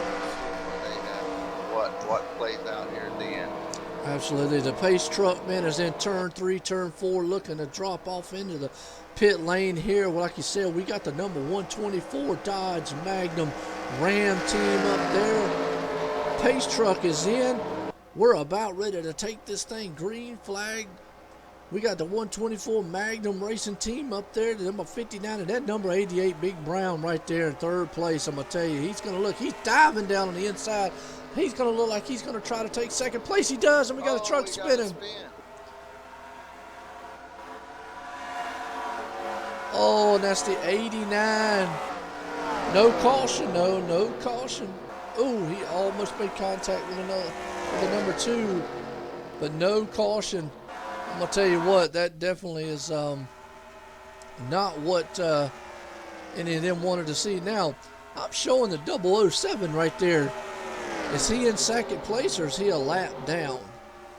No, he is a lap down. He's a lap down, okay. Oh, and the leader almost tapped the wall. Wow, boy, he came real high off turn number 4 up there to the dog leg, and that's going to bring the pack up there.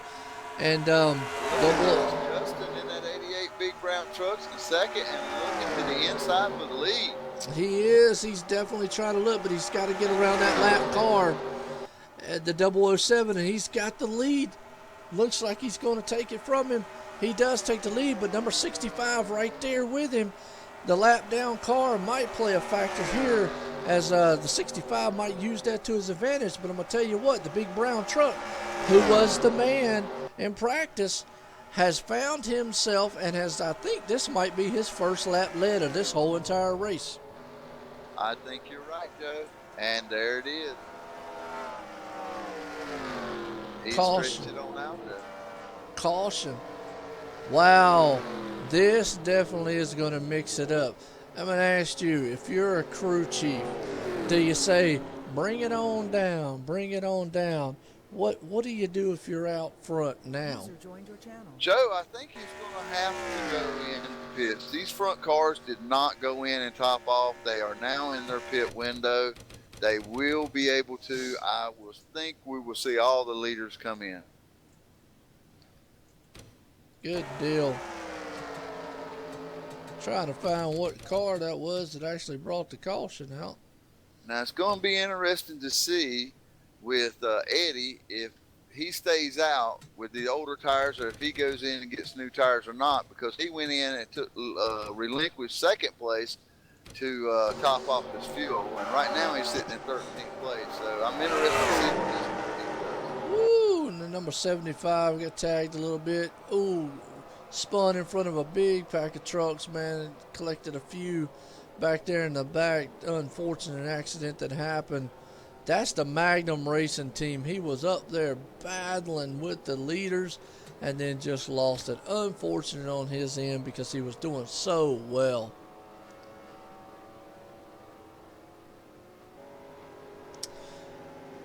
And you're right. Guess who came into the pits? They had to come into the pits. I mean, they had no choice at this late in the ball game. So the 88, he got his pit stop. Coming off pit road here. Is he going to beat him? Wow, that was a heck of a race off pit road. The 124 truck, the other Magnum Racing Team truck, excuse me, I think beat all of them off pit road. Beat the 59 and the 88. So it's definitely going to be an interesting race from here on because we know they can make it all the way now. And that 112 looks like he decided to stay out, Joe. And he's going to be running on some older tires. So it's going to be very interesting to see how it's going to play out. Well, the 112, if you remember, right before they took off on that last caution, he dropped in and got tires. So he is only sitting on about 4 laps, maybe 3 laps of old tires. Is that I don't know, is that far enough off? Definitely a gamble. Now, I just heard the 59 truck that we're focused on, he just cut his motor. You know what he's doing with cutting motor coasting?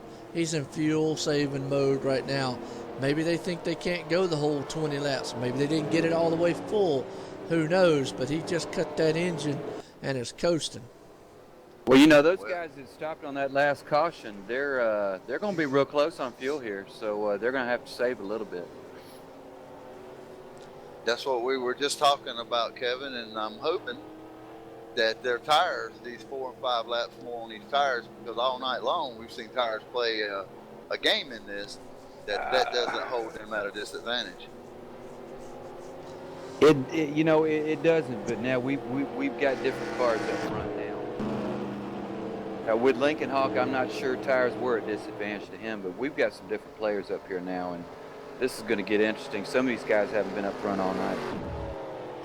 Well, they're finding their way up here. Big brown truck, if you look, he's gotten his way back to 8th place. He was dead last several cautions ago, so he may be a player here before long.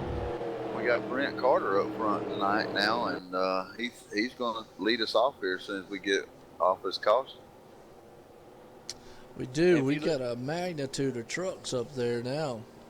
If you look, that 59 truck has made his way back. He had some issues earlier in the race and got a lap down, I think, and he's now back. But that Eddie Rayleigh sitting in 4th, the winner of that last event. He wants another one. That stayed out there. That's the one that stayed out there. So we'll see what them 4 old tires will do for him. Ray Dog, I think he liked the taste of that first Patriot event, and he wants some more. So we'll see what he's got. You know, Joe, it was amazing. We had all these CCR drivers in the top 10, and it seems like they're going to have to rally back. They're sitting in 10th, 11th, 12th, and I know the owners got to be on their radios talking to them boys or them drivers and trying to get them back together. Yeah, just try to tell them, be patient, be calm, work your way back up through the field. They did it once, they could do it again. But you know what? Time's running out this time. This is a different ball game, middle of the race, as opposed to now. Lights off on the pace truck as we're about to get set to go back to green flag racing here. But you're definitely right. We got a whole new set of trucks. And I'm going to tell you, we got some guys up here. I'm focused on them, and then the one thing I hear is they cutting those motors off. What that means, they're in fuel conservation mode. They're trying to get every bit they can here on this pace lap as we are coming here around The number 6 is out front there. There's that Captain Morgan truck. Talked about him all night long, man. I tell you, he definitely ain't drunk none of that stuff. He's put it in that truck. But you know, Joe, it's nice to know that they have the confidence in this electronic ignition to shut their trucks off and know they're going to start back up. That's true. Any of these trucks, and actually Captain Morgan's doing the same thing. He just cut his truck off right there. So when I'm focused on it, I can hear them cutting it down and in. So they're either clutching it, or they're, like you said, they're just flipping a switch, cutting them on and off as we're heading into turn number 3 right now. About to get back to green flag racing. I'm going to tell you, it's going to be exciting up here up front. Very interested to see what these tires will do up front as opposed to these guys with new tires in the back. Pace truck dropped off pit road. We're about ready to get back to green flag racing. And back there, I'm going to say as far back as 6th spot, we know they got 4 tires, so let's see what the front runners does. The 6 truck takes off in the lead. Look at the Captain Morgan, though, man, says, I might want to try to take it as we got it. Wow, the 88 in the back there drives down on the inside, going to turn 1. That's 4 tires for you folks right there as Captain Morgan takes the lead out front. Oh, we got one spinning coming off of 2. Uh-oh. There we are talking about them cold tires. And unfortunately, that would be your 88 truck. Let's see what happened to him, man, here, because he was definitely making his way up through there. And we'll see what happens. 65 spun as well. Well, 88 just broke it loose coming out of the turn. And that's all she took, man. It just broke loose, spun it around. I believe 65 may have brought that out on the restart. If you go back and look up, he got tapped up on the restart and knocked out of the into the infield there. I didn't even notice that on the start. Unfortunate turn of events. Yep, unfortunate turn of events. Yeah, RD, man, looks like that 088 might not, but I'm going to tell you, you might want to start rooting for that man right there. Break out to Captain Morgan because he's looking like he's been up front all night long. He's kind of held that truck together, and he's put himself in position, and we're going to see if he can't hang on for what's probably going to be at least another 14 laps here till the end. Well, you know, talking to our RD Nation out here on our chat, one of our viewers, I believe he had some cloud in his crystal ball. Yeah, unfortunate, and that 88 was looking good, and I'm going to go back. 4 tires, even though they might be cold, and even though the problem with 4 tires sometimes is it makes you feel like Superman, and you think you could put that truck anywhere, and that was a product of that right there. He just looked like he just overdrove it a little bit, got loose, and spun it, and that's just definitely how it works. Joe, looks like some of our viewers want to know if you know what goes good with Captain Morgan. Good hot dog, I guess. I don't know what goes good with it. Let's see what they say. Well, right now, he would like for the daggum winning trophy to go good with some Captain Morgan. As we trophies always go good. Definitely, as I'd like to, I'd like to get a, hey, Gator boy, how you doing? What's up, Kid Rock and Don? Dwayne Cumberson. That's who the Gator Boy is. We know who that is. That's over from ExtremeMotorsports99.com. He runs in the Cup Series there. He has got him 1 win at the Daytona on that side. He is up there, man, watching the stream here. What's going on, man? Exciting race so far. Got the Captain Morgan truck out here. We just talking about it.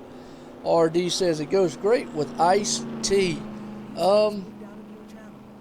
I guess, we have a little controversy, maybe some Dr. Pepper there. I think that may be sponsor driven, but yeah, that's definitely different. Well, I'm gonna tell you, I don't know.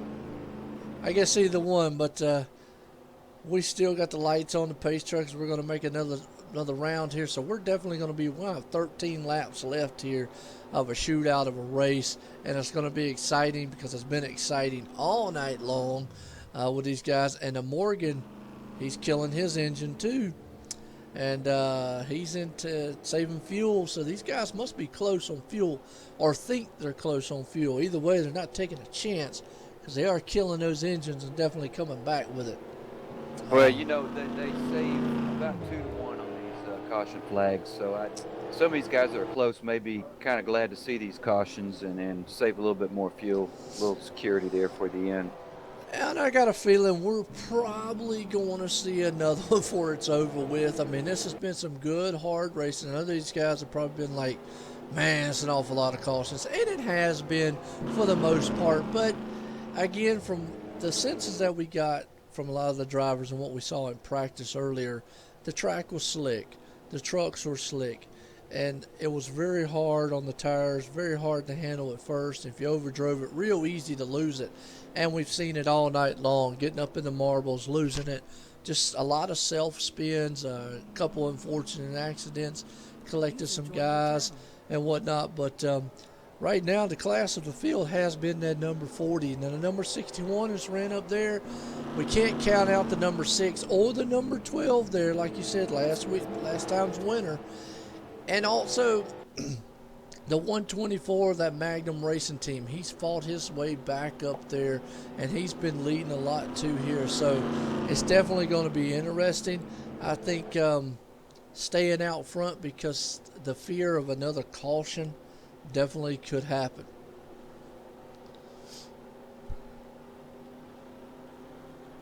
And they're talking about sweet tea, man, or iced tea on the... they're still talking about iced tea and everything else. Oh, that's right. You don't have iced tea up there where you're at, RD. That's right. Yep. That's a northern thing. They don't have iced tea or sweet tea, for that matter, as far as I know, because I remember going up there asking for it. But lights That's are got out. to be a rough life for us. So, yeah, I tell you what, I don't think we can do without that. It was rough when I went up there. It was rough when I went up there. I was like, really? But the lights are off on the pace truck. We're about set to get back here on green flag racing. They're on the back stretch here, and we're going to have, we're going to have 12 laps to go. You know, these guys, they don't have gravy either, man. That's unfortunate. Now, you know, you got to be careful here, Joe. We've still got 20 cars on the lead laps, so they want to be careful here and try to finish this thing out without any more incident. It's going to be hard to come back if you have a problem now. Yeah, true, and that's right. I mean, you almost got to say all or nothing here, but you're right. Need to be careful, need to be patient, because you still, even with 12 to go, it's still time if you're in the top 10 to get up front. As we're heading into turn 4 now, the pace truck is going to look like it's going to dart off into pit road. As it scoots down pit road, we're about ready to hit green. And man, I'm going to tell you what, that 40 Captain Morgan's look like he's going to try to take off. Green flag. There he goes. Green flag's in the air waving. He jumps out to the front. Heading into turn number 1. Number 61, we got a battle. The 112 looking on the outside of 6 back there. Oh, he backed out of it, thought better of it. He said, I'll just wait. We'll see if anybody has anything for that 40. He's been up front all Caution. night. Caution is out. Here we go again. Wow. And unfortunate. I mean, this is unfortunate here. Well, looks like a spin in the front here. Looks like what happened was the number 14 truck spun his tires, and the 075 just got into it. Looks like it just got bunched up, spun their tires on the restart there. I was just watching the replay in the back and brought out the caution. This is just unfortunate, which again, that number 40 truck, he's going, well, hate to win under caution. But Well, I tell you what, the way he's restarted tonight, I'm sure he'll do this all night. That's what I'm saying. I hope he don't plan to try to go in the pits. He might be faking. He's actually on the apron there. He might be close on fuel. That might be I believe he's waiting on the pace car. I believe they've got Okay, yeah. Well, I'm sitting here thinking, man, wait a minute. You know, he's on that apron. Yeah, he definitely don't want to pass the start-finish line if he doesn't have to, because if he does, that triggers a black flag, if I ain't mistaken.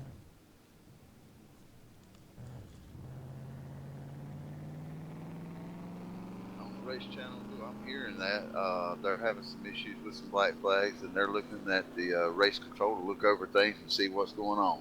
Let me go see. I mean, if they're User was moved out of your channel.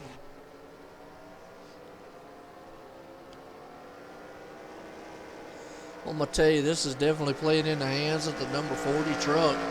I know he probably would rather race for the win, but a win's a win nonetheless. He's raced hard all night long to get back up in the lead. If it ends under caution and he wins, hey, it still goes down in the record books as a win, Don. It doesn't matter how they get it, Joe. If they get across the first truck to cross that finish line, get wrapped their hands around that checkered flag. And I'm telling you, these drivers have drove a hard race all night long. They have been going now for 3 hours, and they are looking for that checkered flag. Absolutely, and a lot of it has been, the race has been slowed due to cautions. I know there's been a lot, but we talked about it at the beginning, and the drivers talked about it. It's a very slick track. A lot of this has been getting up out of the groove, single car spins. Not really seeing a lot of multi-cars. We've only seen a couple. Most of it's been single car spins and guys just losing it. Unfortunately, it's just been a tremendous race all around so far. This Chiller 300 put on by PatriotRacing.com has been all that they have promoted it to be.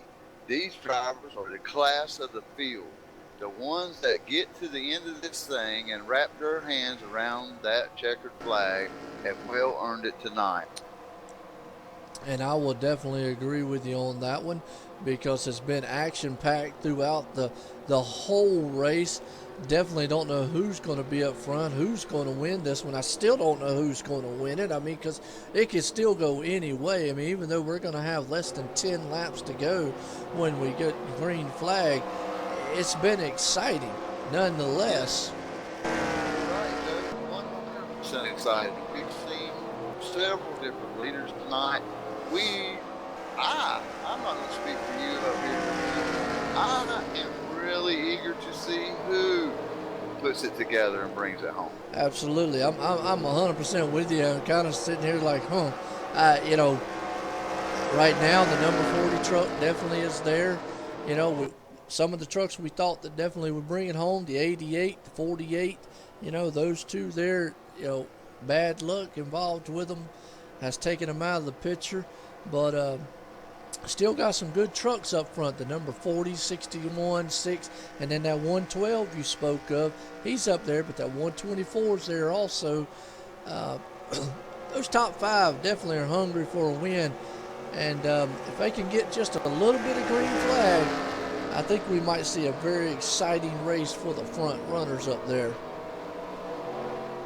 I think so, Joe. I'll be honest with you. I'm really watching that 112 hard. Eddie Riley, he has won the last event that Patriot Racing put on, and I know he is just watering at the mouth to take 2 of them home, and it's interesting to see what he's going to do to get there. Well, we definitely, after the race, we'll talk with the top 3 men here on this race here, just to get the drivers' interviews, get the fans, man, involved. They're on their feet, man, in the stands. We got the viewers out there watching. They're on their feet's edge. I'm on the edge here, been on the edge all darn race because it's been exciting. Definitely want to give out a shout out to all the viewers out there. Appreciate y'all, man, staying with us throughout this event and watching. It has been awesome. Me and Todd up here in the booth have been calling this thing. So it has definitely been a great one out there. Joe, it's also been a pleasure to have the league administrator and the host of this thing come up and help us out. He seems to be able, as a driver's standpoint, and as many laps as he's put down out here tonight or during the few weeks of getting ready for this thing, give us some insight that me and you probably don't have. Right. Yep. And that's that's the thing, and that's why we interview a lot of those drivers and so forth and so on, to try to definitely get their insight, because we're not out there on the track, and so far it has been exciting, to say the least. Let's hear a shout out from some of the viewers out there. We definitely have seen BSR talking, RD talking, but we know we got a lot of other viewers out there that haven't really said much. Hey, if you're out there, just do a shout out. What's going on? Hey, how you doing? Do you like how the view looks? Do you like how the racing's been? Definitely tell us. Well, I'd like to give a shout out to BSR. I raced with him in many races. He represents a excellent league. They have good morals and good standings, and some of the most competitive racing I've had out there in the 2003 series has been against the BSR pocket. Awesome, good deal. Lights are off on the pace truck up here. I'll tell you, we're about ready to get set, and we're going to have 7 laps to go. That is not a lot. I hate to say it, if we only go about 2 or 3 laps and he gets a caution, this race is over. So that's going to be in the back of the mind of the Captain Morgan truck up there, who is going to take these guys to the he might be taking them to the checker flag, but he's going to be taking them to the green flag right now. So we're going to see what happens here as they're on the back stretch. I'm getting excited. We definitely got some trucks here, man, that can get it done. We said before, we were just talking a minute ago, win's a win. You hate to take it home under caution, but hey, he's done a great job putting himself in that position, and it's he's looking good so far. Well, I tell you one interesting thing here at the end, guys. Under 10 to go, we're racing back to the caution. So if we get it yellow, it's going to be exciting. Yes, it is, Kevin. You're exactly right. We're getting ready to drop that pace truck off here. He's going down the backstretch right now. And Kevin, what do you think? What do you see here tonight? How are you feeling as the producer of this thing? Are you on edge? Well, it's been a good event. We've had a lot of cautions, but talking to all the drivers throughout the race, everybody's having a good time. They understand it's a slippery track with aggressive setups, and it's just been real challenging. And everybody out here, as good as they are, is admitting that this is a very challenging scenario tonight. So, the best drivers are coming to the top here at the end, and they've been able to protect their trucks and stay in position, and we'll see if anybody has anything for the 40 here. He's just been on all night, making no mistakes. Well, we took the green flag, and he seems to be holding his own. He got to about a 5-truck length jump there, and going into turn 3, looking good, looking real good. I tell you what, he's about as solid as I've seen all night. Right now we got a great battle going on back here, and we got a crash in the back, a very bad crash. 89 spinning it through the infield. And I think we had a couple trucks been involved with that one. It's going to be close on whether or not we get this thing started back. And guys, I hate to keep going back, but cold tires, these are trucks spinning out by themselves causing these accidents. It's not really a whole lot of contact prior to these cars getting loose on their own. And they just are, I guess at this point of the race, nobody's patient on these cold tires. Well, you got 6 laps to go. It's going to be expected. But it's been a theme all night, and these cars, they're just treacherous at this track on cold tires. I tell you, it's been really tough. It's amazing, Kevin. You put this series together. You bring all these leagues, different leagues and clubs together, and they support each other. You've got them out here viewing and rooting for them. You've got to be proud of what you're seeing. You've got to just be happy. I am, and I tell you what's even better is as many cautions as we've seen here tonight and as many wrecks. Every one of these guys are already, while they're driving this race, they're already talking about the next race, making suggestions and wondering what track and what format. So these guys are excited. They're having a great time despite these wrecks, and they're already looking forward to the next event. So that shows you the quality of driver we have. These guys have a lot of class, and they're not taking anything personal. They know that we're all out here in a very challenging scenario, and that only a few of us are going to come out of the front of it, you know. And so, yeah, it's great. These fans sure have got their money's worth. Did you realize that the class of drivers that you have and the amount of time they dedicated to Patriot racing in the Chiller 300, that 3.5 hours into this thing, and we're about to finally see the checkered flag fly. We're about to see it, and I want to say something about these racers that are out here watching this race tonight. Why are you guys watching? You need to get out here and sign up. I know these BSR guys can handle it. I see a lot of good drivers talking tonight here in the chat, and they need to be out here on the track. So you guys go out to www.patriotsracing.com and look out for the next event. Sign up. It's going to be fun, and we want all of you out here. So there's no sense watching it on Twitch when you can sit here and actually take part in it. So we want to get them out there and involved as well. We appreciate them watching. I believe you was mentioning to us earlier in the event that your next event's going to be at the Five Flags Speedway down at Pensacola, Florida. You're going to run the wheeling modified. And, you know, that's to say something about these class of drivers. They go from the Cup of Talladega to the truck at California, and now they're going to head down to Florida right in the middle of winter and run the wheeling modifieds. Yeah. Well, you know, that's what we're trying to do here. We're trying to throw different tracks, different disciplines of racing, and just really throw new things at people, and they're going to get something new next week. That's for sure. Everything's going to be new there. I doubt many of them have been to Five Flags. It's a very interesting but tough track. The wheelings are definitely different to drive, and the format's going to be something that maybe none of these guys have ever done before. So I'm about as happy as I can be about that one. Well, you're trying to put something together there, and the event that you're lining up there, you're going to have 3 or 4 heat races, and if they doesn't make it in on the heat races because you're only pulling so many out of there, then you're going to do a last chance qualifier. And 150 laps on the Five Flags Speedway.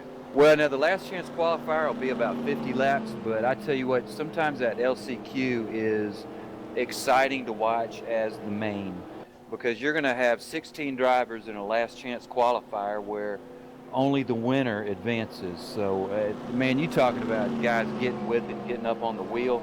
That'll be a race to watch that night. You don't want to miss the LCQ or the main for that matter, but I expect that LCQ to be pretty intense. Joe, you know, I'm looking forward to getting our stuff loaded up and headed down to Florida. I know the Extreme Live TV crew is going to be anxious to get into some of that warmer weather down there in the middle of the winter. What is your thoughts on it? Love Florida. Definitely down south there. So I think we're about to have us a heck of a shootout here at the Auto Club Speedway here at the Chiller 300, because the lights are off on top of the pace truck, and yes, we're going to have 2 laps to go. And you know, the Captain Morgan truck out there is drooling. He's probably thinking about, I want some Captain Morgan after this race, because he's probably going to need it after he gets out of that truck. The nerves are there, but he's definitely got 2 other trucks behind him that can take it away from him. And I'm going to tell you, who's done snuck up into that number 3rd spot? The number 15 truck there. Can he hang on with 2 to go? Are we going to see a caution here that just ends it all as soon as we get started? Who knows? Tonight has just brought out a magnitude of different questions and scenarios and everything else. It's just been exciting. I tell you what, it's really unfortunate that 48 dropped out, because this ending was tailor-made for this truck. But looks like the 40 will have to step in there and see if he can get it done. That is true. We're definitely about to see that as we're heading out of turn 4 here with the pace truck.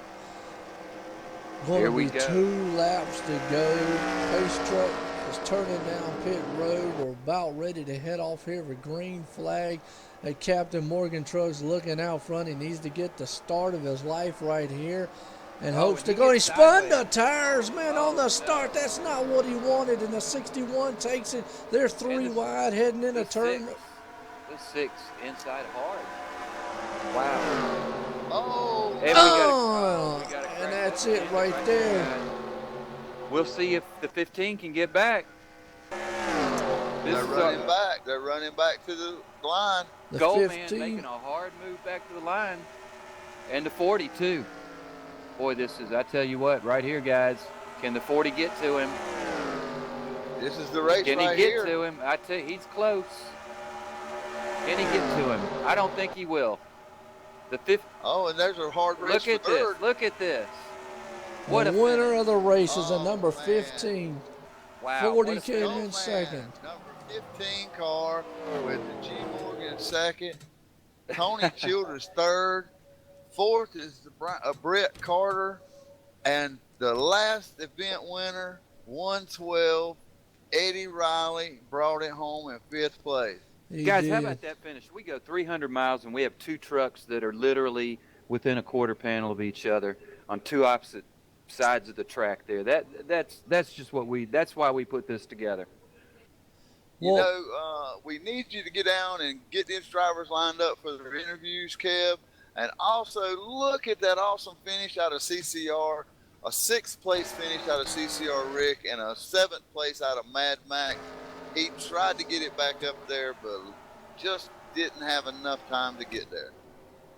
All right, I'm going to get some drivers ready for some post-race interviews here. I will ask them all to stick around. User was moved out of your channel. Joe, what an exciting event, man. What do you think? Good ending there, Don. We're gonna get a talk, man, with the 15, 59, and the 6. I believe that was our top 3 there. Get them up here and definitely talk with them. And the awesome finish there was exciting nonetheless. I mean, I know that 40 wanted to pull it off, but he just couldn't close in on it. And hey, unfortunate, but that's okay. It was an outstanding race. I know the fans in the stands did not use their seats very much tonight. They were up on their feet, rooting for their drivers. This was one exciting event. Yes, definitely. Definitely exciting. I had fun here. It was heck of an ending, heck of a show, and like I said, didn't know who was going to win. Even there at the end, we did not know. But that number 15 Skull Machine, he snuck in there and just took it away. He did not let up. He took advantage of that slip, and he kept the hammer down. Absolutely. And, you know, the number 40 Morgan, he tried to come back. He got a bad restart, spun the tires on the restart there, and that's what happens, man. Cold tires, sometimes it happens. So, but my hat's off to that number 15. He was in the right place, right time, capitalized, brought it home. Even at 59, Tony. Well, guys, Childers. I just want to say thanks a lot. This has been a great event. It's been fun to watch. I didn't expect to have that perspective, but it really was fun to watch and sit up here with you guys and call the race. The guys are excited to talk about the race, so they're going to hit pit road here in a second and make themselves available. And I'm interested to hear what they all have to say. We definitely And we want to. are too. We definitely want to get the top 3 here, number 59, 40, and the 15. I want to start off here on the 59, get his take on it, man. The top 3 in this one here, California Speedway Auto Club, and that out here in California, NASCAR Racing 2003, Chiller 300, put on by Patriot Racing. It was definitely an exciting race there at the end, like we thought it would be. Number 15, boy, he just drove in that Skull truck, just drove it to the front. Captain Morgan, man, he hung on, spun the tires on the start there, the last restart, unfortunately, but he battled back to second. The number 59, man, brought it home in third. We'll definitely get a recap, man, and talk with those 3 drivers. User left your channel.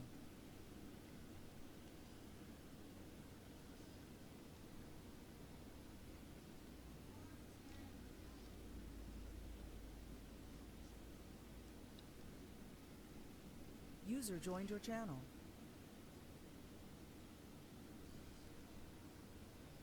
User was moved to your channel. User left your channel. So I think we've got third place Tony Childers about to come in User here and joined join your us. channel. Number User was moved to your channel. All right, Joe, we got Tony Childress in here, the third place finisher tonight in this exciting Chiller 300 put on by PatriotRacing.com. I'll turn him over to you. Tony, welcome to the booth and congratulations on your run. I appreciate that, Kevin. Thank you, sir. Tony, how you doing, man? It's Joe up here in the booth with you. You brought it home in third at that exciting finish there at the end, man, jockeying for positions all around. Did you think, man, that you might have been able to just get up there at the last minute, or was you just happy to be in third? I mean, bringing it home like you did, you were up front most of the race. How you feeling? Well, I was mainly concerned about my restarts. I was really bad loose on the restarts. I knew once I got a couple laps under it, I could probably hang with them and really give them a run for the money. But the restarts is what was killing me. After that, I was good to go. Good deal. Tony, Go ahead. real quick, the fans have a question for you. And what was the most difficult part of the race? To be honest, it was my restarts. That was the most bothersome. Getting in traffic wasn't as bad as I thought it would be, but there was quite a few loose cars out there, and that made it difficult. It did. Also, you had spun out a few times and took a few dings and dents. What did your crew chief do to that truck to get you back up in third place? Well, we put a little bit more wedge in it and tried to tighten it up, and that's about all we did. Fantastic showing tonight. I know Kev probably wants to talk to you for a minute, the producer of this event, and Joe probably wants to finish up. Yeah, Greg, I just wondered, you started back in 15th place, and it looked like you got in a little trouble early and dropped to the back. I just wondered how you got it back up through the fields without getting in trouble. It seemed like you did pretty well there and keeping your car clean. Well, I actually started in 22nd, if I'm not mistaken, and I was going to run it to the full field run, and caution come out just as I was showing one to go, and I think I got a little bit lucky on that. That's what got me up front on the first field run, and actually the second field run, I think I got up there pretty close. You did, and I tell you what, you were really a hard charger tonight, and we noticed it, and we really appreciate you taking part in this event. You were exciting to watch. Well, I apologize about my mistakes. I had one self-spin, and I haven't looked at the replay. I'm sure Richard wasn't wrong, but I didn't feel a bump. He said I got into the side of his truck, and it was just really hard racing. I surely didn't mean to touch his truck. Well, I tell you what, at these speeds with this type of track, and that's going to happen, and I'm sure everybody's just fine with it. But you did a great job tonight, and we appreciate your effort. Well, I appreciate that, Kevin, and I appreciate Patriot Racing Club putting on such a great event. It's hard to get a lot of drivers together and get in a lot of practice. I see. I've actually been one of those that try to get in some practice throughout the week, off and on, and it's just hard to get a group of guys out there at the same time. I believe really that would have made a big difference, on better racing and less cautions. I think you're right there, and hopefully that'll improve in the future, and maybe we'll get rid of some of these yellow flags waving around the track so much. But we look forward to having you in the next event here in about 4 or 5 weeks. All right, fellas, you got the second place guy ready to go. I sure appreciate it, guys. Thank you guys very much. All right. Thank you, Gary. Good awesome job running, tonight, fellas. User was moved to your channel. User was moved out of your channel. All right, we got Gary Morgan in here. Gary Morgan driving the Captain Morgan truck, finished in second place. Man, what a show you put on for the fans tonight. We would like to know, what was the hardest thing or the most difficult thing for you to do what you did tonight, to put on the show you did, and what a show you put on? The hardest part was I got caught in the pits I think three times tonight, and got put a lap down. Luckily, I was able to get the wave around and was able to drive back up to the front. Had a good car. Those late restarts really hurt me, but racing. Yeah, Gary, that was the most incredible part to me is you found yourself a lap down multiple times tonight, yet you kept fighting back. And really, once you got to the front, you were really the class of the field, able to really extend the lead a little bit and kind of hold it. Yeah, I started my truck out a little bit on the tight side early in the race with a lot of cars. I figured I'll just get some laps in, and then as the race progressed, I loosened it up little by little. In the end, I was at where I wanted to be, and it was pretty quick. But I spun the tires on the restart, and a couple guys got by me, and congratulations to the 15 car for pulling that out. Well, he did a fantastic job, and so did you. So congratulations for such a great run and such a tough track, and the situation, the temperature and such was very difficult and challenging, and you definitely rose to the occasion, Gary. We appreciate your hard run tonight.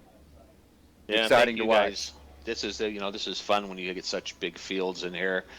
Makes it a strategy game and stuff like that. It's just not pit every time because you fall back. So great job with you guys putting this on, and that's two best mans for me. So maybe I'll become one of these times. I'll win it.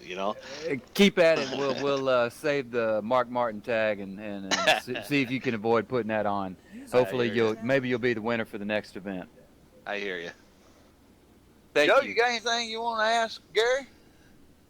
Get on down there in your pit road, man, and celebrate with them boys, man, with some Captain Morgan, because you definitely wasn't drinking it. You had it in that truck all night long up front with it, my man. Thank you very much. It's good. I worked hard on it. So, congratulations, Gary. We're going to bring the first place winner in. I know second place was good, and I tell you what, you sure give the fans their money worth tonight, and we greatly appreciate it here at the Chiller 300. Thanks to PatriotRacing.com. Thank you, guys. User was moved out of your channel. User was moved to your channel. All right, guys, we got Chip Bowen up here, and he is the winner of tonight's Chiller 300. Chip, what have you got to say to all the fans that's been here for 3.5 hours, standing on their feet? Kevin should not even have charged them for their seats, because they stood most of the night. Yeah, it was a great run, guys. First of all, I want to apologize to some of the guys. I lost Mike. They're part of the way through the race when I had to check out and end the TeamSpeak to get that fixed up so I could even talk to you guys. But so anybody that I wasn't communicating with, my apologies. But it was a great run. The guys were all fast, but we got down to the end, and I knew that's what it would take. Would be to be quick in the short run. I figured we'd have some caution flags towards the end, and my truck was geared a little tighter.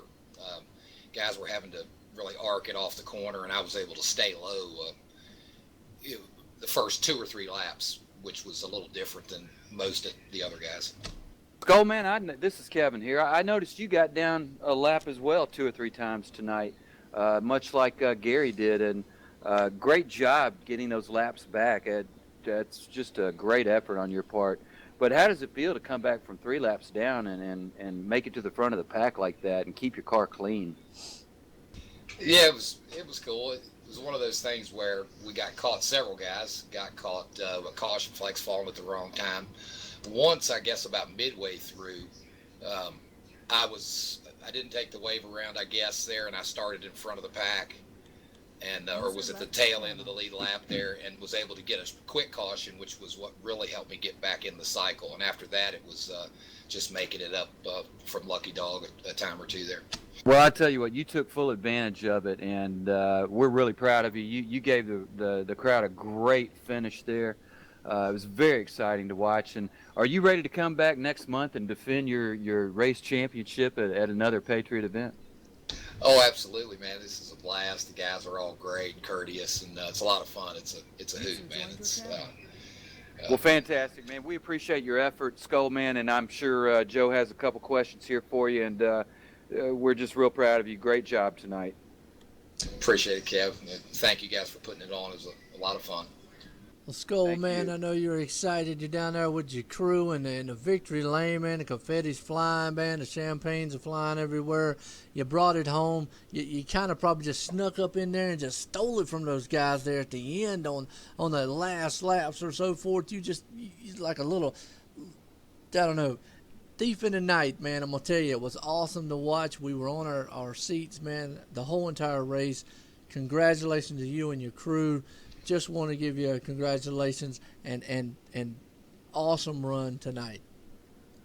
Yeah, like I say, it was a lot of fun. It was I was laying back a little bit trying to take care of my tires. I thought if it wasn't going to be a short run to the checkers, from a caution or something like that, taking care of your tires and maybe take 2 at the end, maybe take none at the end. I ran a race in the same track and won it on a fuel-only stop. So that was in the back of my mind also. But great run. The Patriot guys are awesome. Looking forward to coming back. And it was just a great night. Well, we appreciate it, man, and a good run. Congratulations on your win. Run on back down there, man, to victory lane with your crew. Have a good one there, man. We appreciate it. And thank you, man, for an awesome, awesome show that you put on for us there at California Motor Speedway for the Chiller 300. Appreciate it, guys. Congratulations, Skull, man. Appreciate it. Congratulations. Looking forward to the next one already, guys. We haven't even got done talking about this one. 10-4. I'm going to move you back down. Joe, before we get out of here, I just want to Hold on, we got one more. Oh, okay. We've got more interviews. That's great. We love interviews. Hey, fellas, I brought up CCR Mad Max. Mad He Max. caught our eye all night long, went up front, went a lap down. Max, can you share with us how proud your team owner is of your hard work tonight, and what did it take with that monkey in the trunk? What did you do? Can you share with us some of your challenges during the race? I just want to know how he fell out. He was so strong. What happened to you there, Max? Oh well, I got caught with a lap down. When 48 spun, that caught me with a lap down. Then on a restart, I figured, well, I'm gonna give it a shot and to get my lap back on my own, because you never know what's gonna happen. And that 124, I believe, was Allen. He was pretty good, but I think I had him on a start pretty much. And I wound up getting my lap back there. The yellow came out, and I was past him. So it was all a good race. You brought that thing home for CCR. You was one of the top leaders. At one time, Max, there was 4 of the CCR drivers in the top 10. I know your team owner has to be proud of you guys, but what did you do? I mean, you were back there in 13th spot. The next thing I know, you were right up there and within the top 6 there at the end. Man, you've got to be proud of your pit crew. You've got to be proud of your owners. What do you got to say to them? Yeah, man, we all did good. My pit stops was pretty good. And as far as the pulling up there, when you get a chance, when somebody spins out, you just got to try to take advantage of it, and it was under 10 to go there, and you just got to try to do your best. Well, I know you've had the fans on their feet most of the night. You've had your fans watching you. I tell you what, you give us an impressive show tonight, Max, and I greatly appreciate it, and good luck for the next event. Yeah, it was fun. Thanks for inviting us over here, I ran the first race tonight, and my engine blew, and I was hoping it wasn't going to happen again on this race. But it was all good, man. It was a lot of fun. Great job, Max. Great job. We appreciate you being here. Yeah, thanks. Thanks for having me.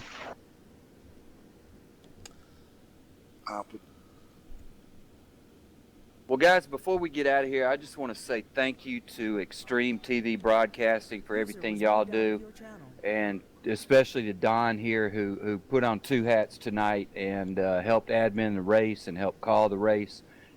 Just a superb job by you two. I had fun sitting in here with you, getting my little 15 seconds of fame, but I thought it was an overall good race. It was fun to watch, and I hope you guys enjoyed it as well. All these drivers watching tonight, get out there to www.patriotsracing.com. Check out what we do. Sign up for an event. Get over to Joe's site. Check out what they do at iracing. It's a continuation of what we have always been doing here, and it's a lot of fun there too, and I'm sure they'll be glad to have you guys there and help you out as well. Cut it, yeah. This has been an awesome race tonight. California Motor Speedway, Auto Club, man, here, the Chiller 300. brought to you by Patriot Racing. This is Joe White up here at the booth with Don. Man, we have had an awesome night. Hats off to the number 15 Skull Truck for bringing it home here. I thank the fans out there. I thank all the viewers out there for watching. We appreciate it. And until next time, this, man, is Extreme TV, and we are out, and have a wonderful evening.